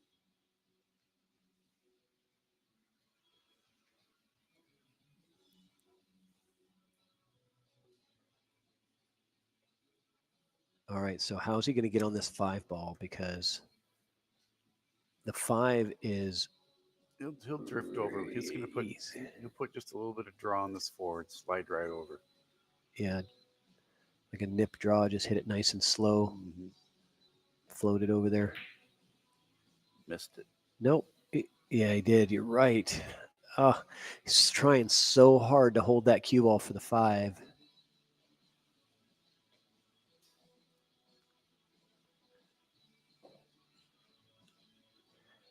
And now Mike with the opportunity to try to get into that same position. He wants the cue ball right where it is. Bo left himself a good opportunity at the 5. And Mike's like, can I just take it from here? Oh, I got to hit the 4 first. That's right.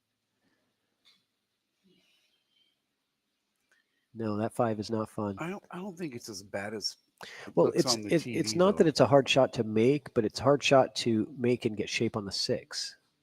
I don't think so. I think you just draw right back. If you're close enough to the rail, you can do that. Oh, so both players trying to get that perfect position on the 5, costing them the miss on the 4. Yeah, I do think that 5 is. I do think that 5 is pretty tight. All he's got to do is either one of them. You just have to be on the right half of the table, and that 5 is completely makeable. So clear the spot, and you're good to go. It's so easy from the commentator chair, isn't it? I would never miss from here either. No, I'm just saying. I mean, the table's there. Half the table width. Uh-oh. That's not going to get it done. Yeah, it killed the spin, killed it off the Yeah. rail. Might still have it, though. You said anywhere on the right. Oh, you said on the right side of the table. Right side. Yeah, he's a foot over on the left side. He still might have it. This is going to be a close one. I think he's going to want to watch it. I think he's trying to see if the nickels froze. Yeah, it's not froze. I can clearly see the 5 is off the rail about a 1/4 inch. But Mike couldn't see that from his chair, so he wanted to look.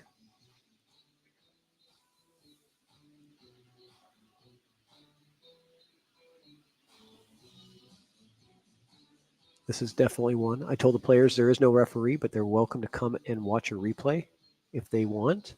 This is one where that might come into play. Let's see. He's spinning. Good hit. Yep, that was a great hit. Great shot from Bo. Really flat on the 6, unfortunately. So he's not going to be able to do a whole lot with this. I mean, look at that. He's got no angle. I mean, he could try to cheat the pocket a little bit and punch forward, or he's going to go rail first. Ooh. Danger. Yeah. Just to get the shot on the 7. I mean, you could take your medicine and just play, get the cue ball right here and play a really long 7 ball. Or he can actually shoot safe. He can come across the top of the 6 and put the cue down table if he has to. No, he's going rail first. Spinning the cue ball out. That's a nice shot. That's a nice shot. That is a well played. That's how you get out of a jam when you're flat on a ball on close to the rail. That was really well played from Bo. And I think the music stopped in there. I got to make sure we restart it here.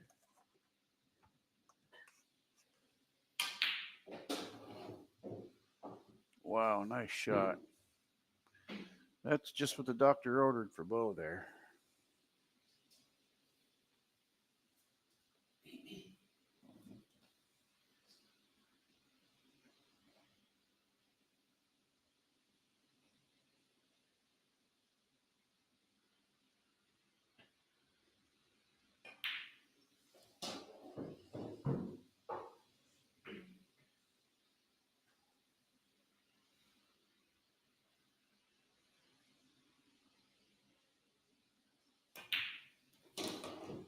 it is 14-12. Okay, we got action, guys. Still only a 2-game. I'm going to try to get the music back on for those guys in there.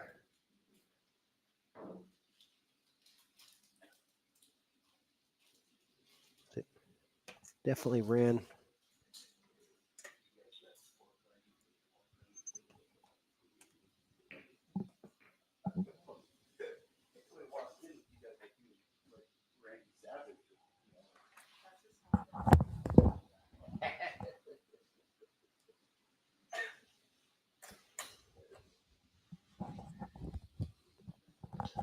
Yeah, it was a really high quality out from Bo right there. Beautiful out.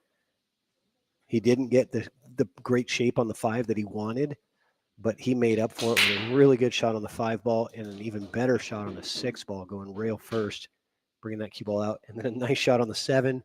So he played that rack really nicely under pressure. Yes. Opponent on the hill, $2,000 in the middle. That If you 7 was a beautiful stroke. You know, knowing at that stage in the game, if you miss a shot, you're probably you're probably out $1,000. You know, Hero or heel right there. yep. And he was the hero. Can the hero keep it going? You firing at this? Yeah. No, We just got to sit. Oh, wait. no. He's on the 1. He's going Yeah. to play a safe. He is firing at it. Bo says, "I'm not laying down. Watch out, 7 ball." He's good. Whew.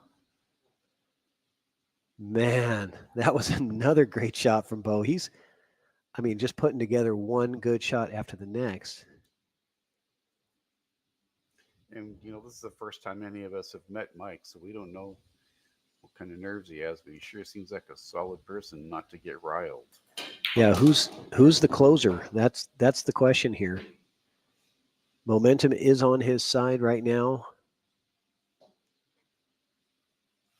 especially if he break and runs this rack.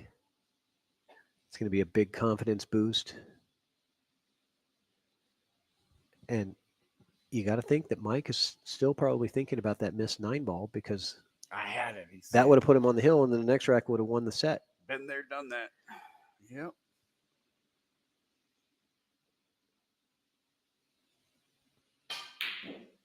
Rattles the 3. Is this it? Was that Bo's last turn? He didn't get where he wanted to be anyways. Had a tough 6 ball. Have we just seen Bo's last shot of this set? That missed 3 ball. Try and pull back here. You shoot top or you draw out. I think he shoots top and comes out of it.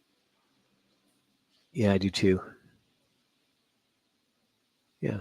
Center ball, really, actually. Well, maybe a little bit outside. Take him down table towards the long rail.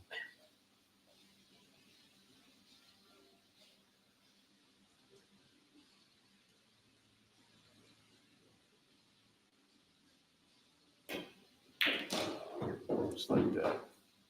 Inside. Yeah. Well, that was inside. Yep. Yeah. I knew that's what you meant. Outside on the inside. Yeah, I was just thinking center ball would have just taken him up past the 9. Just roll it in at the right speed, which he seems to be doing really well at. But now he's got another challenge. I think he's pretty straight on this 6 ball, and the 7 is way down there with a couple of obstacles to get around. We've seen he's got a heck of a draw stroke. We've seen it before. Oh, this is beautiful. How good did he hit it? Wow. Sliding right in between those balls and getting absolutely picture perfect on the 7. It's like ball and hand placement. Oh, this is where you have to just take a breath, though, and okay, I know I have it. I did all the hard work. Now I got to just take a second to. I'm surprised he drew that. I thought he was going to go Well, forward. he kind of sped up there. After he knew he had it, it's like, okay, I've got the set. I'm in a position to win. He just kind of got right down, and we all do that, right? Yep. After a good shot. Yeah, I thought he was going to go forward and then, the complete reversed angle on the 9. So this takes him down table. So what do you do here? Take your medicine? Or Yeah, you go to the bottom rail and back. He's sending this cue ball off the 9, off the rail, back down to this position right here.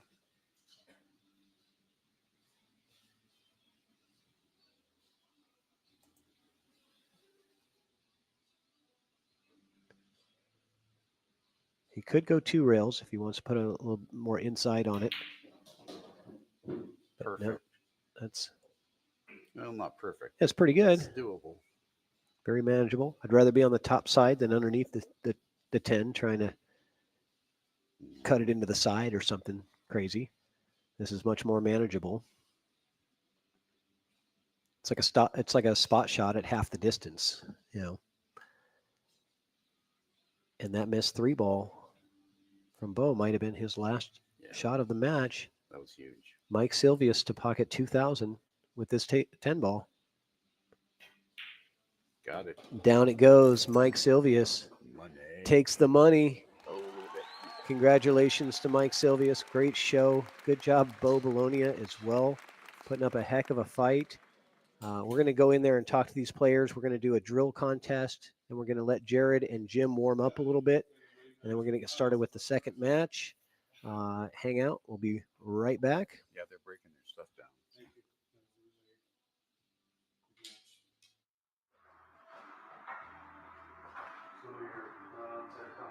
So we are going to do a drill competition. So keep your shooter cue on. You got a chance to win $50 for the drill partner drill competition. Is going to be coming up. Let's see.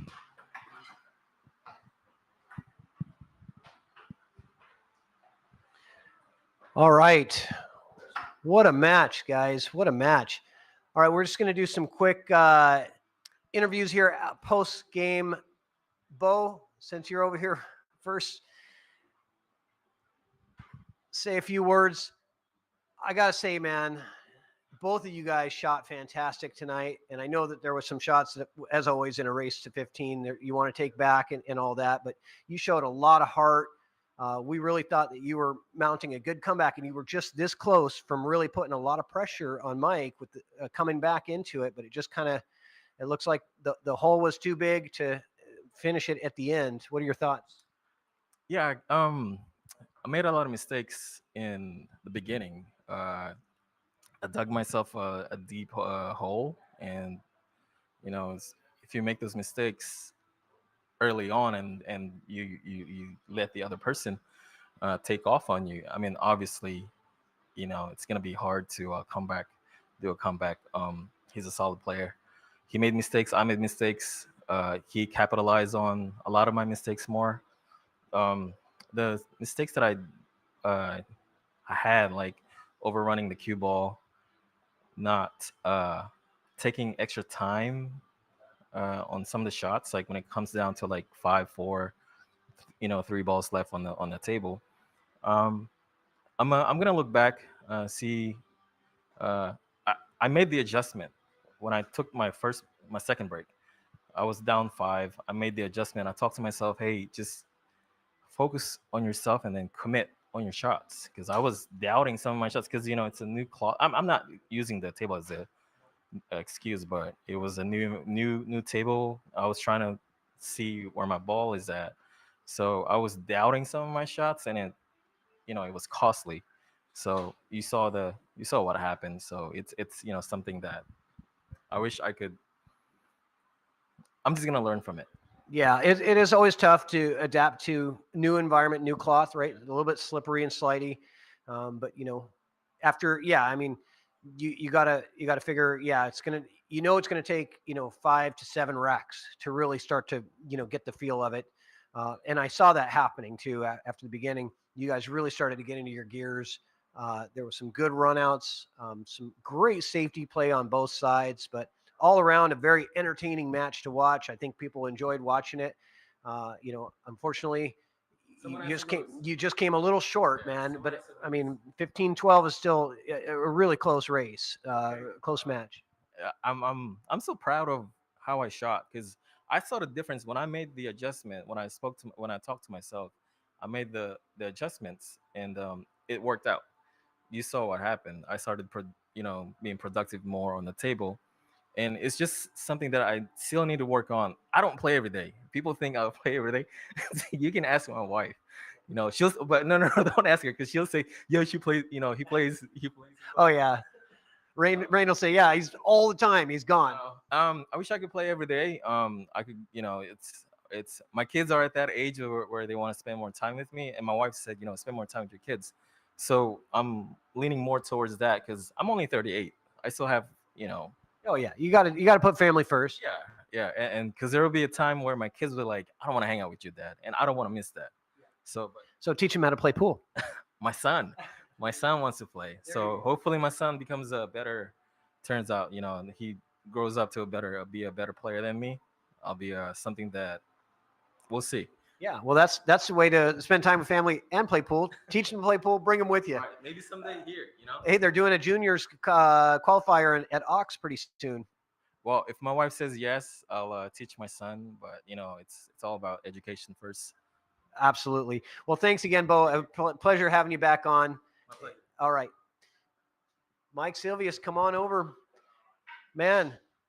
Put on a good show, man. First time here, pocket couple grand. Nice shooting. What are your thoughts? Yeah, that's just a great match. Good room. Thank you for having me, and thank you, Bo. That was great competitor. Really put some heat on me in the end there. Like I really started to feel the pressure. He was clawing his way back, fighting real hard, and it was, yeah, I missed some balls because of it. Yeah, I got to ask. Got to me a bit.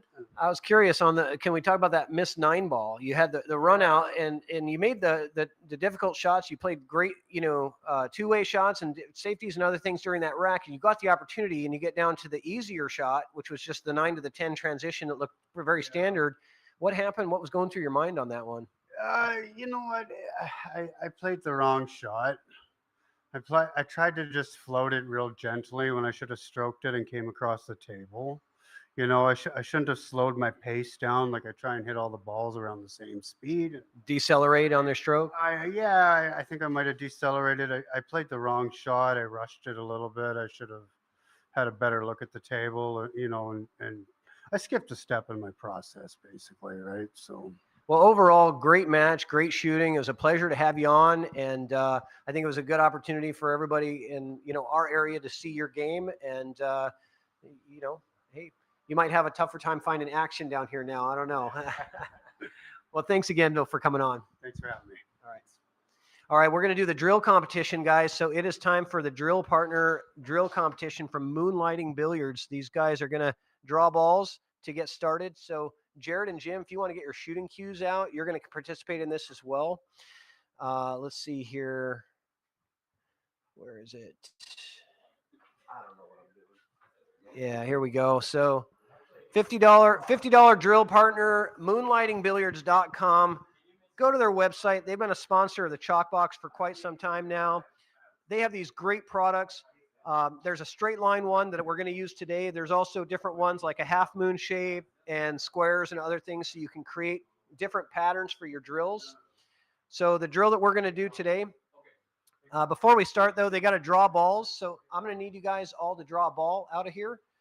Whoever draws the lowest ball goes first. Jim's got the 7. Bo's got the 2.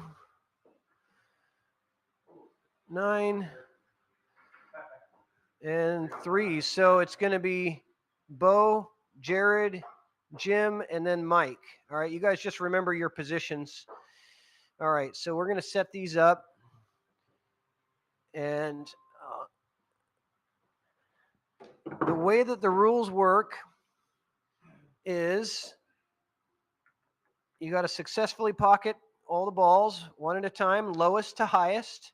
They have to go in the same pocket, and they have to go in the same pocket. And you cannot touch any other ball during the pattern. So if you bump any other balls, that's an automatic loss. It's going to be the next turn. First player that gets it wins, and the contest is over. I'm going to move this because it's on the spot. First player that gets it wins, and then the contest is over. All right, good luck. So we're starting with who had the low ball? Bo. All right, Bo. You start with ball in hand. You got to shoot them in order They all have to go into the same pocket. You can't miss, and you can't touch any other balls. Cue ball can come back to the rail, sure. You can bank the ball 10 different rails if you want. It's got to go into the same pocket as the rest of the balls, though.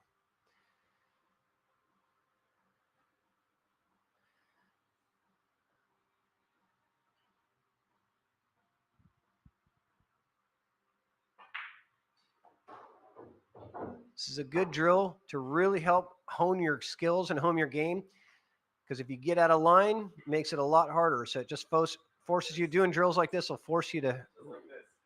Yeah, well, it's hard. Yeah, you got to stay in line. And other than that, you got to get back in position when you get out of line.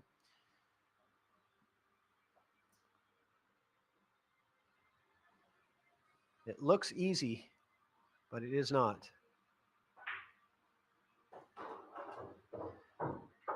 Good job getting back in line on that one. Nice speed. We might have a quick one and done here on the drill partner competition. Bo going first. What do you guys think? You think he's out? This is, yeah.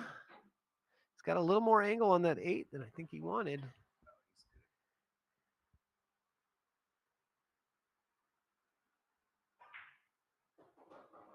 Wow. It was too easy. I made it too easy.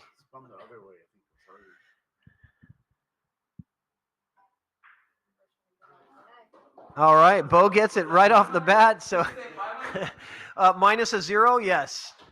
Congratulations, Bo. You get the $50. And thanks again to Moonlighting Billiards with the drill partner. Go to moonlightingbilliards.com. Get all their fantastic products. So that was the fastest drill partner competition that we've had. We're going to go to intermission right now, guys. So stay tuned. We're going to give Jared and Jim about somewhere between 10 to 15 minutes to get warmed up.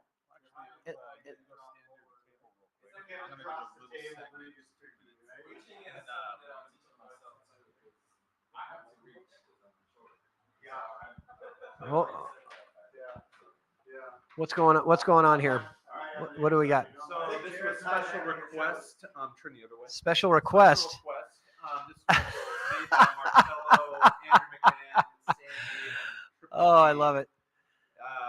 Apparently, you only go after 400 and under when it comes to money sets.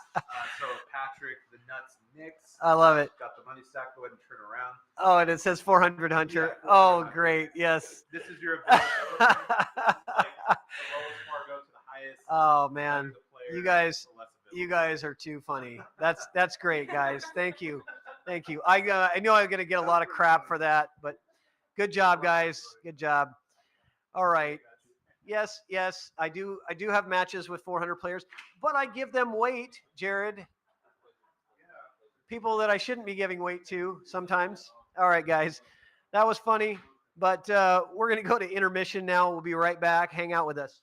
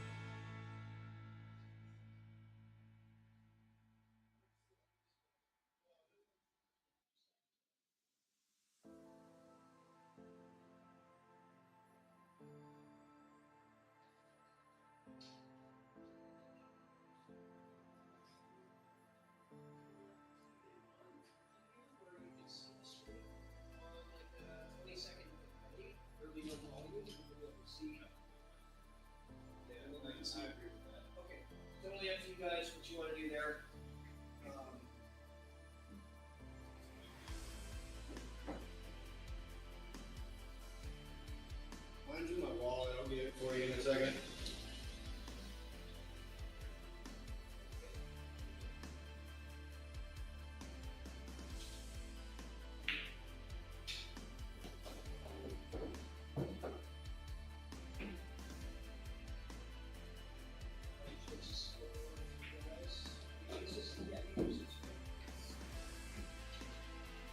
Up is up, down is down. That's pretty easy to figure out, I think.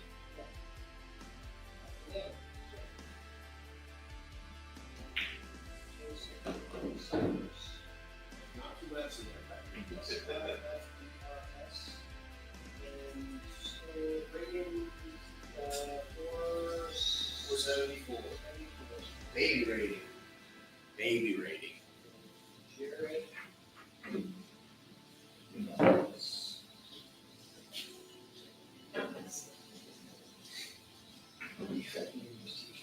Marcello, of course.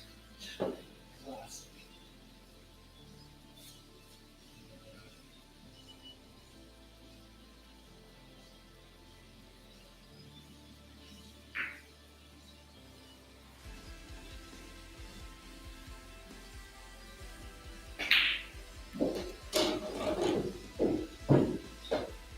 Not used to this. Oh, I didn't get a chance to tell you, did I, Jerry? I broke this. You broke that? Yep. I realized it on Thursday. I broke the Pharaoh. Oh. So I saw Kim at the Mum on Thursday. I was playing Dominic sets for money, and I looked at my queue and I was like, I broke it. So I asked Kim if he could fix it. He said, yeah.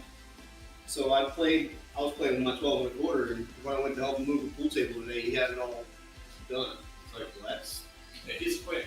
Yeah, I get him a queue one time, he got it done in 15 minutes. It's a rush order, So I'm still figuring it out.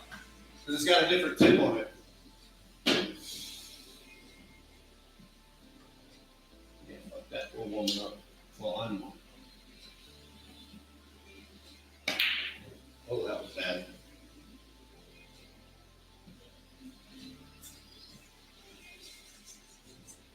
Which time we got?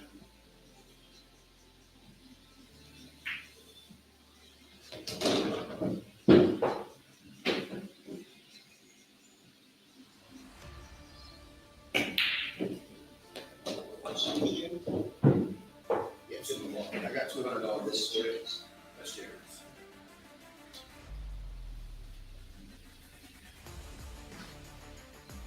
About 9 minutes.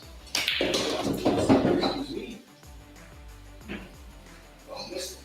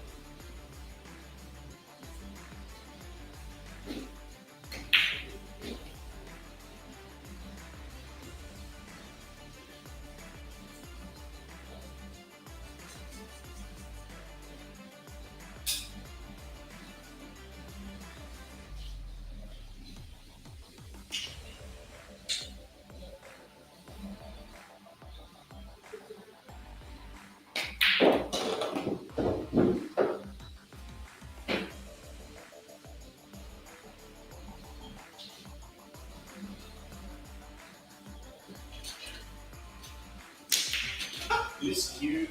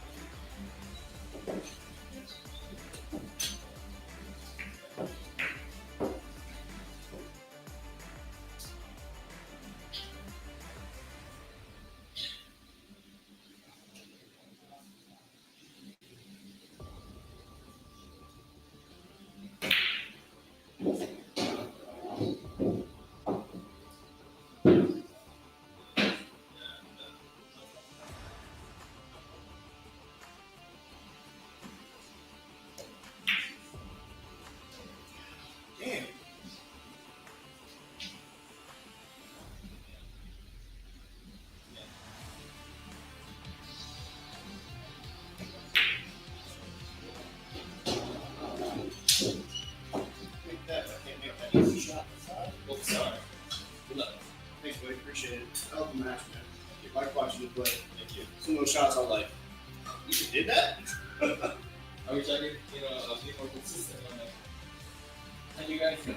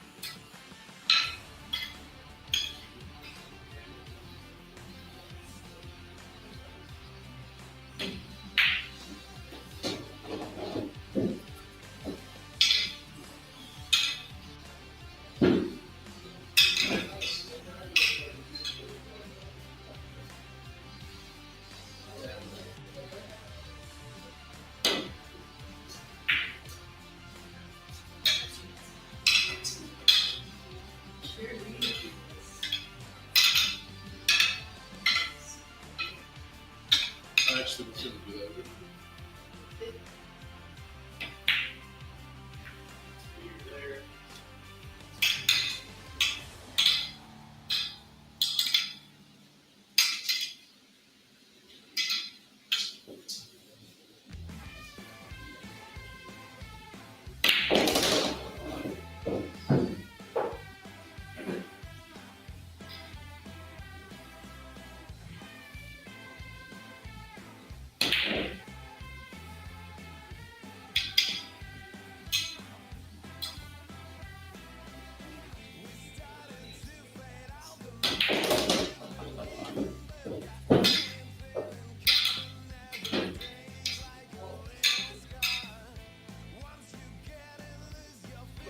Totally story.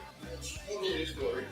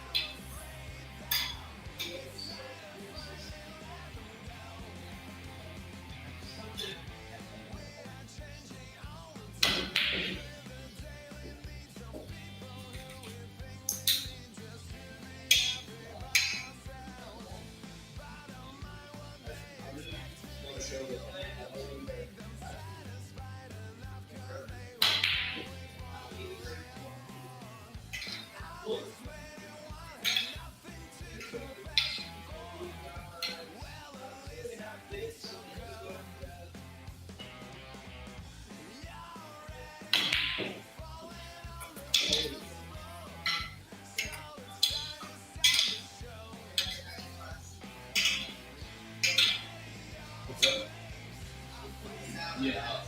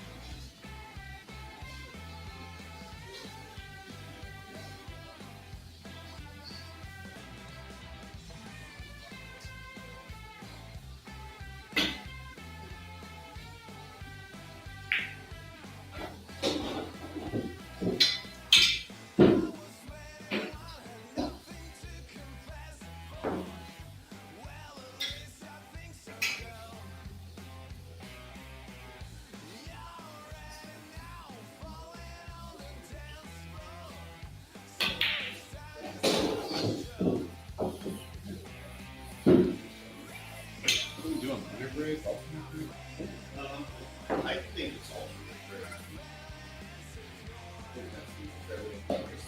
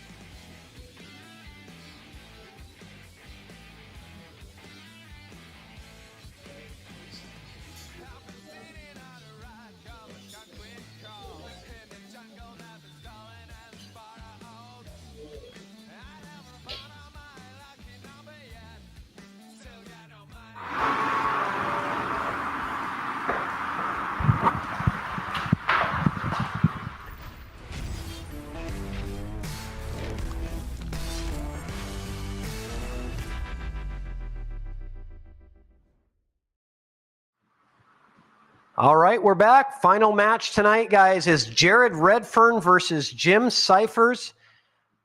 Battle race to 9. Sorry, 9-ball race to 6. I'm getting my numbers confused already because it's getting late. After that, we'll get right to the raffle. But let's get these guys in here and say hello. Are we not?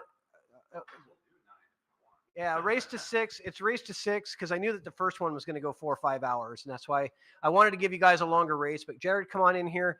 Man, have you been on a tear lately? You've been tearing up tournaments. And I got to say, you are probably the most fastest improved beginner player that I've seen move up. I'm just curious, what kinds of things are you doing to bring up your game and elevate it so quickly? Well, when I'm sub 500, I get a lot of matches from Patrick, and I always ask for feedback. I try to play better players as much as I can, and I watch videos on YouTube and play a lot of pool. Now, you recently bought a 9-foot diamond. That helps. But you also bought some training tools, right? Like some stroke training device and some other stuff. Yeah, I got some pocket reducers, and I got a stroke trainer where it's like a little tube, and you just kind of do repetitions through it, kind of like the Coke bottle method. So how much time are you spending doing these like drills and training exercises? Well, like some of them I pick up and I never use again. Like I bought like the Chris Henry balls, and I just didn't see much use for them. So I do deliberate practice. I try to focus on what I suck at and then get better at them. Well, it's certainly working for you. Cashing over $5,000 in tournaments in April. That's pretty impressive. And it's pretty cool that, a player under 525, has the opportunity to make that kind of money. Thank you to Secret Wong for putting on those fantastic events. And you played really well. So I'm excited to see you play tonight. This is your first time on the Chalkbox. And have you got a good game plan? You do any specific drills or practice for this game tonight? Just try to keep up with James here. And, I guess I played the Ghost a couple times, tried to see how many I could run out without missing. Did some straight in shots. That's about it. And your nickname Buttons, that came because you're always wearing button-up shirts. Is that right? It came because you wanted to call me Buttons. Yeah, and I'm always wearing a button-up shirt or a beanie if any of my old coworkers are watching. Are you all right with the Buttons nickname? Can we keep it going? I mean, if you don't like it, we can change it for you. It's fine. Buttons is fine. Buttons is good? All right. We'll leave it up to the chat. We'll see what the chat thinks. All right. Thanks, Jared. All right, Jim, come on over. Welcome to the Chalkbox, Jim. First time here? Yes, sir. You excited? Yeah, nervous. And nervous? Good. You're supposed to be nervous. That's the whole point of doing this, is to get you out of your comfort zone, put you under maximum amount of pressure, and play for some money, and then watch it back and learn something from it, right? Absolutely. I just he's like talking about keeping up with me. I got to keep up with him. Yeah, he's red hot right now for sure. So you got a game plan for tonight? Shoot smart, shoot straight, shoot safe. Make sure I make a ball in the break. Don't give him a run out. That's good strategy. I like it. Anybody watching at home? If my son's still awake out in Wisconsin, maybe he'll be watching. My daughter, maybe, but we'll see. What's her name? You gonna get him in the chat? Derek and Paige and Emma are my kids. If they're up and watching, I don't even know if Emma saw the message today, but All right. Well, tell them to get in the chat, say hello if you guys are in there. And why don't you guys go ahead and get started? Let's lag for break and kick this thing off. All right. Good luck, guys.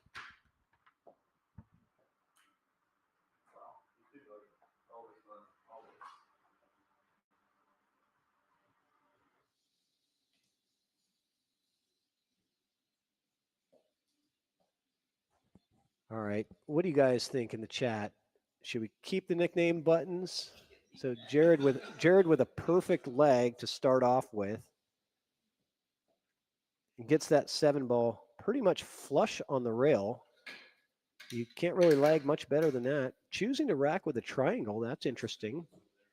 They are allowing templates, but Jared's going with the triangle.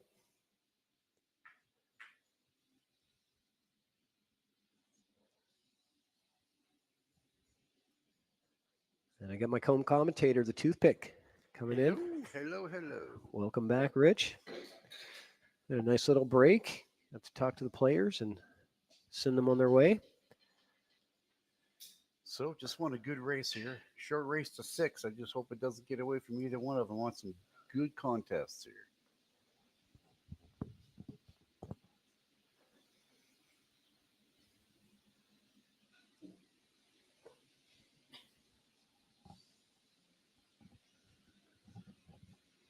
All right. Let's see what Buttons has in store here. Pockets the wing ball. So straight up BCA 9, just no 9 snaps. Right. Yeah. Pretty much everything standard BCA rules.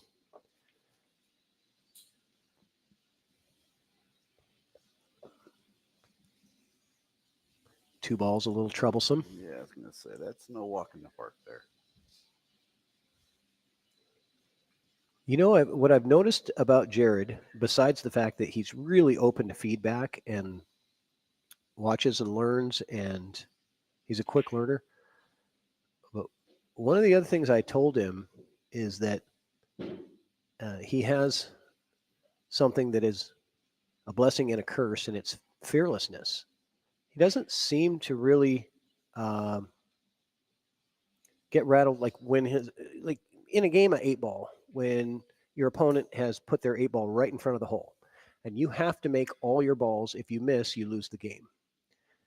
He doesn't seem phased by that. He's just got this fearlessness. Yeah, we had a race earlier, like last week, and I had a significant lead on him, and he goes, "Hey, how about loser pays?" I'm like, "All right," and he just hit a different gear and got me. So I'm with you. He just keeps going. So Jim giving them some distance, a little bit of a two-way there. Jared's going to have to put a good shot on here, but doesn't have to work to get position on the 3. It does come natural.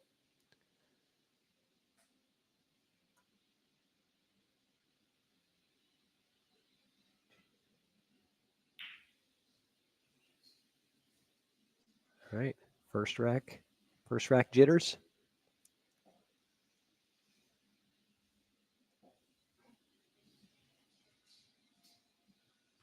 No trouble balls out there. One of them, they just got to make that first ball and get a clean leave, and I think one of them could be after the races. And I've seen Jim play at a pretty high level as well. Once he hits his gear, Jim's a good shot. The last 2 times I played him in a tournament play, he broke and ran me and table ran me. He's capable. This one might be trouble, but hard to get back to the 3. You gotta avoid some traffic.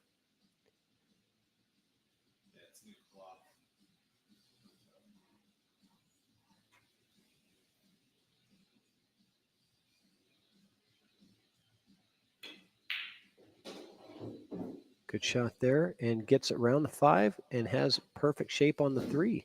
That's the shot he needed. Yeah, going around that 8-ball was key.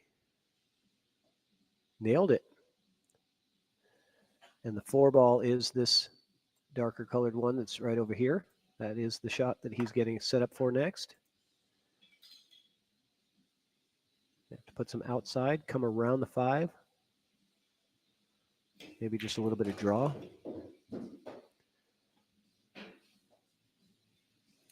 Could have got a little shorter for himself, but it's definitely within his level here. One thing that you'll see about Jared is, he's worked so hard that he's got very good stroke mechanics. He tends to stroke straight through the ball and leaves his tip of his cue on the table. You don't see the cue. If you watch the tip of his cue, it doesn't waver off to the side or up at all, like you would normally see with a sub 500 player. It stays down and follows through. I think that has a lot to do with why he is so accurate.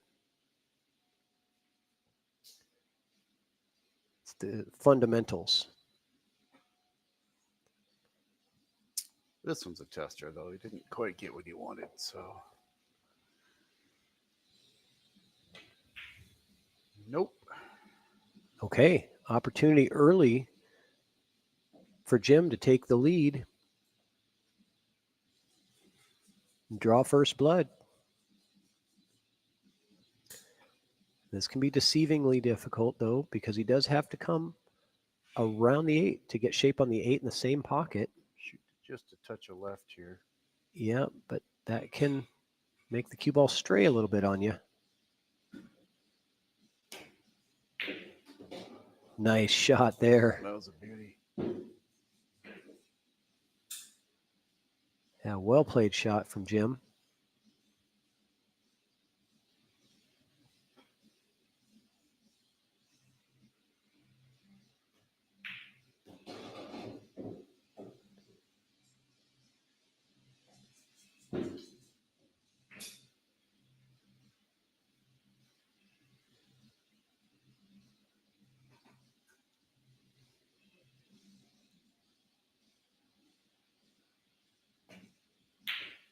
Oh, no.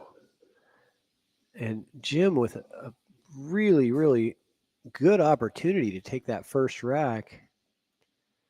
Short race to 6. You can't get away with those. Those are painful. Yeah, you can't do those in a short race, especially.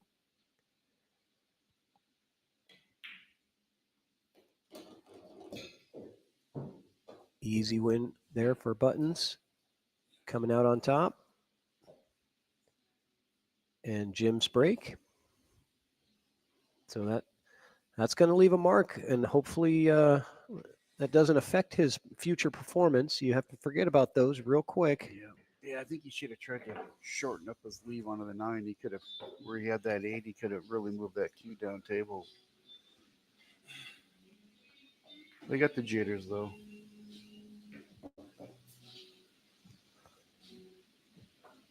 So what was the prediction then? I'm haven't looking. seen I see Kevin said his prediction, but I didn't see any prediction. I saw one. Curious. Maybe it was Kevin. I saw one person say 6-4. Yeah, with his Oh, hot. There was one right there. Oh, was it? Sorry. 6-2 I saw. I go up too far. I don't know. I just saw one of them say 6-2. There it is. Andrew McMahon said 6-2. 6-2.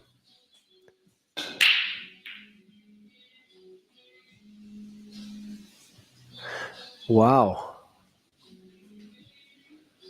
That Jim doesn't get to 2? What's that say there? That's the new chat. Kevin Pempite says. Doesn't get to 2. That's pretty tough. That's a lot of weight. Wow. 6-1 then. I mean, I know Jared's, he's hot right now, but it's 9 ball. Anything can happen in a short race. So Jared pushing out, leaving Jim a back cut? No. Oh, so Kevin hadn't agreed to it yet. So Kevin says no. Doesn't get to 3.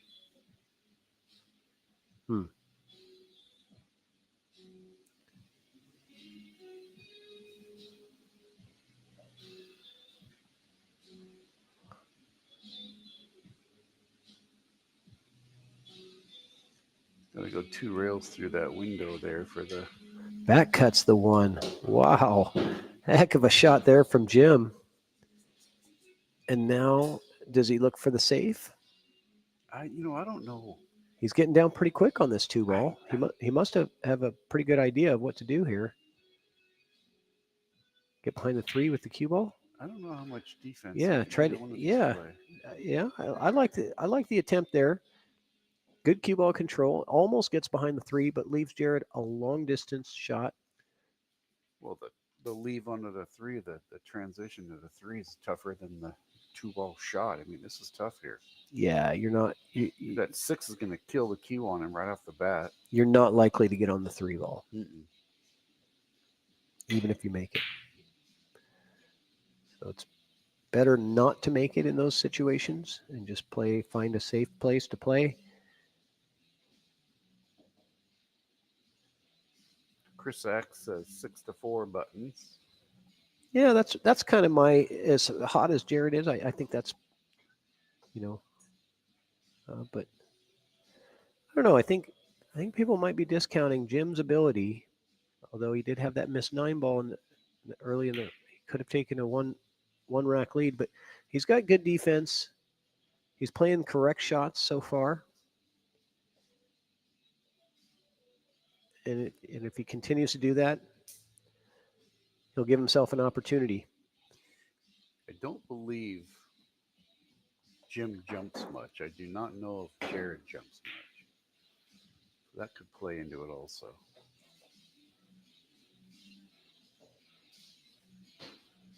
So Jared with a comeback safety there. Oh. Got you, Lee. Don't know what's going on there. Is that better, buddy? You guys hear me better now? Yeah, you were just mumbling. Yeah. Mouthful of marbles.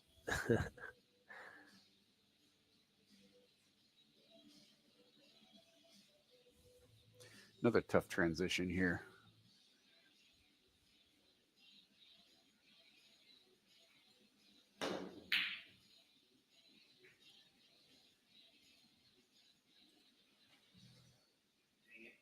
Okay. Still nothing easy here to get onto the 3 ball from the 2. Well, I'm kind of thinking that Q's going to go rail and kick that 8 and maybe die right there for him. Nope. Safety again.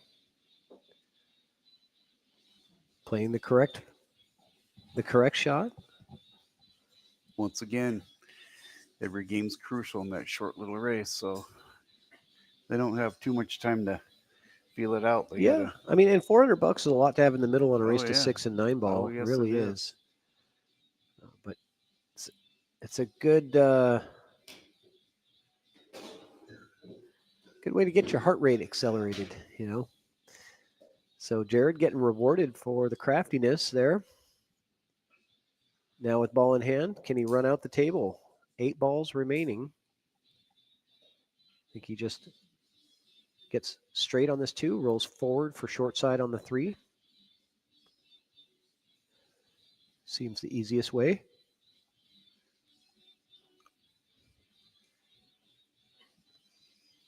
Yeah, they're all sitting good. Yeah, they really. This brings them right out for the 4. There's no tough transitions here. The 7 to the 8's probably the toughest transition. Yeah, you want to get a little straight on the 7 if you can. You don't want to have a big angle on the 7 because that'll make it hard to get to the 8. So Jared, not sure if he wanted to play that a little harder and get to that 4 on the side shot, but he's going to have to avoid the side pocket here. Yeah, I don't think that's a problem at all. Yeah, I think it was in his mind. Yeah, I slow roll this to the side and take my medicine. Let's see. Versus trying to dig it with draw and put the 4 into the corner. It's risky that you're going to end up behind the 6, but I think you can do it. I think you can slow roll it. Yeah, I just don't like slow rolling. I'd rather take it in the corner with a stroke. I would really take this in the corner with a stroke. I don't want to slow roll anything. Nice shot. Yeah, beautiful shot from Jim. That's the way to do it. You slow roll to the side, you're going to miss those a lot more than you're going to miss that corner ball. Putting it in the corner.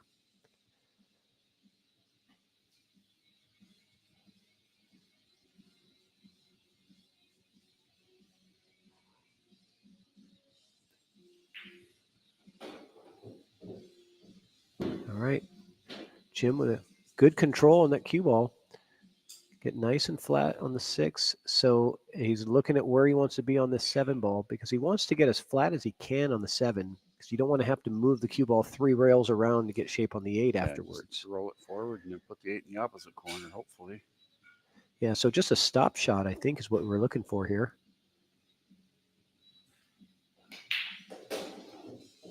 Jim agrees. Well, here's the slow roll again. Let's see if he opts differently. Yep, I like a slow roll here. Little crisp. Yep, it's going to make it a little tougher.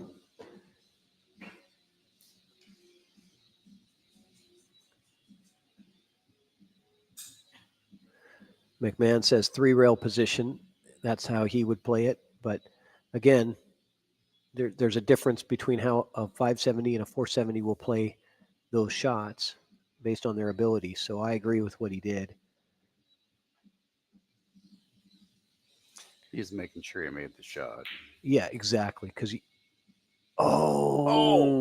took the dip. It even took the dip. I thought it was. It's slippery, but it's not that slippery. Right? So, man, 2 late game misses, 1 on the 8, 1 on the 9 from Jim.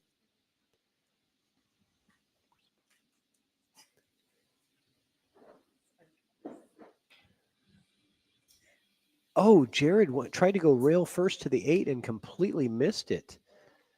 So now Jared gives up ball in hand. He tried to go rail first onto this ball. You know how when the ball is so deep in the pocket. Yeah, I was wondering if he's going to try and draw straight out or try that. Yeah, it just came right here and just completely missed it and went right back out. We've done that so many times, right, when the ball is that deep in the pocket.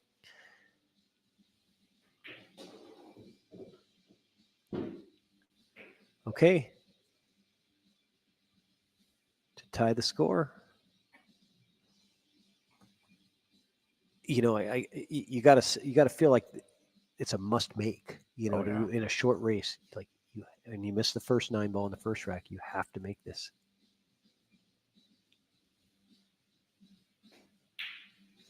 And he does. And he avoids the scratch. He's good. So 1-1 tie game.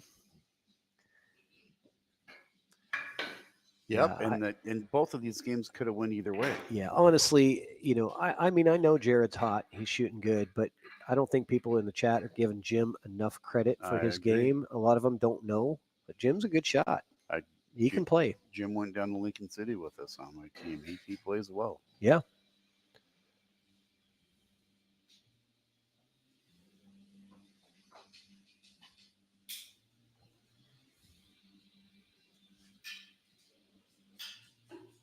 You know, it really doesn't matter to me. I'm not partial to either one that wins, but you got to realize that, you know, those 2 games could have flip-flopped. You know, I would have think James won the first one, and then I would have thought Jared would have won that one off the way the ball sat, you know. I agree. Yeah. It could easily be 2-0 right now for either one of them. That's right. Such is the way 9 ball usually works, right?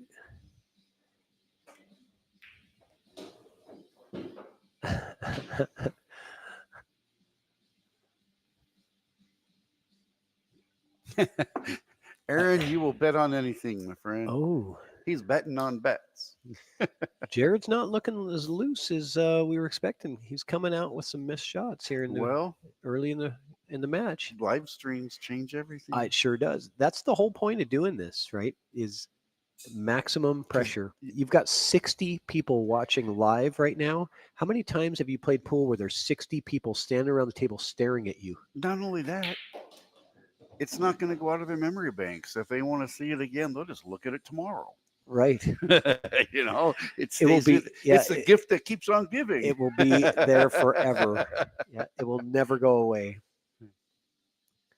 Unless YouTube takes it down for a copyright violation. No, that won't happen. We'll make sure. Okay. So.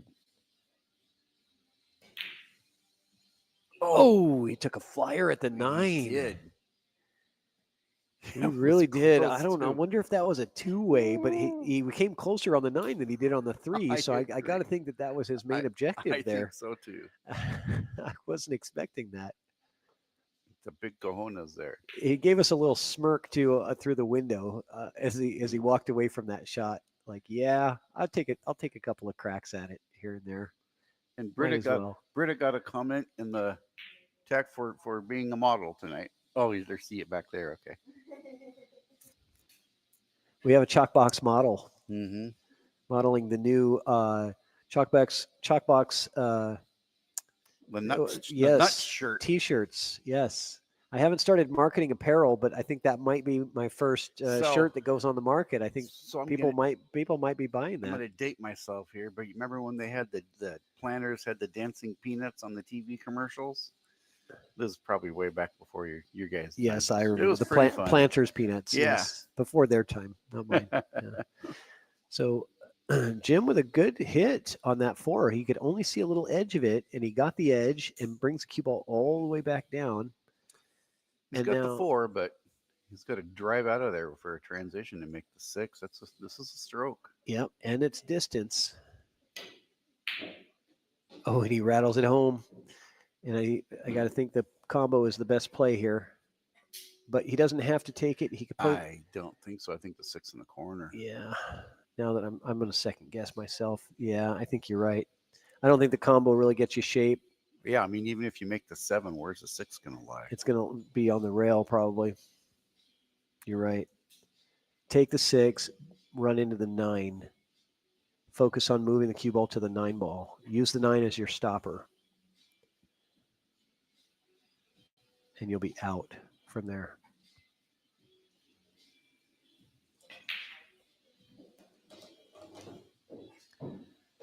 Didn't get a full hit on into the 9. Came off the edge of it, but it's still manageable. Yeah, Jack, the California raisins. Those are great too. Yeah. Oh, the things we remember. I actually had a friend of mine, sister was one of the Sea Galley when We've Got Crab Legs commercial dancing. Yeah. Yeah. All right, Britta, we got a request for you to pull raffle tickets. Will you be my raffle ticket puller? All right. Awesome. Oh, and he rattles that one home. So the new cloth helping him out a little bit here. It's getting a little bit of slidiness to send those shots that are just a little bit off the mark, sending them home.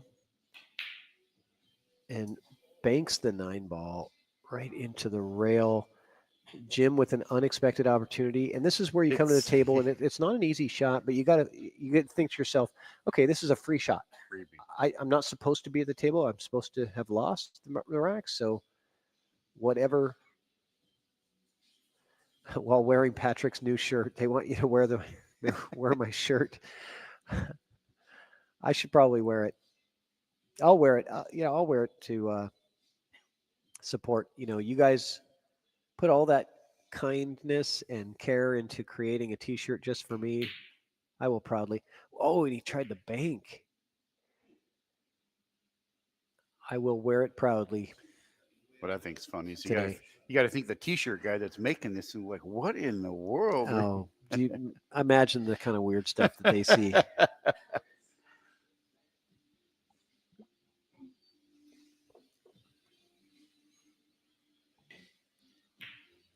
So once again, this could be 3-0 either way. Either way. Complete volatile games. Where is Marcello though? He's not in the chat. He's the one that was behind all this. I know. This is totally something Marcello would do. Cue ball got in the way of that. I figured if I missed that short, like I Drew always do, says that's your I'd belated continue to birthday play, but present. And what's even funnier is the fact that the shirt has wrinkles in it. way too And you don't know this, but there's an inside joke because Marcello had won a tournament or he got second in a tournament, and I made a comment I on there that remember said that. maybe now you can afford an iron for your shirt because his shirt in the picture, in the congratulations picture on the Facebook post, his shirt was just totally wrinkled, right? I saw that. He got mad at me for trolling him when he, did really well in a tournament. And so that's been the joke now between Marcello and I. It's the wrinkled T-shirt, So That's great. now he gets me a T-shirt, and it's wrinkled. So I will wear it with wrinkles and all.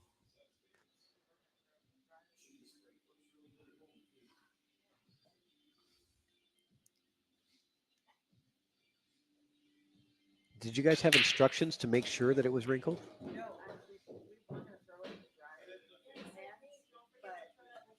And we still forgot because Oh, I thought that was part of the plot because Marcello. Oh. it was definitely part of the plot. We knew it all along. That's why I decided not to throw it. All right. Oh, it's a good Drew one. says it It's was a good well one. folded when they handed it off to Jared. Well, they unintentionally gave it to me wrinkled. Mr. Veneman, James has already been pregame lubricated.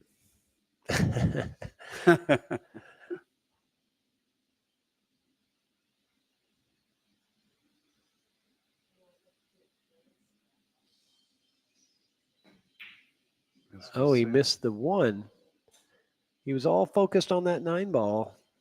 No, I think he was trying to cut the one in the side, actually. Mm-hmm.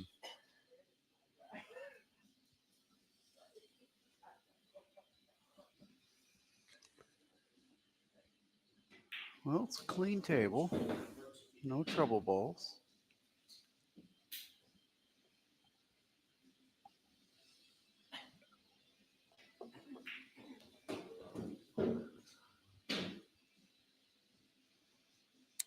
You think 5 in the side? In the side?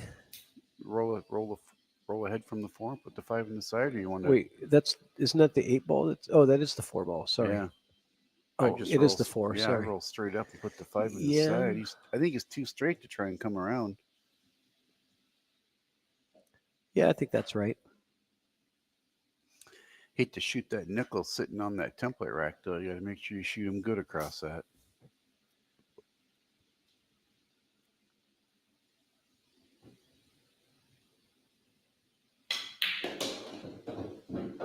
No, Jared says I'm going to draw back, and that's not what he wanted, but this might be a 2. I don't think this is a 2-way. I think this is where you have to go for one or the other. Commit to, yep. If you try to go for both, you're going to miss both. Because if you make the 5, the 9 does not go. Of course, Todd Shirley says, go for the cheese, but I don't agree. And Jared is playing a safety here.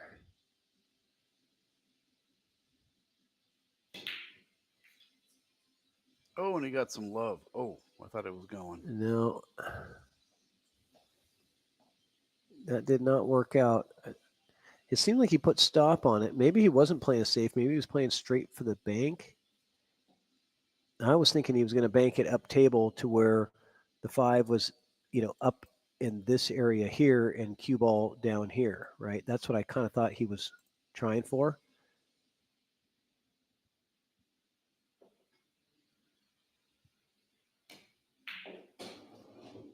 Oh, okay. Good shot from Jim. He's going to have to work here. Back and forth. Yeah, a lot of work to do. All long shots, potentially.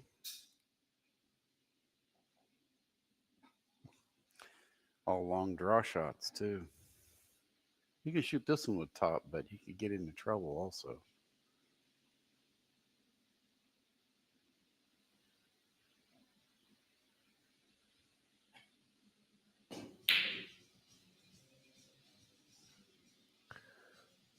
And where's it going to land?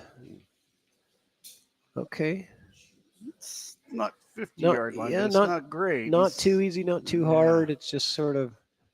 The transition's the hardest part. I mean, I think you can make the shot. It's getting onto the 7 that he's got to work with.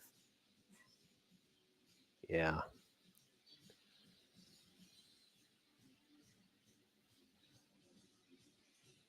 Does he go for the bank again? He could bank. I think he's reverse cutting. Okay. Nope. Look at that. And side he pocket. gets a slop shot. Ugh, That's 9-ball for you. gotta love 9-ball.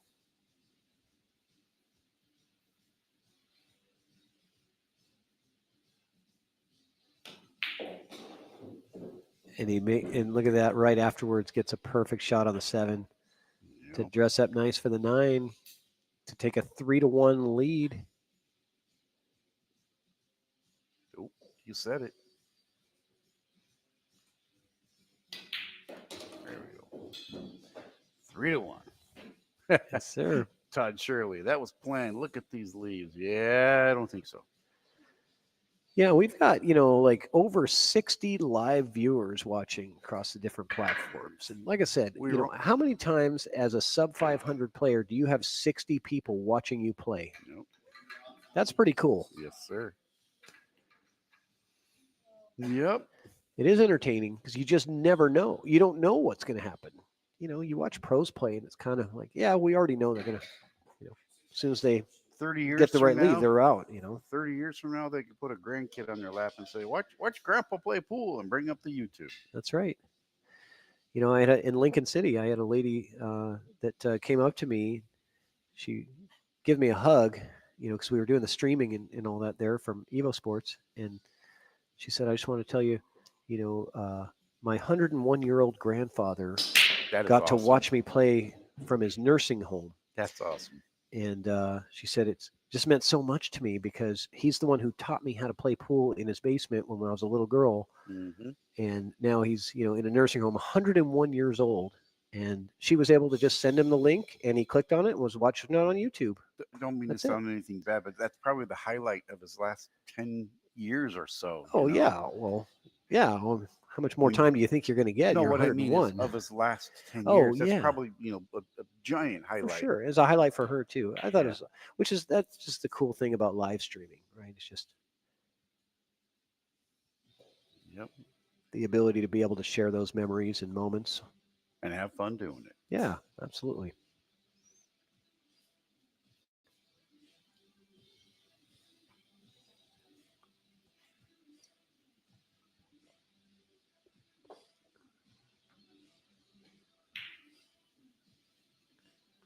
Just a little off the mark, and it's going to tie up to the Really cue get away ball. with it. Yep.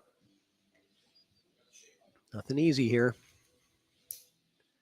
How close is it?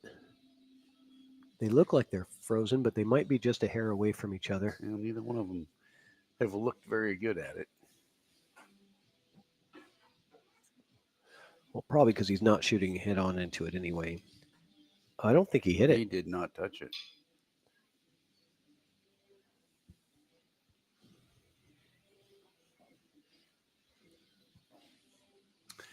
There's the 3 to the 4. Well, actually, the 3 to the 4 back to the 5. Those are not easy transitions. Yeah, exactly. 3 to the 4. Back down for the 5. The 5 sits pretty good. It's just a matter of getting from the 3 to the 4. That really is the toughest part.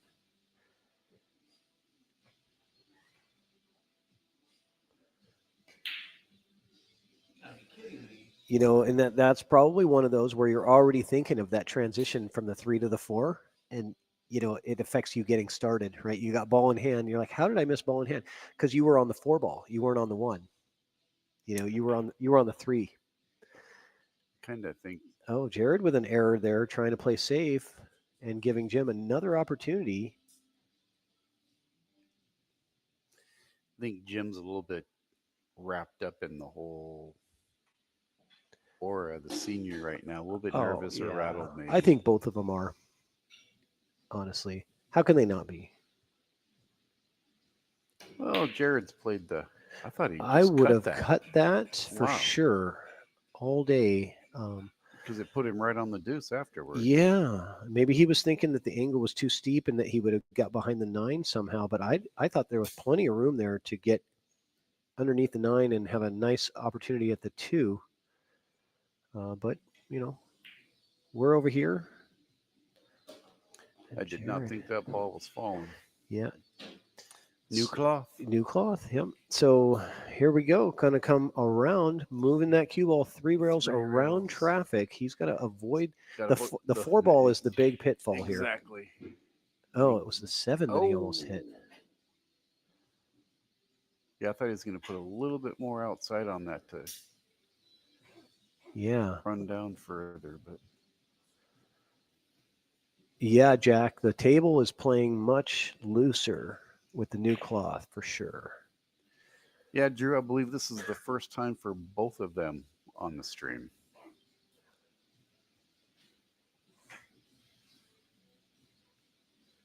It is, yes.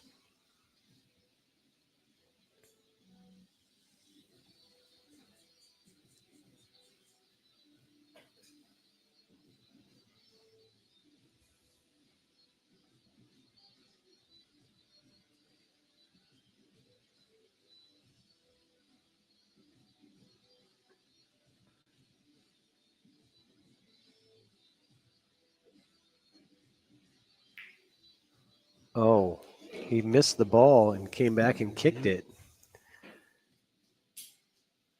Yeah.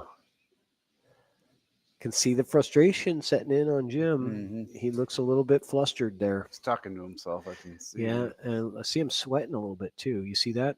You see the shine? This is hard, man. I'm telling you, if the room is 70, it feels like it's 110 in there when you're competing. Oh, every room that's 70 feels like it's 110 to me. So it's even, I hear you. Jack Kiske, my brother-in-law, Sheldon LeBeau out of Oregon, redid my table for me. Recovered it. Added some glue to the rails and some loose areas. It is playing absolutely beautiful right now. It's perfectly level. In my biased opinion, it's the best playing table in the Northwest. The Northwest. Well, nice. Okay, it could be in the world. I don't know, but I don't want to get too crazy. Why limit it, right? I mean, I don't know how it could be any better, honestly. Uh-oh. What's going to happen here? Okay, so we're seeing a lot of unforced errors from both players. But this is where it comes down to the crunch time. 4 balls on the table.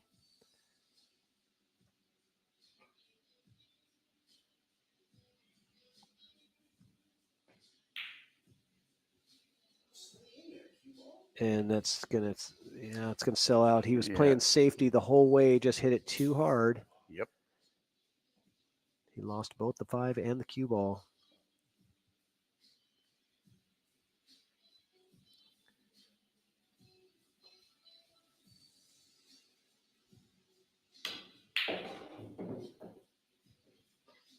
Good stroke there.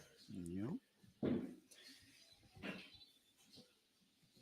Take the natural follow and try and stay on the inside of the 9.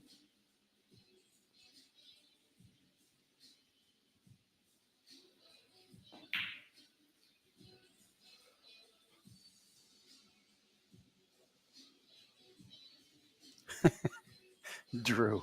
Okay. Drew says he played Marcus too much. Race to 6. You don't get a whole lot of opportunities, so you got to maximize every one of them. And this is one. And it's already 3-1. It's a tough shot. Distance. Just make the ball. Make the ball. And he gets a funny bounce off the point.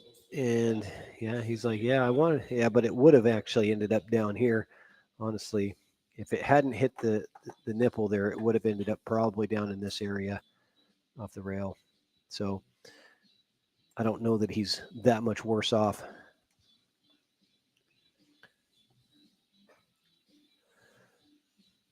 He's close to it, so maybe that kind of helps a little bit. Overcut. And he says, go, cue ball, go. Waving it. There's There's Marcello. Yes, thank you, Marcello. Of course, I'll always play Jared. He's my bud. I like having Jared over. So I used to give Jared 4 games on the wire in a race to 10. Then it became 3 games on the wire. And then it became 2 games on the wire. Nice shot. Nice shot right there. And I probably still play him 2 games on the wire on my table, race to 10. It's always fun. But he used to play me straight up. So we would do a straight up race to 10, no weight. And I would usually win 10-4, 10-3, you know. I think the best he did was 10-7 for a while. But he just slowly, you know, he got, not slowly, actually really quickly got better fast. I believe that is 4-1. I don't think he hit the scoreboard. Yeah, not yet.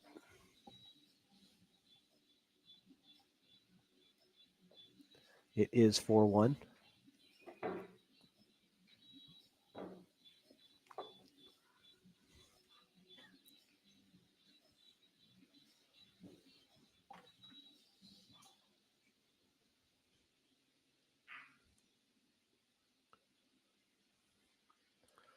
Well, this is a key one right here for Jim. This is a must-have.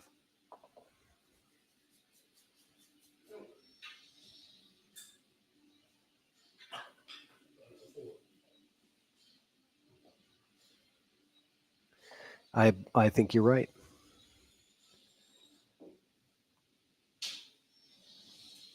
Could be a very quick set.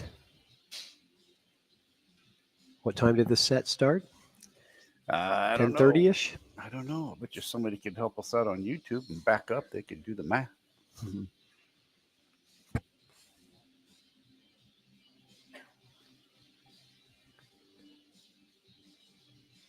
You had that side bet with Mr. Kiski, remember? Oh, yeah. Oh, yeah. What do you say, 12:45? I think I got it in the bag, yeah. I think he completely overestimated the amount of time left in the event. We still did the drill competition. We did a 15-minute intermission, Well, you know, all of the normal stuff. The you know. drill comp got popped the first time. That's true. I didn't plan that. Oh, no, It's just, not at all. Even if you didn't, that was still probably only a 10, 15-minute total right. type gig.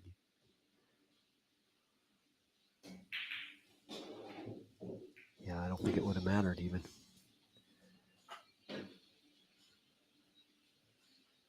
So Jim, knowing he's in trouble with the scoreboard, is the scoreboard going to affect his stroke, you think? Yeah. Starting off in that rack 1 by missing that 9 ball, just, gosh, man, I feel like completely different mindset when you start off with a win than when you start off with a loss because you missed the 9. I will tell you that your new cloth, the Pocket Monster, It's surprising. is definitely taking a step back. Yeah, the Pocket Monster is asleep for a little while until the cloth gets worn in. I only rubbed that side. I'm like, oh, that's not going. Yeah, it didn't used to. Yeah. No, that ball does not drop before the new cloth. It stays up. So Marcello, they are playing alternate break. So you can't tell the break by the score.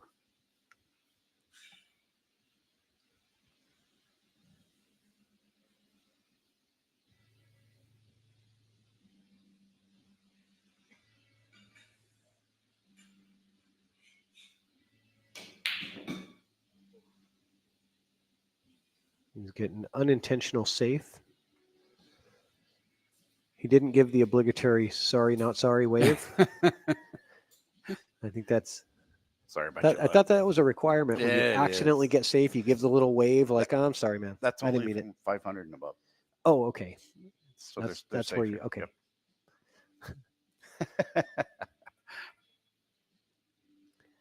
Yeah, it does. It does feel. They do feel like they're 5-inch pockets with the new cloth. They just slide right in. So you got to know that you can rub that side rail.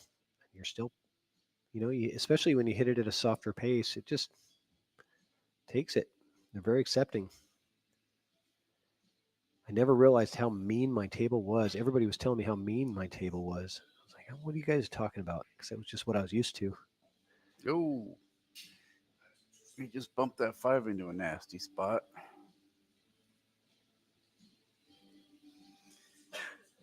Well, yes, he did. Got to shoot the 4 down here and get onto the 5 in that top left corner. Yeah, and the 5-7 doesn't play. Nope. That is not, and they are locked together. They're looks like they're pretty wired.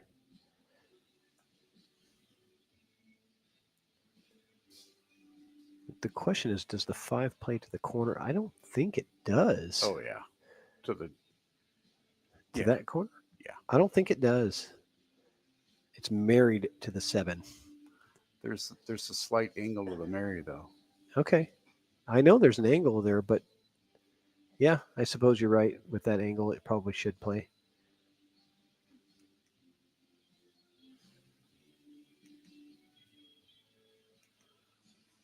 He's just trying to figure out how to get on him, or whether he needs to try and move the 5.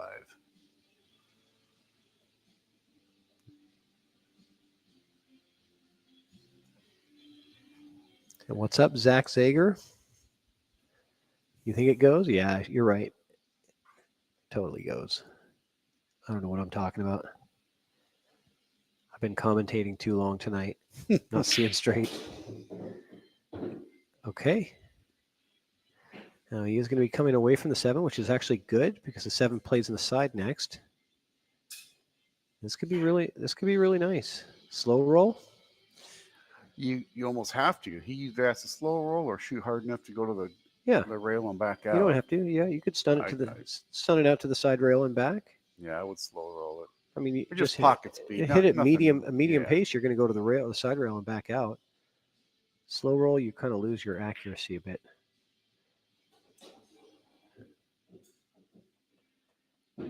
Okay.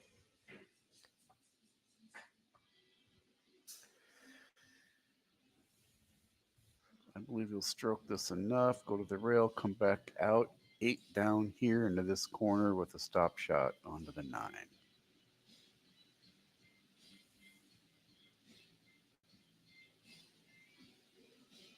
A little crisp. Okay, crunch time now. Does not want to let Jared on the hill. 5-1, but man, that 8 ball has the pocket.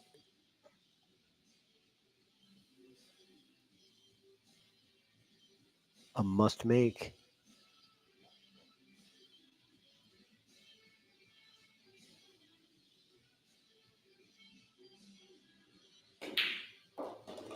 Drills it in perfect shape on the 9. It was a money. Yeah, man. He really took his time. Do you see how much time he took and just patience to make sure that he was on the right line?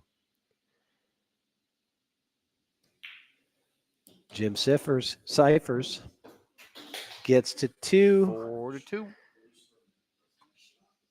Here we go. Good out. Good out from Jim. So I'm looking at all the chats. Do you know, did those bets go through? Did those 6-2 bets go through? I have no idea. Chime in, guys. Let us know. We can't follow it all. I don't know. We can't tell what you gamble-aholics ended up finishing and siding on. Too many degenerates in the chat to really, figure out how much side action there is. We almost need to get one of those. We need to snitch one for a bar and put it up on the wall. Do you have a gambling problem? Oh God, yeah. Call 1-800. Yeah, right. We can recite it into the chat.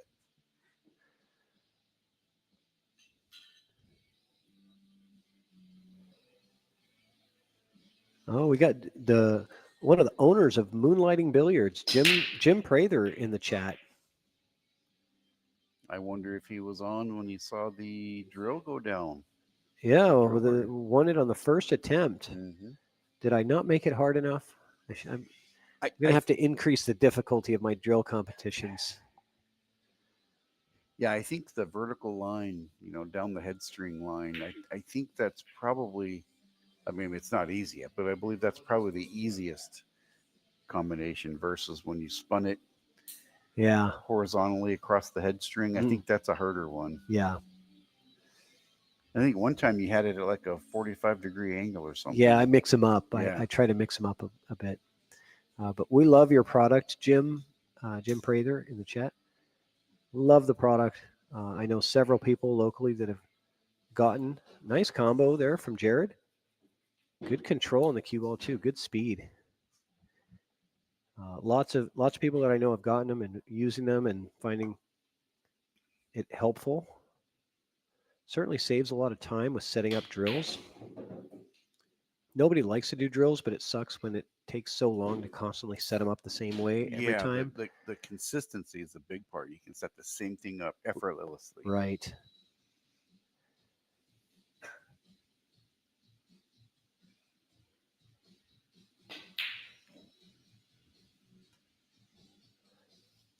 There was the Pocket Monster. Yeah, Pocket Monster does show up.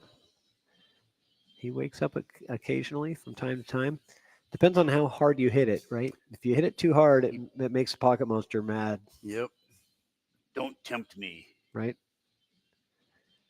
I'm being nice. Don't make me show my face.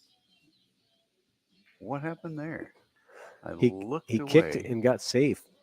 No, he tried to go rail first on the deuce and went right around it. He didn't even, I forgot that the deuce was there. Yeah, that's the second time that we've seen a kick shot with a ball in the pocket and missing the ball completely. You have to realize diamond tables with deep shelves, 2-inch shelves like this, that ball is deep in the pocket. If you're going to go rail first, you better be really close to that ball. Mm-hmm.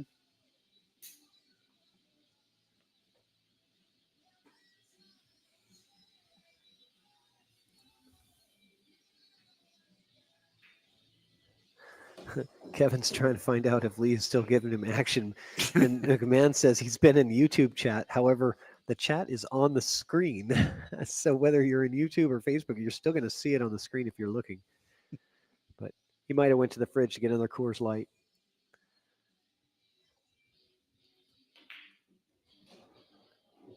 Good stop shot there. I like his pattern. This one takes some speed. He's got to chase after this 6. I don't know how. Oh, no. He's good. He just rolled forward. He's got to come all the way over to the rail. No, he's just going to leave the cue ball right in this window right here. There we go. That's what I'm looking for. He didn't get far enough, so that's going to bring the 9 in play. He wanted to get to the other side of that 7. He's going to draw. He's going forward. I think I would have went with draw. Yeah, I think I would have too, but hindsight is always 20/20. So Jim now with an opportunity to come back into this thing, 3-ball out, make it 4-3. Straight top shot. Just go to the far rail, come back out, get some angle on the 8. Yep. Let's see the fight, Jim.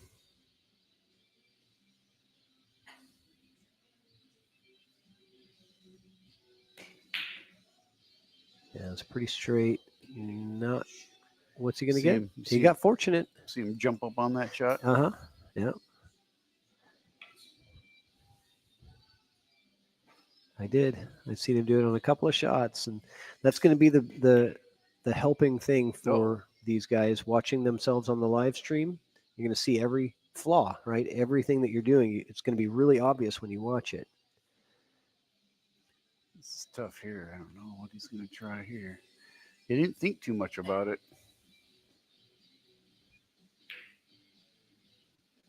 No, he got past it, so he did okay. Thought it was going to lay up right in front of that side, but you missed everything, Lee. Nice shot cut right there. That was a beautiful shot. Yeah, it was. Didn't get where he wanted on the 8, but making the ball was the important part. He can back cut this 8 and come 2 rails for the 9. He could even put a distance safe there and be happy if you really wanted to, but that works perfect. Yep. It's going to have a little tougher 9-ball than he was hoping for, but manageable.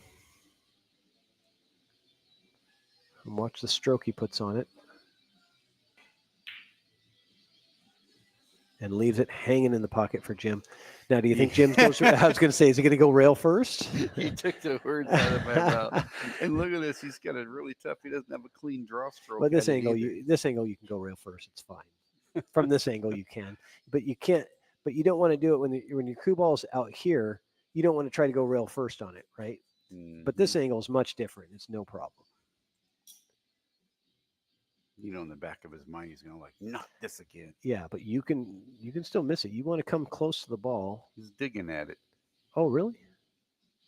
I don't like. I really like rail first, but yeah, that's fine too. All right, 4-3. All those people that said Jim wasn't going to get to 2, I don't know. How big are those rattle balls? Remember the first couple, 2-3 games could have went either way?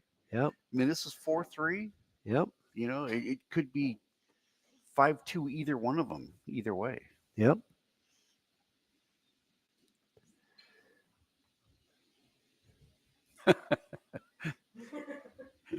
Lee was refilling and emptying totally, at the same time. I totally called it.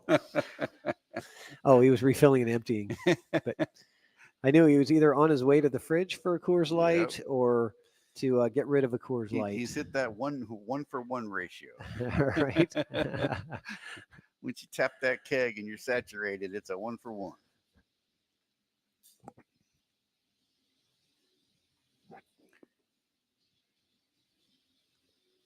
So that old pressure cooker, you know, if Jared gets this one, he puts Jim on the hill and he's tight. If Jim gets this one, all of a sudden it's 4-4 and Jared gets tight. So this is a huge game. Yep. Rattled 9-ball from Jared. Cost him the rack. Jim breaking nicely too. Getting a look at the 1 to get started. The 2 ball's in trouble. You know the nicest thing about these breaks? We're not counting balls anymore. You're right. The ball counting is done.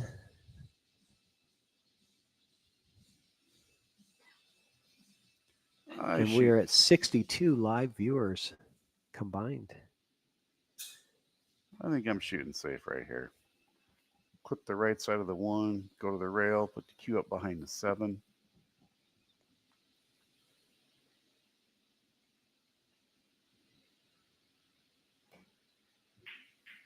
Oh, came underneath it.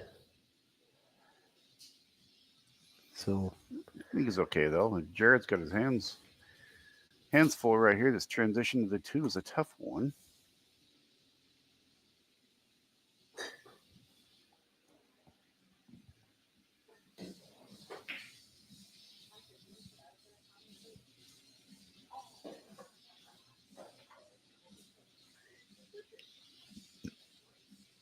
So Jim has a little easier transition, just to pull straight back. Pull it back a couple, probably have to use the bridge. Pull it back 3 feet, you can be able to see that deuce. we've got a treat for us. We got a special guest commentator, Nicole. Oh. Jared's significant other is going to come in. Why don't you commentate with Nicole? I'm ready for my union break. Are you? Mind. Yeah, if you don't All mind. right, yeah, Are you good? Not a problem. All right. I'm going to bring in Nicole.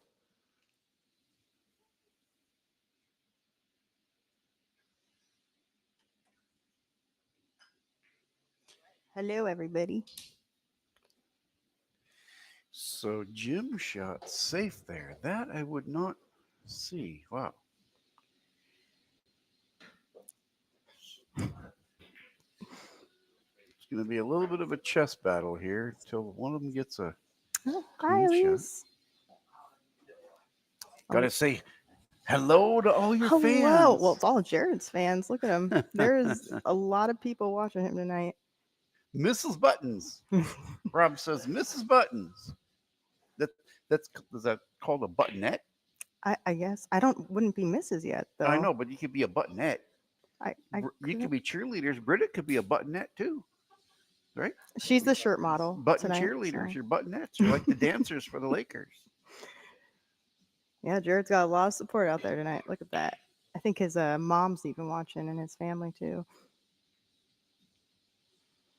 Well, they're taking turns here trying to see. They both had a valid shot at the 1. Jared missed. Jim took a safe, so they're trading punches here to see who can get the first clean shot.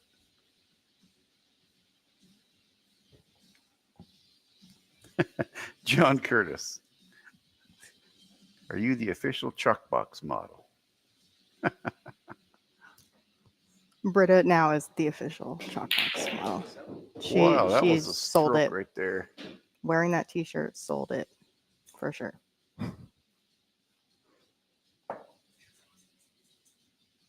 Yeah, we're gonna have to get.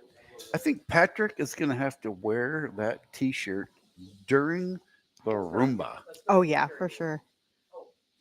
Oh wait, I thought Britta was gonna wear it to draw tickets, but I mean Patrick should wear it. It is his shirt.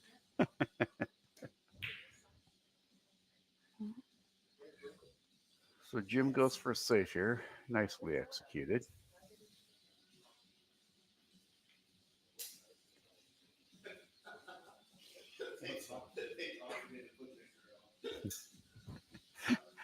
He's in there listening to the chat.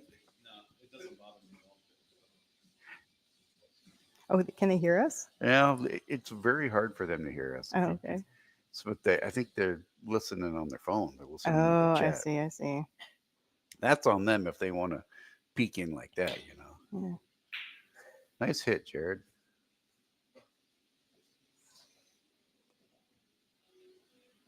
I feel like I mess up. I would mess up if I hear you guys talking about what I'm doing. So, more power to them. You can just for sure. barely.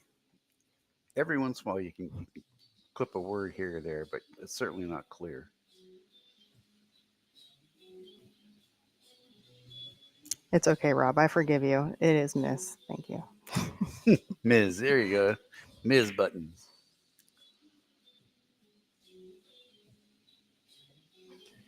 Well, here's a clean shot at the 1, but the transition to the 4 is not easy.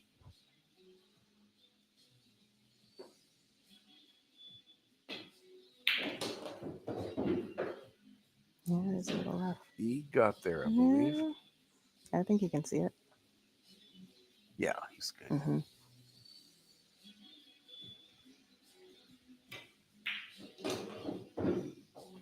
Kill for the 5.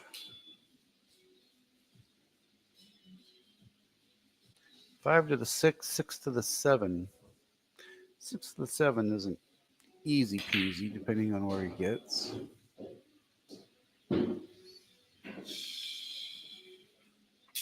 There's a big sigh from Jared. You hear that one? He does that often. Sometimes I think he's annoyed, and I'm like, "What?" And he's like, "It's nothing." What just I was just breathing. What just let the air out of you?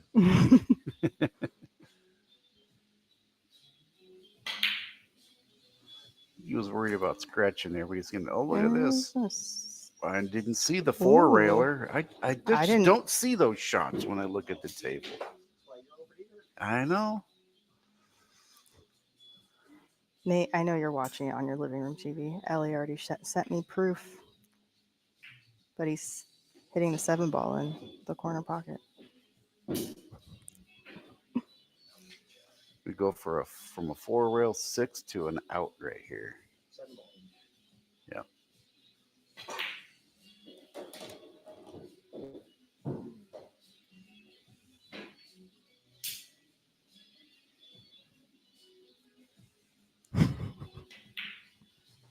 Rattled it up. Oh no.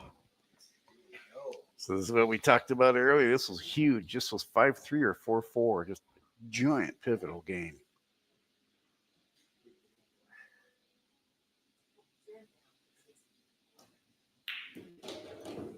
Wow. That was a good shot. Race to 2. Race to 2.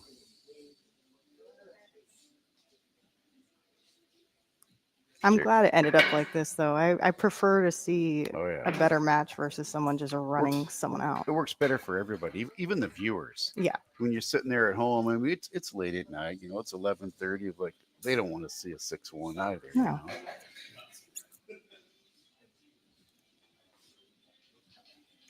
And Scott Aquan is Miss, by the way. We already went over this. Where were you? I'm just kidding. It's an inside joke.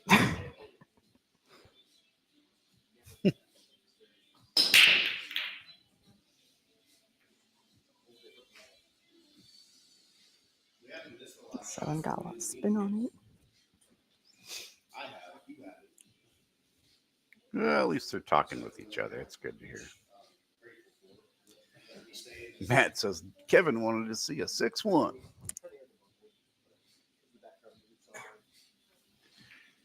Yeah, Scott, everybody likes to mispronounce your name. Okwon. It's like Obi-Wan. Obi-Wan Kenobi. Obi-Wan. Okay, that'll work. He's like the Cajun Obi-Wan. Mm-hmm. He's a crawdaddy Obi-Wan.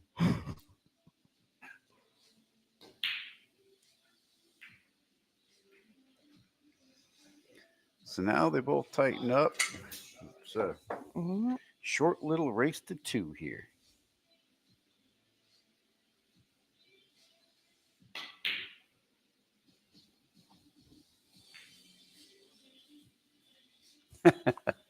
Rob Shipman. They're both watching. I've been peeking through the window at them. They were laughing at the commentary and laughing at the comments. Jared didn't know that Patrick said I would commentate tonight, and I didn't tell him. So I thought it'd be a fun little surprise, but I didn't think you'd find out until after his race when he rewatched it. Wow, he didn't think he was going to get that kind of stroke there.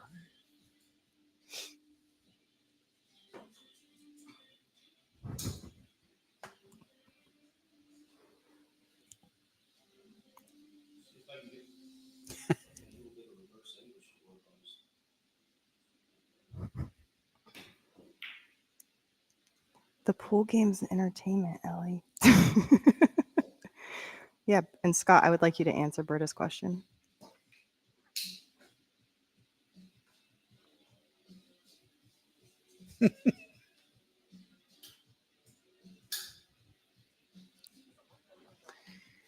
Oh, thanks for the dig there, Jared or Andrew. I can take it. I can take it.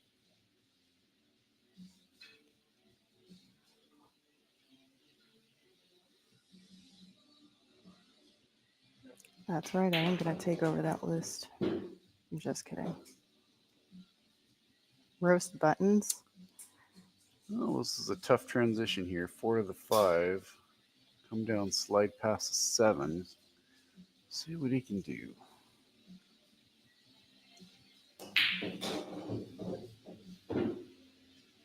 Oops. Oopsie. Oh, nope. got It's away with good. it. Pretty straight, though.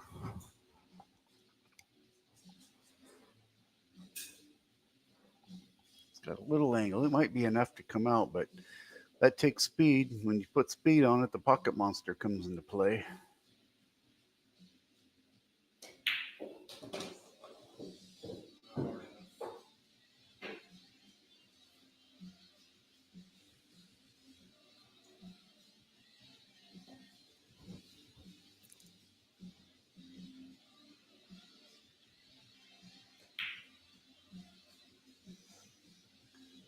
That was a good save by Jim. I believe he got him with that. Well, no, I I might think know. I think he has. He's got the edge of it. Yeah.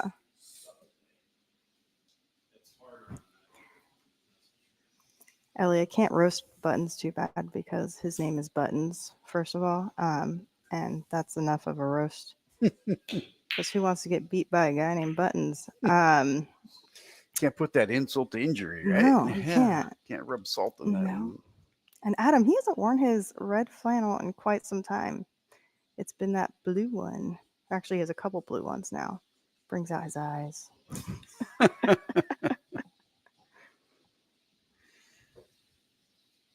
Well, 6 ball, drag it to the end rail, come back up. 7 ball in the same pocket. 8, 9, it's sitting there for Jim if he wants it.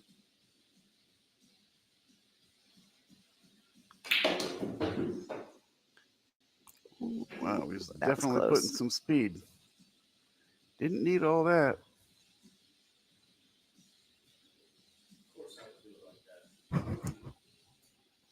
He says, of course I would do it like that.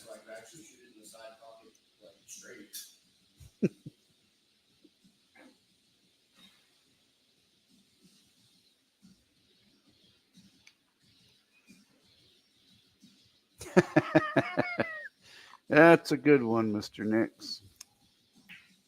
That's a good shot right there. What's the The over under on the number of button up shirts in oh Jared's my closet. gosh, Jared. Okay, this is a good roast. So when we moved in, I assumed the closet that we were sharing, the walk-in closet, was mostly going to be mine. But Jared actually went and got all his clothes hung up before my clothes were hung up. And I did not know this man owned so many t-shirts and button-ups. Wow. Look at this turn of Good events. job, Jim. Look at this turn of events. So how do those rattles in the first couple games look now? Uh-oh, he put it up to 6. It's 5, right? How do you put it back down? Oh, there's an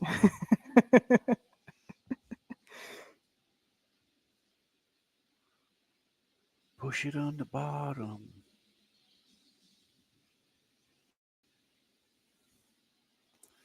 So we now have our first Hill member.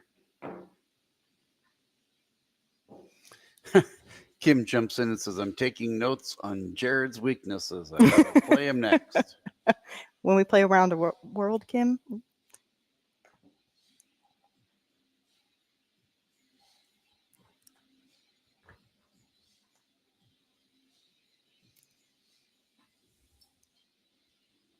So many red finals. You'd be surprised. He has more black t-shirts than that I ever knew he had. And he tends to wear the same 5. But he has a lot of shirts. A lot of shirts, this guy. Was it 4-2, 4-1? What was it at? It was 4-1. It was 4-1. And Jim came back.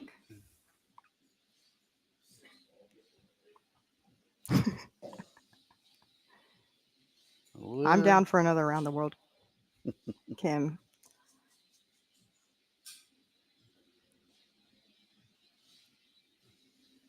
That's Kim's favorite game, just in case anyone knows. Yeah, we played it a few times at the Mum. Heard you guys had a good match the other night at his house doing that one. Yeah, that's the only game I can get ahead of Kim for at least a few rounds before he passes me. So it's fun.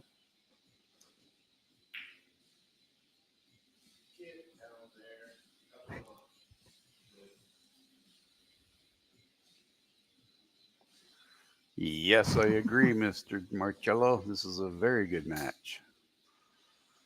Well, that's what we talked about. These little races, the 6, they can be pretty volatile. They can change. They can happen fast, and they can change fast.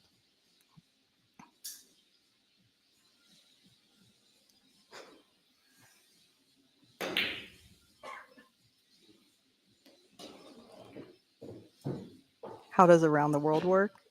You basically start at the diamond at the very top of the table in the middle, and you put the ball on the spot, and you shoot from the rail around each time From every diamond. Until you get around the entire table. Keep going until you miss. If you miss, you stay there for the next round, and it's kind of like you can play like a ring game at it almost. Mm-hmm. It's pretty fun. It's good practice too. Crawdaddy says, I'm going to play. I'm going to play a race to 20 next. Will I go 1-9 here on what? That shot there? What do you think I am? A cheeser there, Todd?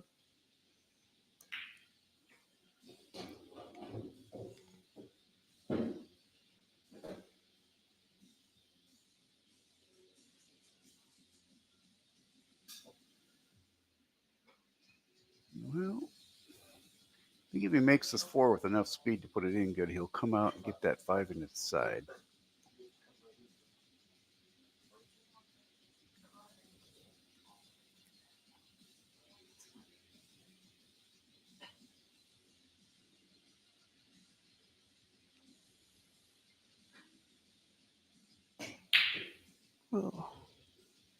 Oh, nope, it's not going. It's going to duck behind the 7.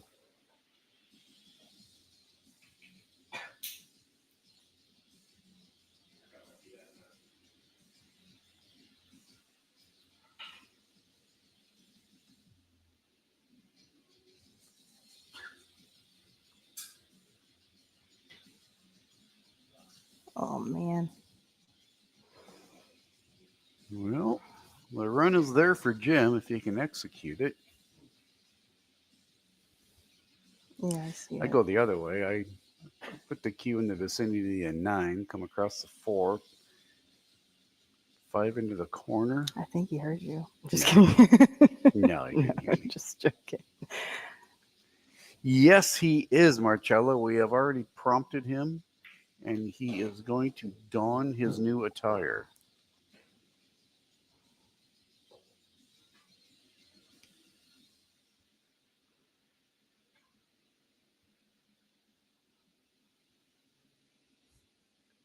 He's actually, oh my Ooh, gosh, he missed that. he's actually taking selfies of himself.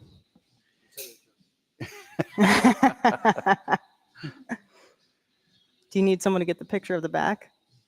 They'll get it on the camera. It'll go down in infamy. Well, shoot this 5 soft, lay the 6 into the other side. Oh, down in the corner. Okay. I think he's got it.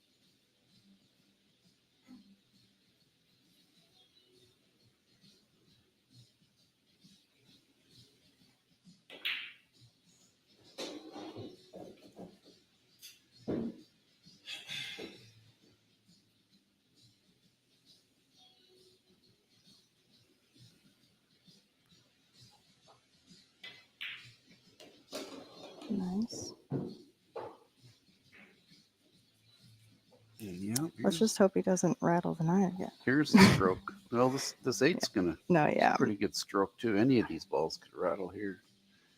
Start putting this kind of speed into these pockets. And what do you call them? Pocket monsters? Oh no! Buttons. Dang.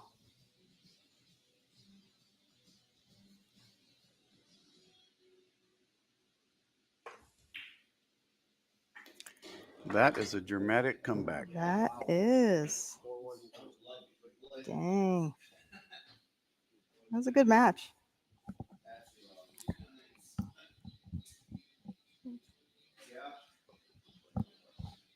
All right. All right. All right. So what a match. Jim Sifers bust the odds makers completely. Everybody went broke on this one, I think. That's what I was thinking. I wonder how much money was lost on this game tonight. Yeah. Certainly, you know, the player who's been playing super hot for the last couple months took a loss here on this live stream. So you just never know. 9 ball is a volatile game, and those games were decided in the end of each rack. So we're going to get this thing going. We're going to do some quick interviews with the players and get the rumor raffle started for you guys. Hope you guys enjoyed. What a comeback, though. 5 straight racks from Jim. That was good. That was good comeback. It really was. Yeah. So I'm going to jump in there. Thanks, Nicole, for Yeah, thank commentating. you. Yeah, no problem. All Thanks right. for letting me join. All right. We'll be right back.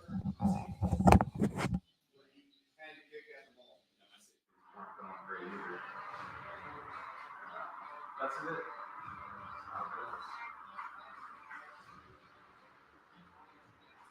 You're wearing this shirt. I know. That's why I started laughing. Of course I'm wearing the shirt. Why wouldn't I wear the shirt? You got to wear the shirt. Like, you guys were so nice to have it printed. Marcello, thank you so much. I love my new shirt. I'm gonna embrace it, and I'm gonna try and find some 400 rated players that I can maybe. You're still 400. You're still in the 400s. We can play. All right, good. But I get weight. Jared, first, come on over. I tell you, man. You know, you've been red hot, but some ice came in there and cooled you down a little bit. We saw some missed shots that we were kind of surprised with, but overall, race to 6 is volatile. 9 ball is a volatile game. It can switch like that, and boy, did it! You had a nice, comfortable lead at 4-1. What happened after that? I don't know. You know, I rattled like a 9 or 2, and then I gave ball in hand on that last one. I think it's super hot in here, and you know, I was just messing up on the money ball tonight. I think I had some nice runs. I got some nice kicks. Just 9 balls volatile. So the temperature in the room, maybe you need a short sleeve button up? Oh yeah, I might have to do away with the buttons. Yeah. No buttons? How could buttons be buttonless? I don't know, maybe mystery buttons, or I'll have buttons on underneath it. Just stitch some in. I was thinking that you should reach out to like Jam Up Apparel and ask them to make you a jersey with buttons. Okay. I'll have to Maybe they could print them in there. Because he said he was going to make me a special shirt. Oh, there you go. Good. All right. Well, at any rate, you've won enough money to last you for a little while, so you don't need to take more. But hey, man, it was great having you on, and I'm glad you came out and competed. It was great to finally see you on the Chalkbox. Yeah, thank you for having me. Hopefully I can do this again soon. All right. Thanks, Jared. Jim Sifers, come on over, man. You busted the odds makers out there. Everybody was betting on Jared. They were giving him big time weights. And I said in the chat, I said, hey, don't count out Jim. Jim's a shooter. He can come back. And you took advantage of some late game errors, of course, like always we do in 9-ball. And you had a couple of miss or twos early in the set. How did it feel? I want to know in that first rack 1, you had a pretty simple 9-ball that you missed, and you lost that game. How did you feel right after that about your chances, and how do you come back from something like that? Well, after I missed that shot, I kind of cussed myself out a lot in my head because that was really silly. It just gave the game away. And then, I said it's a race. It's not over yet. So you just keep shooting. I got lucky quite a couple of times. He missed some shots he doesn't normally miss. I did too, but not as many as he did. Yeah, that's what it comes down to. So when it was 4-1, were you thinking this might be over for me, or were you just thinking I just got to fight? What were you thinking? One game at a time. Good idea. And you did one game at a time, 5 in a row to close it out, 6-5. Nice work. Yeah, I got to give it up to Jared. He's a hell of a shooter. We go back and forth a lot, but lately he's just been on fire. So I got to give it up to him. Thanks for him. I thank him for playing with me. I got the rolls today. It very easily could have gone the other way. Yeah, and that's the way it goes with 9-ball, especially short sets 9-ball. You can't make mistakes in the end.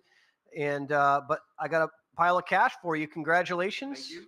Absolutely. Thank you, and thanks for having me. And it'll be a blast to do it again. I can't wait. Okay, cool. So let's get started with the Roomba raffle, guys. It's Roomba raffle time. We're going to draw tickets, and we're going to have the lovely Britta coming out here to draw some tickets out of the jar. Will you bring that jar up, and let's get this Roomba raffle going and give out some prizes and close this thing out before 12:45.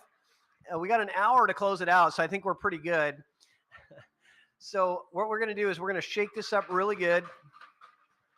And hey, Rich, can I get some assistance? Will you write down on the whiteboard? I'll let you get around here as they get drawn out. So no looking, that's the only rule. No looking, pull them out one at a time. And we're going to draw a total of 15 tickets. Els. That is Steve Els gets ball number 1.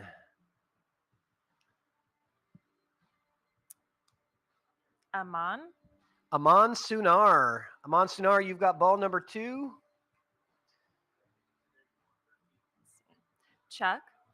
Chuck has ball number 3. That was Bo's friend from the military that wanted to get in.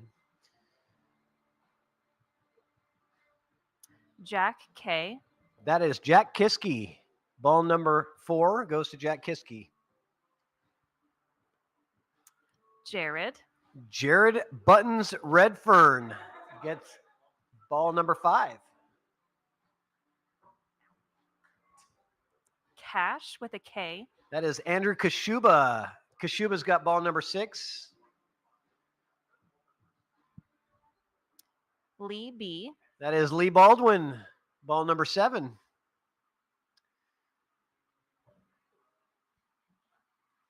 Whoever that was, I feel bad for them. No looking. Dropped it. So Justin K. That is Jack's twin brother, Justin Kiske. That was ball number 8. So we're on number 9 now. Jack K. Jack Kiske, ball number 9. He always buys a lot of tickets, which usually means he has the best odds. Not always. Let's find my ticket. Are you trying to find your own? No. Jim Prather. Jim Prather. the owner of Moonlighting Billiards, one of our sponsors. Thank you, Jim. You have ball number 10 in the Roomba raffle.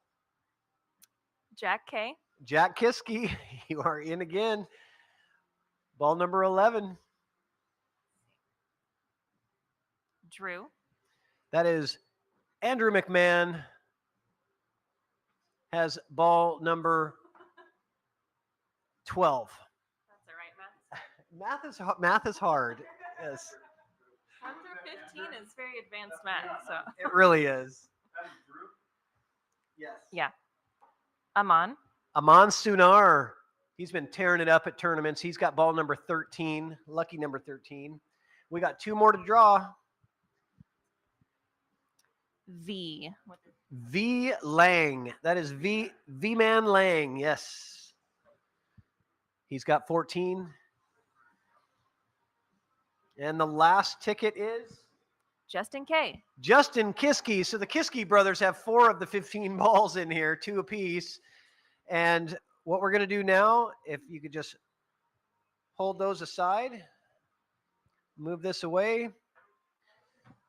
And I'm going to grab the rest of the balls. We need all 15.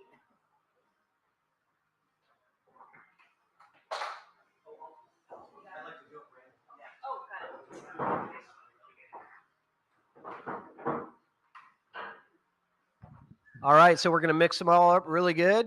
Can you jump over there? Jump rope. And mix these balls up completely random.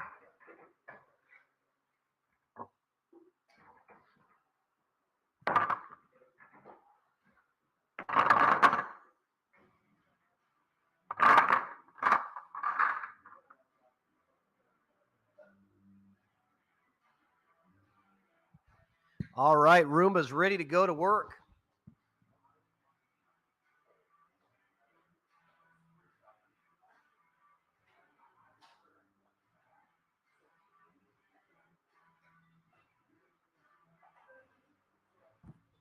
Okay, here we go. Good luck, everybody.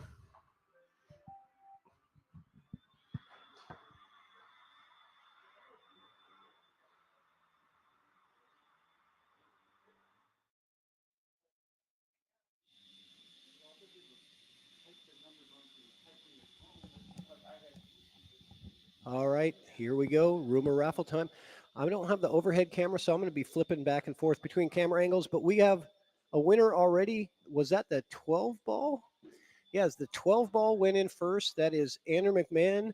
You won the unglove. So the unglove is the first ball that dropped in the Roomba raffle. So let me actually get this on screen. Sorry, guys. Get that flyer off of there. Dang it. Ah. Sorry, guys.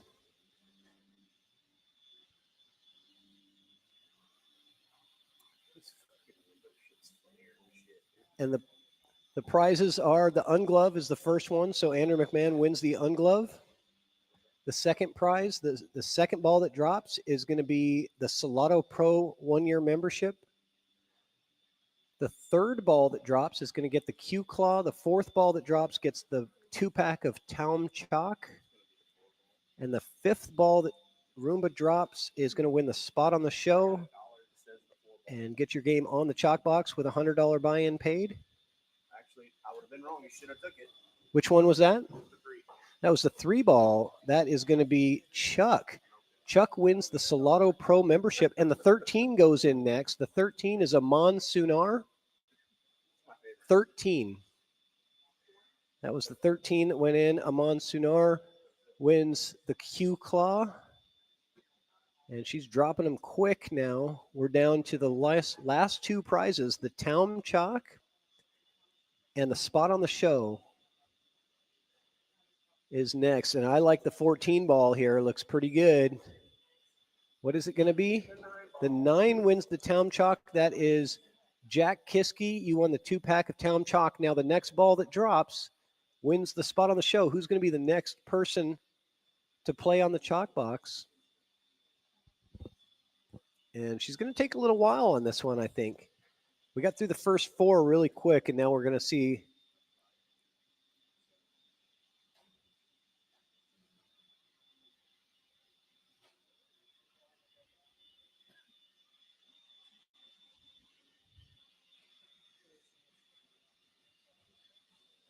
So who's got the, let's see, let me go to the other view here so you guys can see better.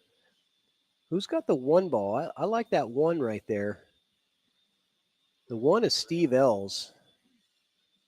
Oh, the 15 and the 4 ball looks pretty good. The 15 is Justin Kiske and the 4 is Jack Kiske.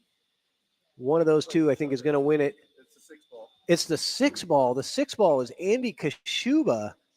Andy Kashuba finally wins a spot on the show on the Roomba raffle. It's the first time ever, and he's bought into so many raffles for so long. Congratulations to Andrew Kashuba for winning the grand prize of the spot on the show and a $100 buy-in paid. I really thought it was going to be one of the Kiske brothers there. I thought either the 4 or the 15 was going to drop in, but that's the way it goes. We don't choose the winners. The Roomba chooses the winners. Sometimes you're lucky, sometimes you're not, but it was a lot of fun, guys. Thanks a lot for tuning in tonight. And again, thanks to the sponsors, Moonlighting Billiards, Salado, Town Chalk. You guys are great, fantastic. And we're looking forward to doing more of these. Should have another one scheduled here in a couple of weeks. So hopefully we see you guys soon in the chat. Have a good night.